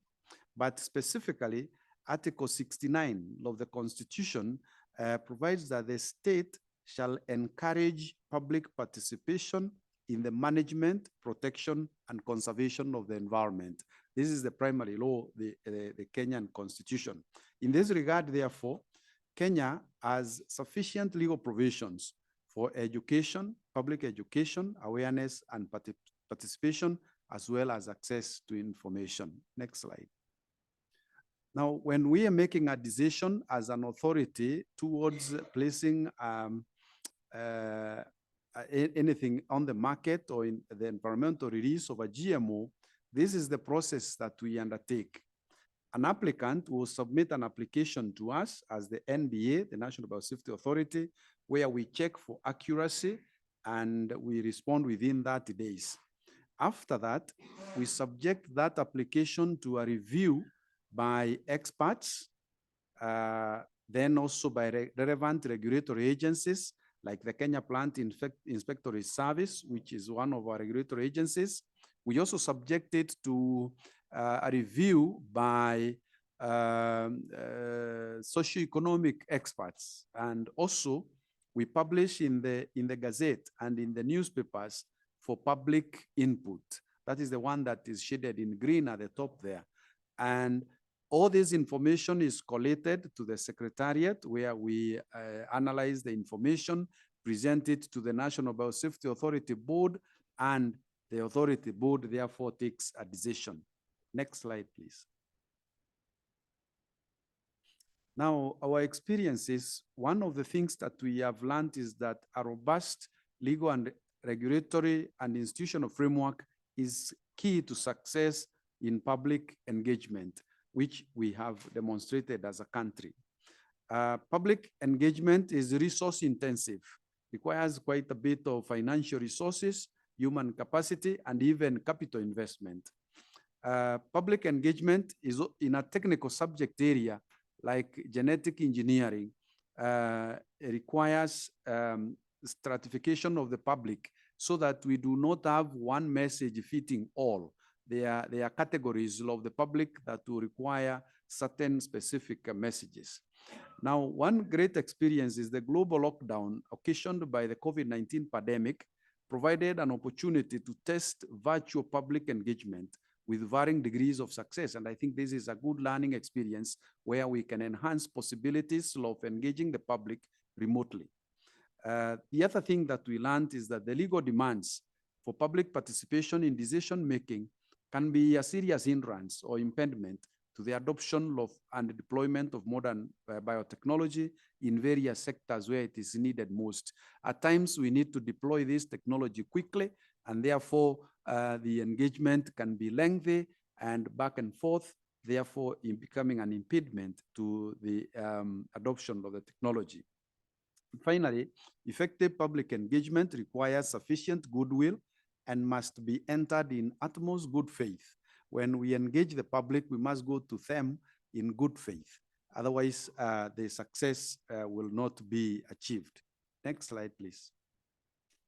Some of the challenges that we have encountered. For Kenya, for example, in 2012, the government imposed a ban on the use and importation of genetically modified foods, and therefore limited the extent to which relevant actors would engage the public on the subject matter. You know, there was the 10-year period that the ban was lifted in 2012, and some groups have gone to court. We are still battling some court petitions, but we are moving on well. A decision was made in October by the Environment and Land Court, which agreed with us that we have a sufficient legal and regulatory framework. The other challenge is the inability to objectively measure the effectiveness of public engagement undertakings. which makes it difficult to determine the adequacy. For example, when we publish information in print media or websites, does this consider the limited access to these outlets by our public? A lot of people do not have access to these media outlets. And finally, limited resources. As I said, this undertaking requires quite a bit of human, financial, and infrastructure resources. What opportunities are there for us? The Biosafety Authority of Kenya partnered with the Food and Agriculture Organization of the UN to develop a biosafety biotechnology communication toolkit in the year 2000. And this toolkit can be customized for different sociocultural backgrounds for use in public education and awareness on biosafety and biotechnology. More information can be shared on this toolkit. It is available online. I have assessed it personally, and I think it is a valuable tool that can break down the messages on biotechnology and biosafety for the general public. I think this is the end of it. Next slide, please. Yes, thank you.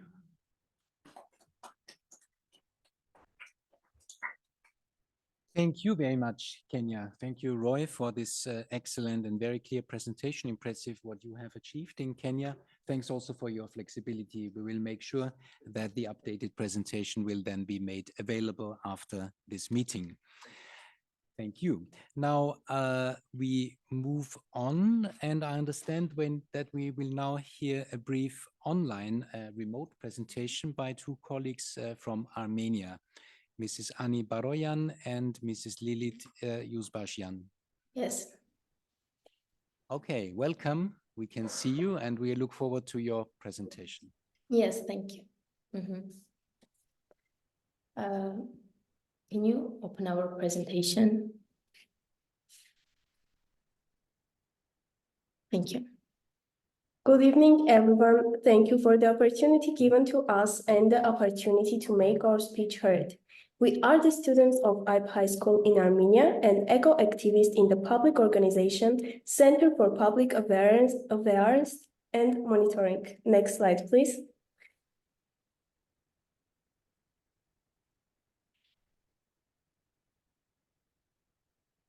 So today we are going to talk about us, why we choose to participate in this activity, and we will show you our work and what we will do in the future. Next slide.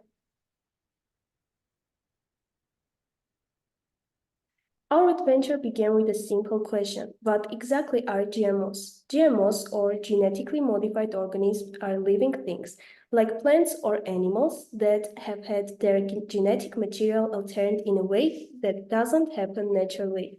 Well, sounds intriguing, right? But why is it important, especially for young people? Next slide. So here is our team: me, Anna Khachadyan, Lilit Yuzbashian, Alpin Azan, Nina Zakharyan, and Jusina Gilzadyan. Next slide. While we have opted to focus on the GMO topic, all of us are very concerned about the healthy environment and the fact that we and our peers are not informed about many issues, for example, about GMOs. But it is very important to be informed about it from childhood. To solve the problem, we decided to make a statistical survey to find out the level of awareness of GMOs among teenagers. Then we held discussions and presentations at the appropriate access level for our peers and those younger than us. We were very interested in the question of being aware of GMOs and participating in decision-making. Before that, we knew very little. For example, we didn't pay much attention to food packaging does not contain GMOs. The text was treated just as words from our perspective. Next slide, please. So here you can see our working process. In the first picture, it's us working on our project in our school. And in the second one, you can see us developing our questionnaire for our upcoming survey. Next slide, please. Yes, so now we will talk about our statistical survey. First, we made a questionnaire to find out if children and young people are aware about GMOs and its importance. 105 people took part in our survey. We selected a target group, which includes young people from different regions and age groups of Armenia. Next slide. During the survey, we found out that 75% of the ones who responded answered no to the question whether they make choices about what to eat, whether the food contains GMO or not. We're worried about the fact that we do not learn enough information about this in schools, and we are not alone. Next one, please. 78% of those who passed the survey indicated that there should be educational materials about GMOs in schools and on social media too. Next slide. And to the question of whether they have enough information about GMOs to make informed decisions about it, 70% answered no. Next slide, please. So with the survey consisting of 21 questions, we found out that the majority of those who took the survey were uneducated regarding the issues related to the GMOs. 30% were not informed at all, and those who were well informed made up only 10%. Next slide, please. So after raising the issue, we started making presentations and discussions with our classmates, younger and older than us. We held discussions with younger people of the same age and older people also. We talked about how to make the information accessible to children, and also what problems GMOs can cause in the future. Next slide, please. What challenges we faced? Teenagers from time to time showed limited interest in the GMO topic, and their engagement in discussions was also lacking. Initially resistant to new information, some were dismissive, perceiving little personal relevance in understanding GMOs. Their initial stance reflected the lack of perceived need for information on genetically modified organisms. Also information overload, sorting through the extensive and sometimes conflicting information available on GMOs proved challenging. The abundance of studies, reports, and opinions, also books, made it essential to critically evaluate the sources. Next slide, please. What are we going to do next? We are going to expand our outreach, hold seminars, do deeper research, and talk about the dangers of GMOs. We are going to research how much businessmen and food companies use GMOs for their benefit to keep the product on sale for a long time, because we consider it unfair for us to use food that has kept its fresh appearance and at the expense of GMOs, but is not so fresh. Also, we were really motivated to do some experiments during our working process, but Armenia is not a GMO-friendly country, so people can't grow GMOs in Armenia, which was really exciting news for us. But also, sadly, we are not allowed to do experiments regarding this topic in Armenia. So we are hopeful that in the future, we will foster a more informed society where people are empowered with deeper knowledge about this subject. Next slide, please. Thank you. Thank you.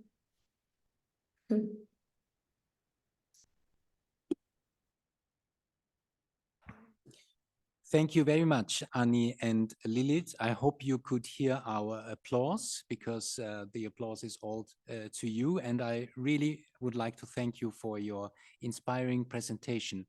Of course, the youth is our future, and it's so important to hear the voice of the youth also here in our presentations and in our discussions at this round table. And I thank you, both of you, very much that you joined us online this afternoon for this very important round table. That's highly appreciated. Now, dear colleagues, we have now listened to the 3 panel input presentations, 4 in fact, with our 2 youth colleagues having just spoken. Again, theoretically, we should be at a coffee break and in the next session already. But again, because it is so important, the issue of public awareness, I would like to give it a few minutes before you have a short opportunity for a break to see if there are any questions on the panel inputs, any reflections. Maybe you would like to reflect on the issue of high school and school education programs. We have heard so nice experiences here now in the panel presentations. Maybe also you would like to reflect on communication strategies. You may remember that the last roundtable resulted in the issue of communication strategies, development of communication strategies. Maybe in the meantime, you have set up such strategies in your country and would like to share some of the experiences, what worked well, maybe also some obstacles which you have faced. Who would like to come in? Please, I see a raised hand here. Our colleague over there, please. Question to Georgia. I haven't heard that you have in the Aarhus centers in Georgia, a small team focusing on access to justice in legal matters. So what can you talk about this point? Thank you. Again, we are collecting further questions or comments if there are any. I see 2 hands raised. I think you were first and then Antje, please.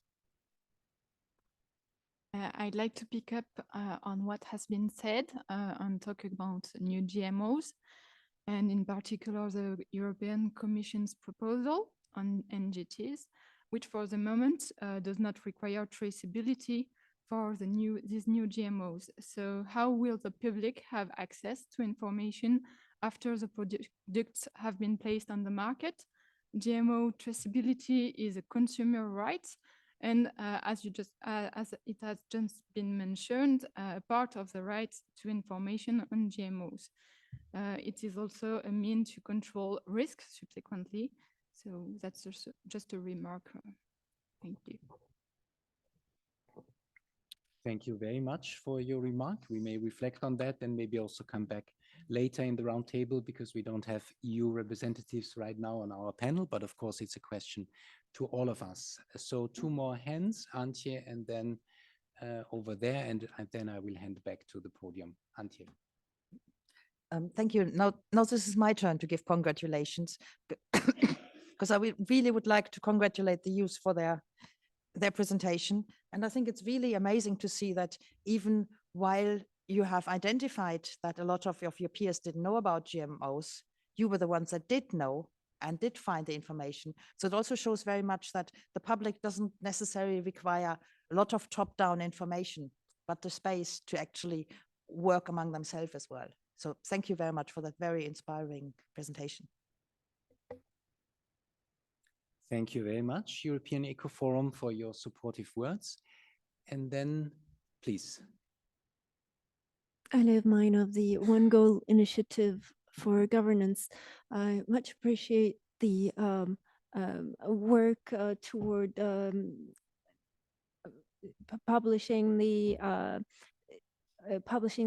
communicating the potential risks of GMOs. And on the other hand, I would like to ask everybody here how that relates to what we did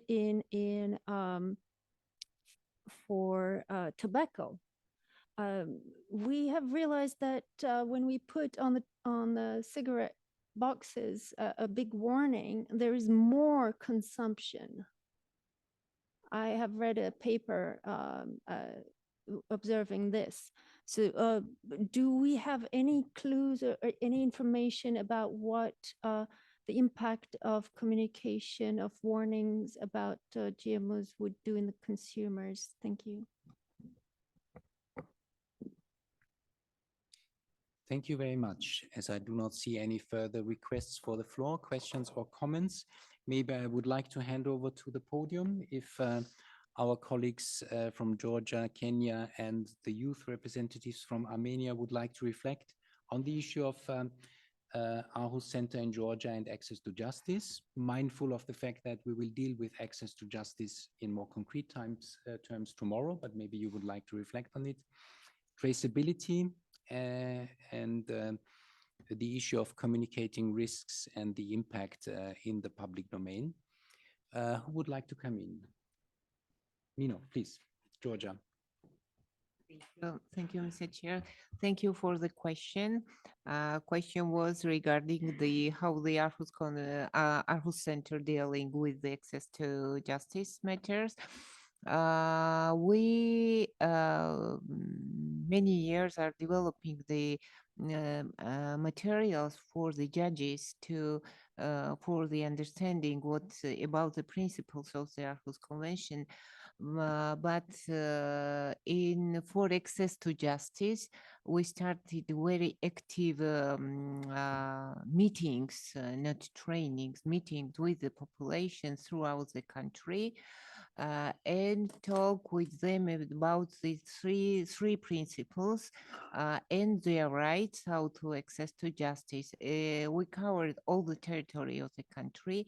It was very interesting, and feedback was very impressive from the population. There were local population, municipality representatives, school teachers, media representatives, and they asked to continue these trainings. We are going to continue meetings, not trainings.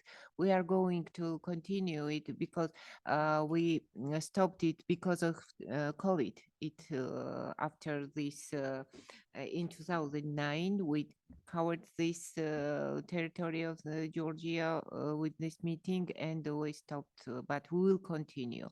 Last year, we had a very good meeting with judges in the country, and providing all the information what they are interesting. They were interesting also in cases of the compliance committee, and providing all the information what we have. They have a lot of questions, and so we will continue also this meeting with judges. But I have no exact plan for this, but this Aarhus Center directly works on the issue. Thank you. Thank you very much. Kenya, please. Thank you. I just want to pick very quickly on the aspect of new genetic technologies or new GMO. Our colleague has asked about that, and the possibilities of traceability. The products that are described as coming from new breeding technologies are basically products of genome editing, which proceeds in 3 different pathways, SN1, SN2, and SN3. Now, 2 of those pathways end up with a non-GMO in the classical definition of a GMO as an organism that is carrying a novel genome from another source. The third one ends up with a classical GMO. And therefore, Kenya, for example, we have developed a guideline that involves early consultation, where the applicant makes consultations with us so that we can determine whether the end product is GMO or not GMO. And on the basis of that, we make a decision whether this is to be regulated as a GMO or not regulated because it is a non-GMO. In that case, therefore, which is the same kind of philosophy that has been picked by the EU guideline, and including the UK law that was passed a couple of months ago. The one that has been left outside the regulatory framework of GMOs, therefore, need not be traced because there will be no markers. You know, when we test a GMO, there's something we check in them, but then there will be no markers downstream, and it therefore does not provide the possibilities or even the need for traceability and testing downstream, even for labeling. So in that respect, therefore, the one that falls within the GMO category, therefore, goes through the regular systems of testing. Very quick on tobacco. The story of tobacco is interesting, and indeed, it is interesting to hear that the studies are showing increased use. Even with the graphics, you know, if you pick the packet of cigarettes, you will see the graphic photography there that really discourages, but then the use is increasing. What I would say, I think this is a subject for study so that we can learn from it as even we do our own public education and awareness. Thank you, Chair. Thank you very much for sharing the experience which you have in Kenya. Of course, the issue of new genomic techniques is still quite open for discussions and different approaches in different countries and constituencies, and also the regulatory process in the EU is still ongoing. It's not finished yet, and will be interesting to see the next steps.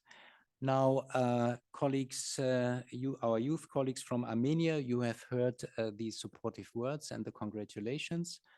I'm assuming that you are fine. If you have any final points which you would like to make to our discussions, you are most welcome. If not, we will go for a brief break here in Geneva. Okay. Yes. Colleagues, you have the floor, please. Yes, thank you very much for the good things you all said to us, and we are really excited for this, and we are just starting our experience, and we are going to learn lots of new things in the upcoming months, and we'll develop our knowledge about GMOs, and hopefully we would make our peers in Armenia to know about GMOs too. And thank you, everyone.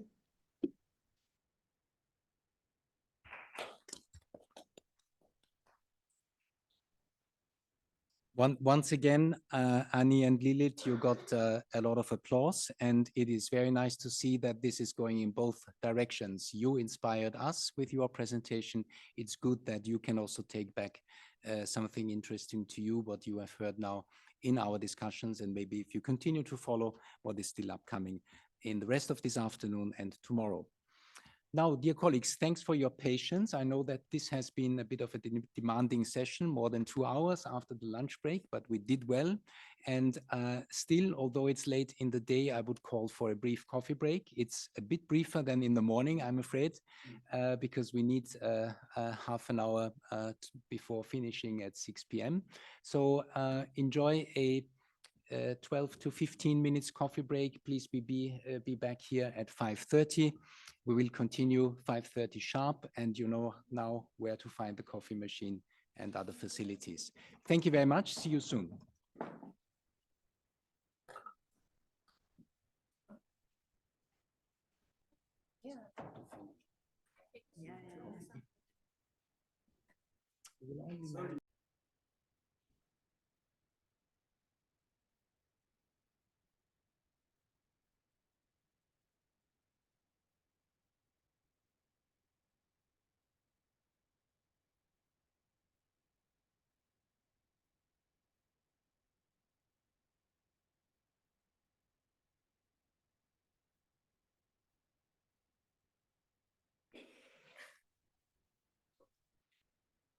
So welcome back, dear colleagues. I hope you enjoyed the brief break. Brief, but still. So as we have to finish punctually in time at 6 p.m. this evening, I suggest that we at least start with the next session. And this is an important session, of course. All the sessions are important. This one on public participation as well. And I'm happy to announce that here as well, we have a very skilled and experienced rapporteur, Maria Ruohonen Leto from Finland. She's senior advisor at the Director General's office at the Finnish Environment Institute, SIKE. Maria, thank you very much for your willingness to act as rapporteur to this important session. We are looking forward to your reflections and summary then tomorrow in the afternoon when we will hear all the rapporteurs' reports. Having said this, again, I would like to invite the two secretariats to give a brief input presentation on the issue of public participation. And as always, we start with the UN ECE Secretariat. Again, I would like to invite Maike Salice of the Secretariat to the Aarhus Convention Secretariat to make her introductory presentation. Please, Maike, you have the floor. Thank you very much. So looking at the Aarhus Convention, we have in the Aarhus Convention, of course, there are a few provisions on public participation, but I think what is interesting is to also look at the Aarhus Implementation Guide. And there it says public participation requires more than simply following a set of procedures. It involves the public authorities generally listening to public input and being open to the possibility of being influenced by it. And the public input should be capable of having a tangible influence on the actual content of the decision. When such influence can be seen in the final decision, it is evident that the public authority has taken due account of public input.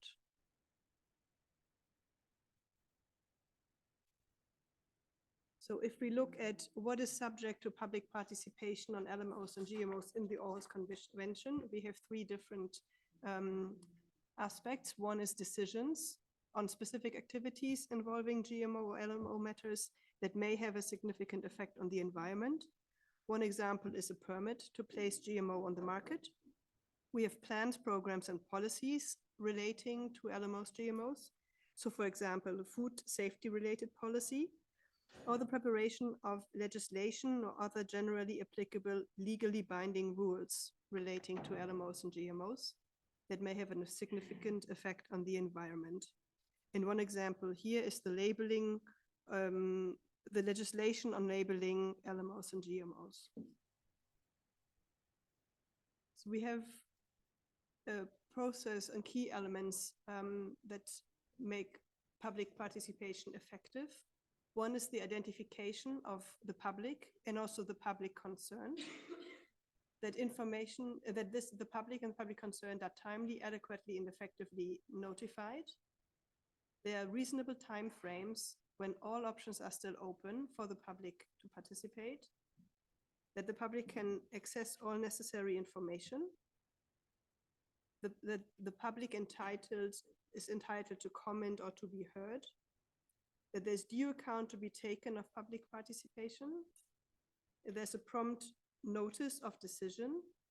And if the public authority at any point revises its commitments, this whole procedure is repeated.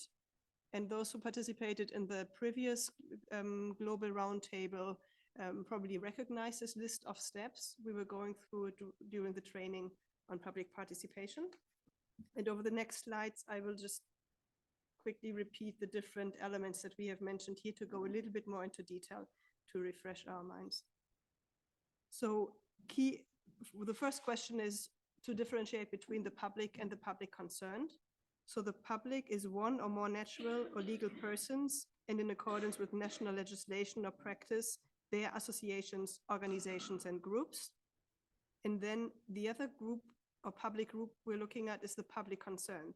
So that's the public that is affected or likely to be affected or having an interest in the environmental decision-making, NGOs promoting environmental protection and meeting any requirements under national law deemed to have an interest. So rights are granted to all persons, irrespective of their citizenship, residence, or domicile. So it also means it applies across borders. Also, under the second aspect of this letter that we looked at, the key elements for effective public participation is early public participation. So at a point when all options are open and providing reasonable timeframes. So public participation should take place when all options are open, and the public should have sufficient time for being informed and being prepared to participate effectively in the decision making. Also, how are they notified? So early notification is important, adequate, timely, and in an adequate, timely, and effective manner. And this notification should include information about the proposed activity, the nature of possible decisions, the public authority that is responsible for making the decision, and public participation procedures envisioned, including the timeframes and how the public can participate. Then the kind of information that should be shared for the public is all relevant information, and it should be provided free of charge and as soon as it becomes available. The public should have the opportunity to submit any comments, information, analysis, or opinions that so the public considers relevant for the proposed activity in writing. And they should submit this information as appropriate at a public hearing or inquiry. And the competent authority must then ensure due account is taken of the outcome of the public participation so that they're taking due account of the comments and information they've received from the public. Then the public needs to be promptly noticed and informed about the decision. The text of the decision must be made accessible along with the reasons and considerations on which it's based. And if the public authority, and now we're coming to the last step of this letter that I was presenting, if the public authority reconsiders or updates the operating conditions for the activity, then this entire process should be applied again as appropriate. So over these slides, I was now running through this letter that I presented at the beginning. And now I go in a bit more detail on the three different aspects that are subject to public participation under the Aarhus Convention. So the first set are decisions related to specific activities on GMOs and LMOs. So an individual decision issued by a public authority. So usually upon an individual application by an applicant for a permitting decision. So this is often a developer or an operator of an existing installation. And this operator or developer is requesting the permit for a particular activity to be undertaken. And it needs to be a specific place and under specific conditions. And they're usually following the general requirements set by the plans or the programs in the frameworks of such activity. Then the decisions that are subject to public participation can be decisions related to plan, program, and policies on GMOs and LMOs. So this could be a general act, often adopted finally by a legislative branch, which is initiated by a public authority. And it sets, often in a binding way, the framework for certain categories of specific activities or development projects. And usually it is not sufficient for any individual activity to be undertaken without an individual permitting decision. And the next set is the plans and programs and policies relating to LMOs and GMOs. So these are practical and or other provisions for the public to participate during the preparations of these plans, programs, and policies relating to the environment. And within a transparent and fair framework, the necessary information must be provided to the public, again, with reasonable timeframes, early public participation when all options are open, and due account should be taken to the outcomes. For the preparation of executive regulations or other legal rules relating to LMOs and GMOs, effective public participation shall be promoted in the preparation. And again, while all options are open, while the timeframes are sufficient, and draft rules should be published or otherwise made be publicly available, and the public should be given the opportunity to comment directly or through representative bodies. And again, the results of public participation should be taken into account as far as possible. And just to sum up, what are some benefits of public participation? So first of all, it's the understanding of decision-making processes regarding LMOs and GMOs. There's also enhanced trust in public authorities and a better quality decisions, accountability, and better governance if the public is involved in the decision-making process. It has also shown that there's an improved relationship between decision makers and the public and among the different stakeholders who are involved in this process. There's enhanced smooth implementation and improved legitimacy of decisions, and overall there are economic gains or saved costs and improved sustainability overall if the public is engaged in decision making. So I would stop here. And then Thank you very much, Maike. Very clear overview from the side of the UNEC Aarhus Convention. And we now move on to the presentation by the Cartagena Protocol Secretariat. Ulrika Nielsen, again, you have the floor. Okay, so we are now on part 3, status of implementation from national reports on public participation. So yeah, the main progress then based on these national reports. One of the questions we have there is, has your country informed the public about existing modalities for public participation in the decision-making process regarding LMOs? And yes, about 51% there. Yes, to some extent, about 14%. In the current reporting period, which was when they were submitted, these national reports, how many times has your country consulted the public in the decision-making process regarding LMOs? Yeah, they said yes, about 16%, but 5 or more times, about 23% there. Next slide. And the main successes or challenges of public participation, based on then our assessment and review of the effectiveness of the protocol. There is progress of parties having in place a mechanism for ensuring public participation and decision-making concerning LMOs.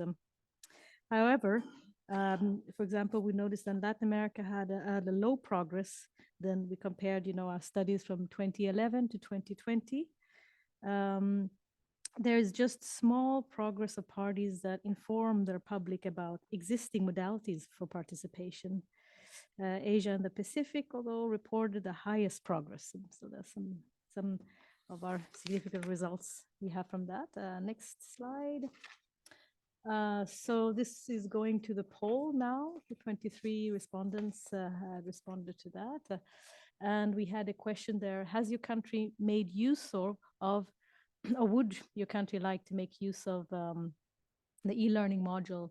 And we have 2 e-learning modules, one on access to information, one on public participation. And the statistics overall for both of them. But yeah, 82% responded yes then to this.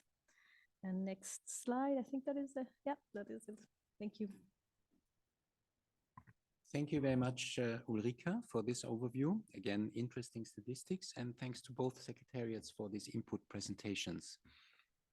Again, assuming that this has been very clear and recognizing that we have a bit more than 10 minutes, I still suggest that we start with our panel presentations, acknowledging that we will not be able to hear all 3 right now this afternoon, this evening, and we will have to continue tomorrow morning.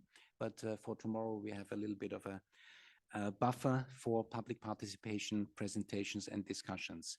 But let me now invite our 3 panel members to come to the podium with us here. And that is, first of all, Mrs. Jasna Pekusic, Expert Advisor on GMOs, Food Safety Agency of Bosnia-Herzegovina. Then Mr. Alejandro Espinosa Calderon, Executive Secretary of the CBIO-CHEM, the Intersecretarial Commission on Biosafety and Genetically Modified Organisms in Mexico. And Mrs. Antje Lorch from the European Ecoforum NGO. Please, if you all come over here. Thank you very much.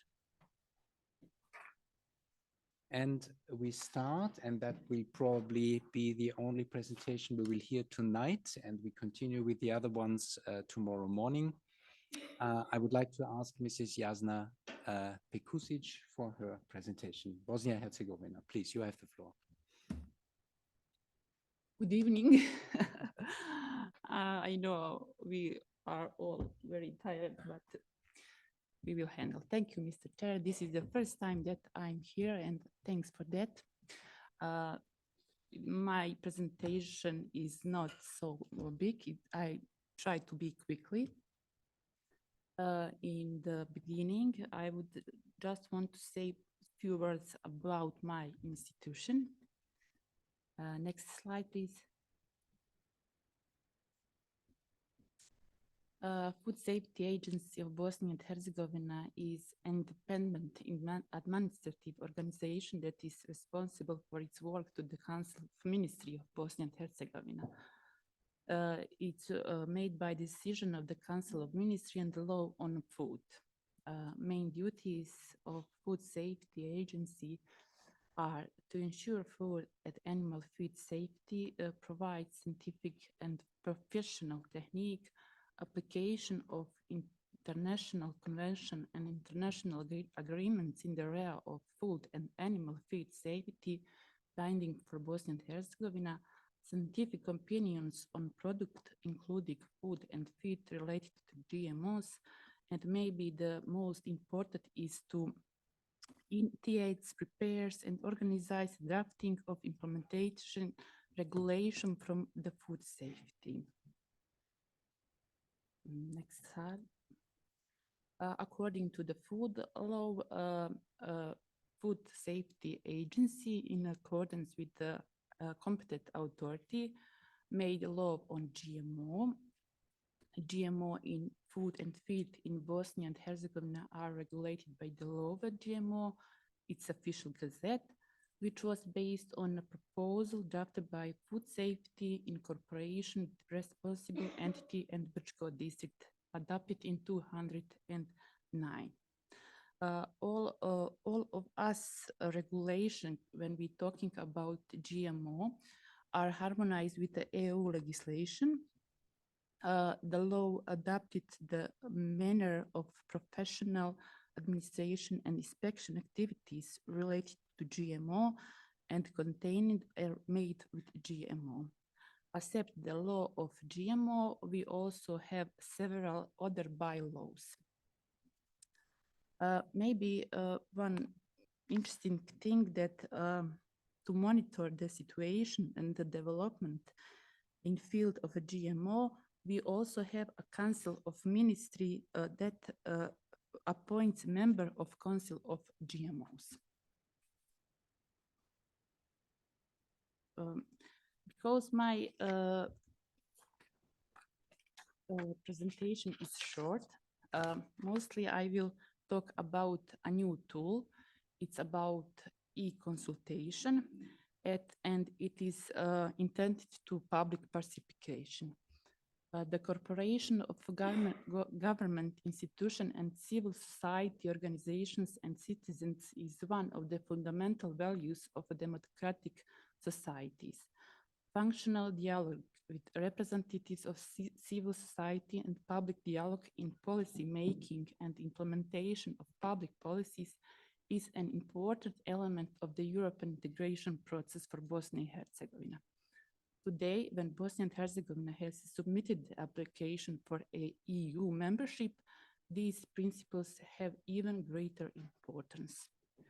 Respecting these principles, Ministry of Justice of Bosnia and Herzegovina set the aim to enable the interested public, civil society organization and citizens to participate in policy making as well as in implementation of public policies that are under the jurisdiction of the institution of Bosnia and Herzegovina, not only through the standard methods of public consultation, but also via the internet.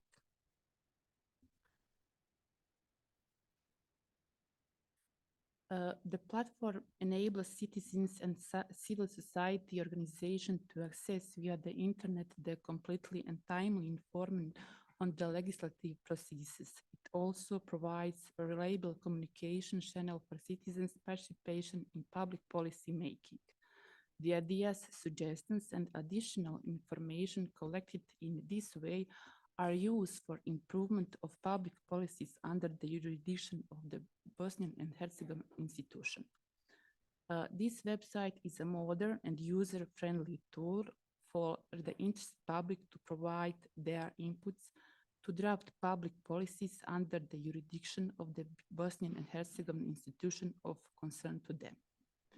Therefore, in accordance with the rule book for drafting legal regulation, each institution has a consultation coordinator and consultation manager who are responsible for uploading the legal documents to the e-consultation platform and communicating with interested parties throughout the process. For my institution, I'm the coordinator of consultation, and I just make the screenshot how it will look like. It is on local language. It's fortunately not on English, but you can see on the left side, we have how many we have manager consultation, how many registered user, plan of activity, plan of consultation, and mangoing. It's very easy to use. You just make the login. It's intended all interested parties, all institution employees, food business operators, etc. This is the official website, so you can just see how it looks like. When we're talking about a consultation platform, there are prescribed several minimum obligations during the consultation. Publish draft regulation and other acts on the official website of institution and on the platform e-consultation with an invitation to the interested public to actively participate. Enable the interested public to indicate its submitted proposal and remarks on the preliminary draft within the deadline regulation and other legal acts by platform e-consultation. Delivers drafts of regulations and other acts to competent authority. Deadline for delivers comments suggestion is 50 up to 30 days, and it can't be lower than that.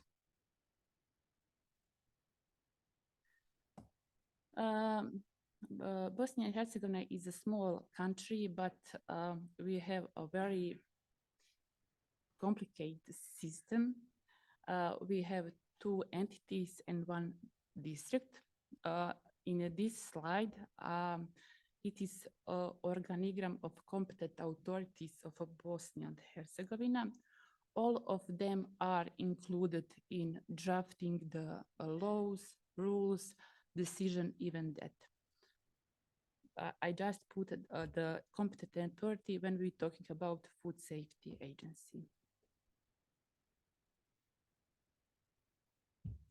The main goal of the e-consultation platform is to remind the importance of public participation in the creation of regulations and to strengthen the cooperation of government institutions with civil society organizations and citizens through public consultation.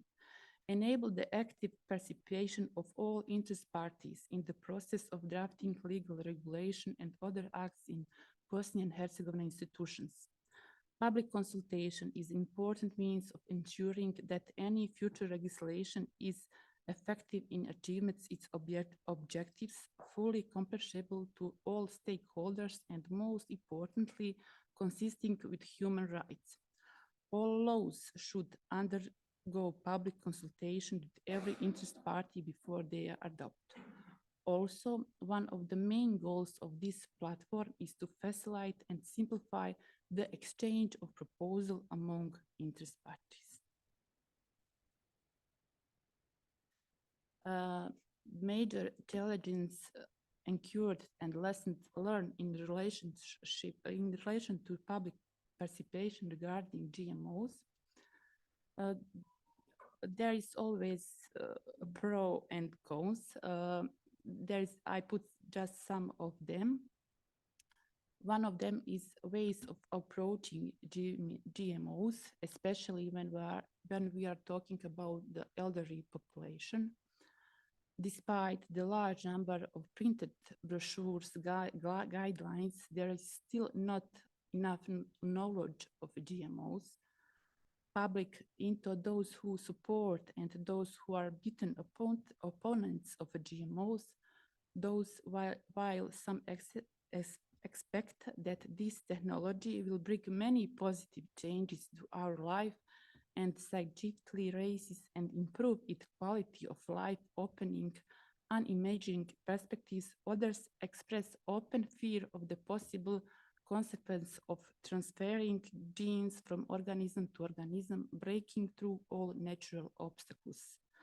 Possible negative impact of the natural environment and ecosystem changes.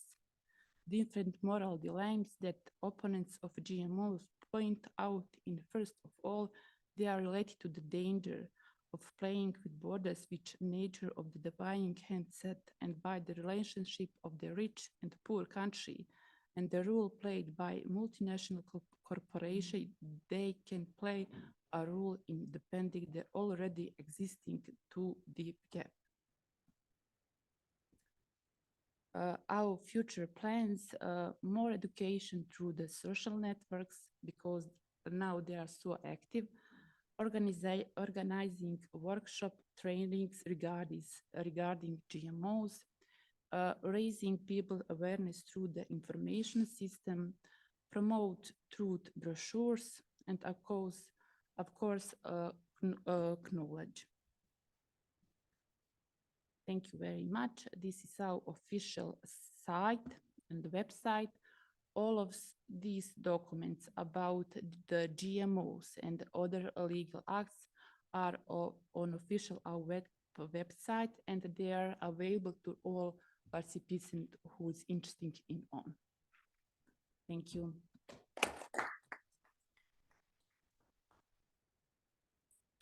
Thank you very much, Jasna. Thank you, Bosnia-Herzegovina, for this impressive presentation.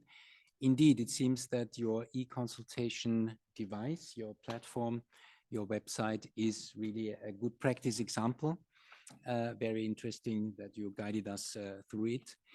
And with this, I think we will conclude a long and rich and very informative day. I kindly ask Alejandro, Mexico, and Antje, European Ecoforum, for your understanding that your presentations will be the first ones tomorrow morning. It's not possible to continue tonight.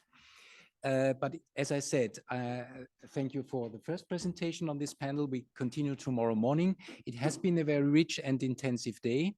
I thank the interpreters for assisting us all the way through and also for going a few minutes extra time tonight.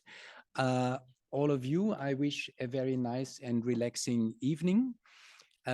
Maybe you can digest and also think a little bit of what you have heard today. And if not, just relax and come back again tomorrow with fresh minds and full of energy. We have another interesting and informative and interactive day in front of us, and I'm very much looking forward to that. Have a nice evening, and please be back tomorrow in this room, Saal 5, at 10 a.m. We will start our meeting sharp. Have a nice evening. Thank you so much. This was a very good day.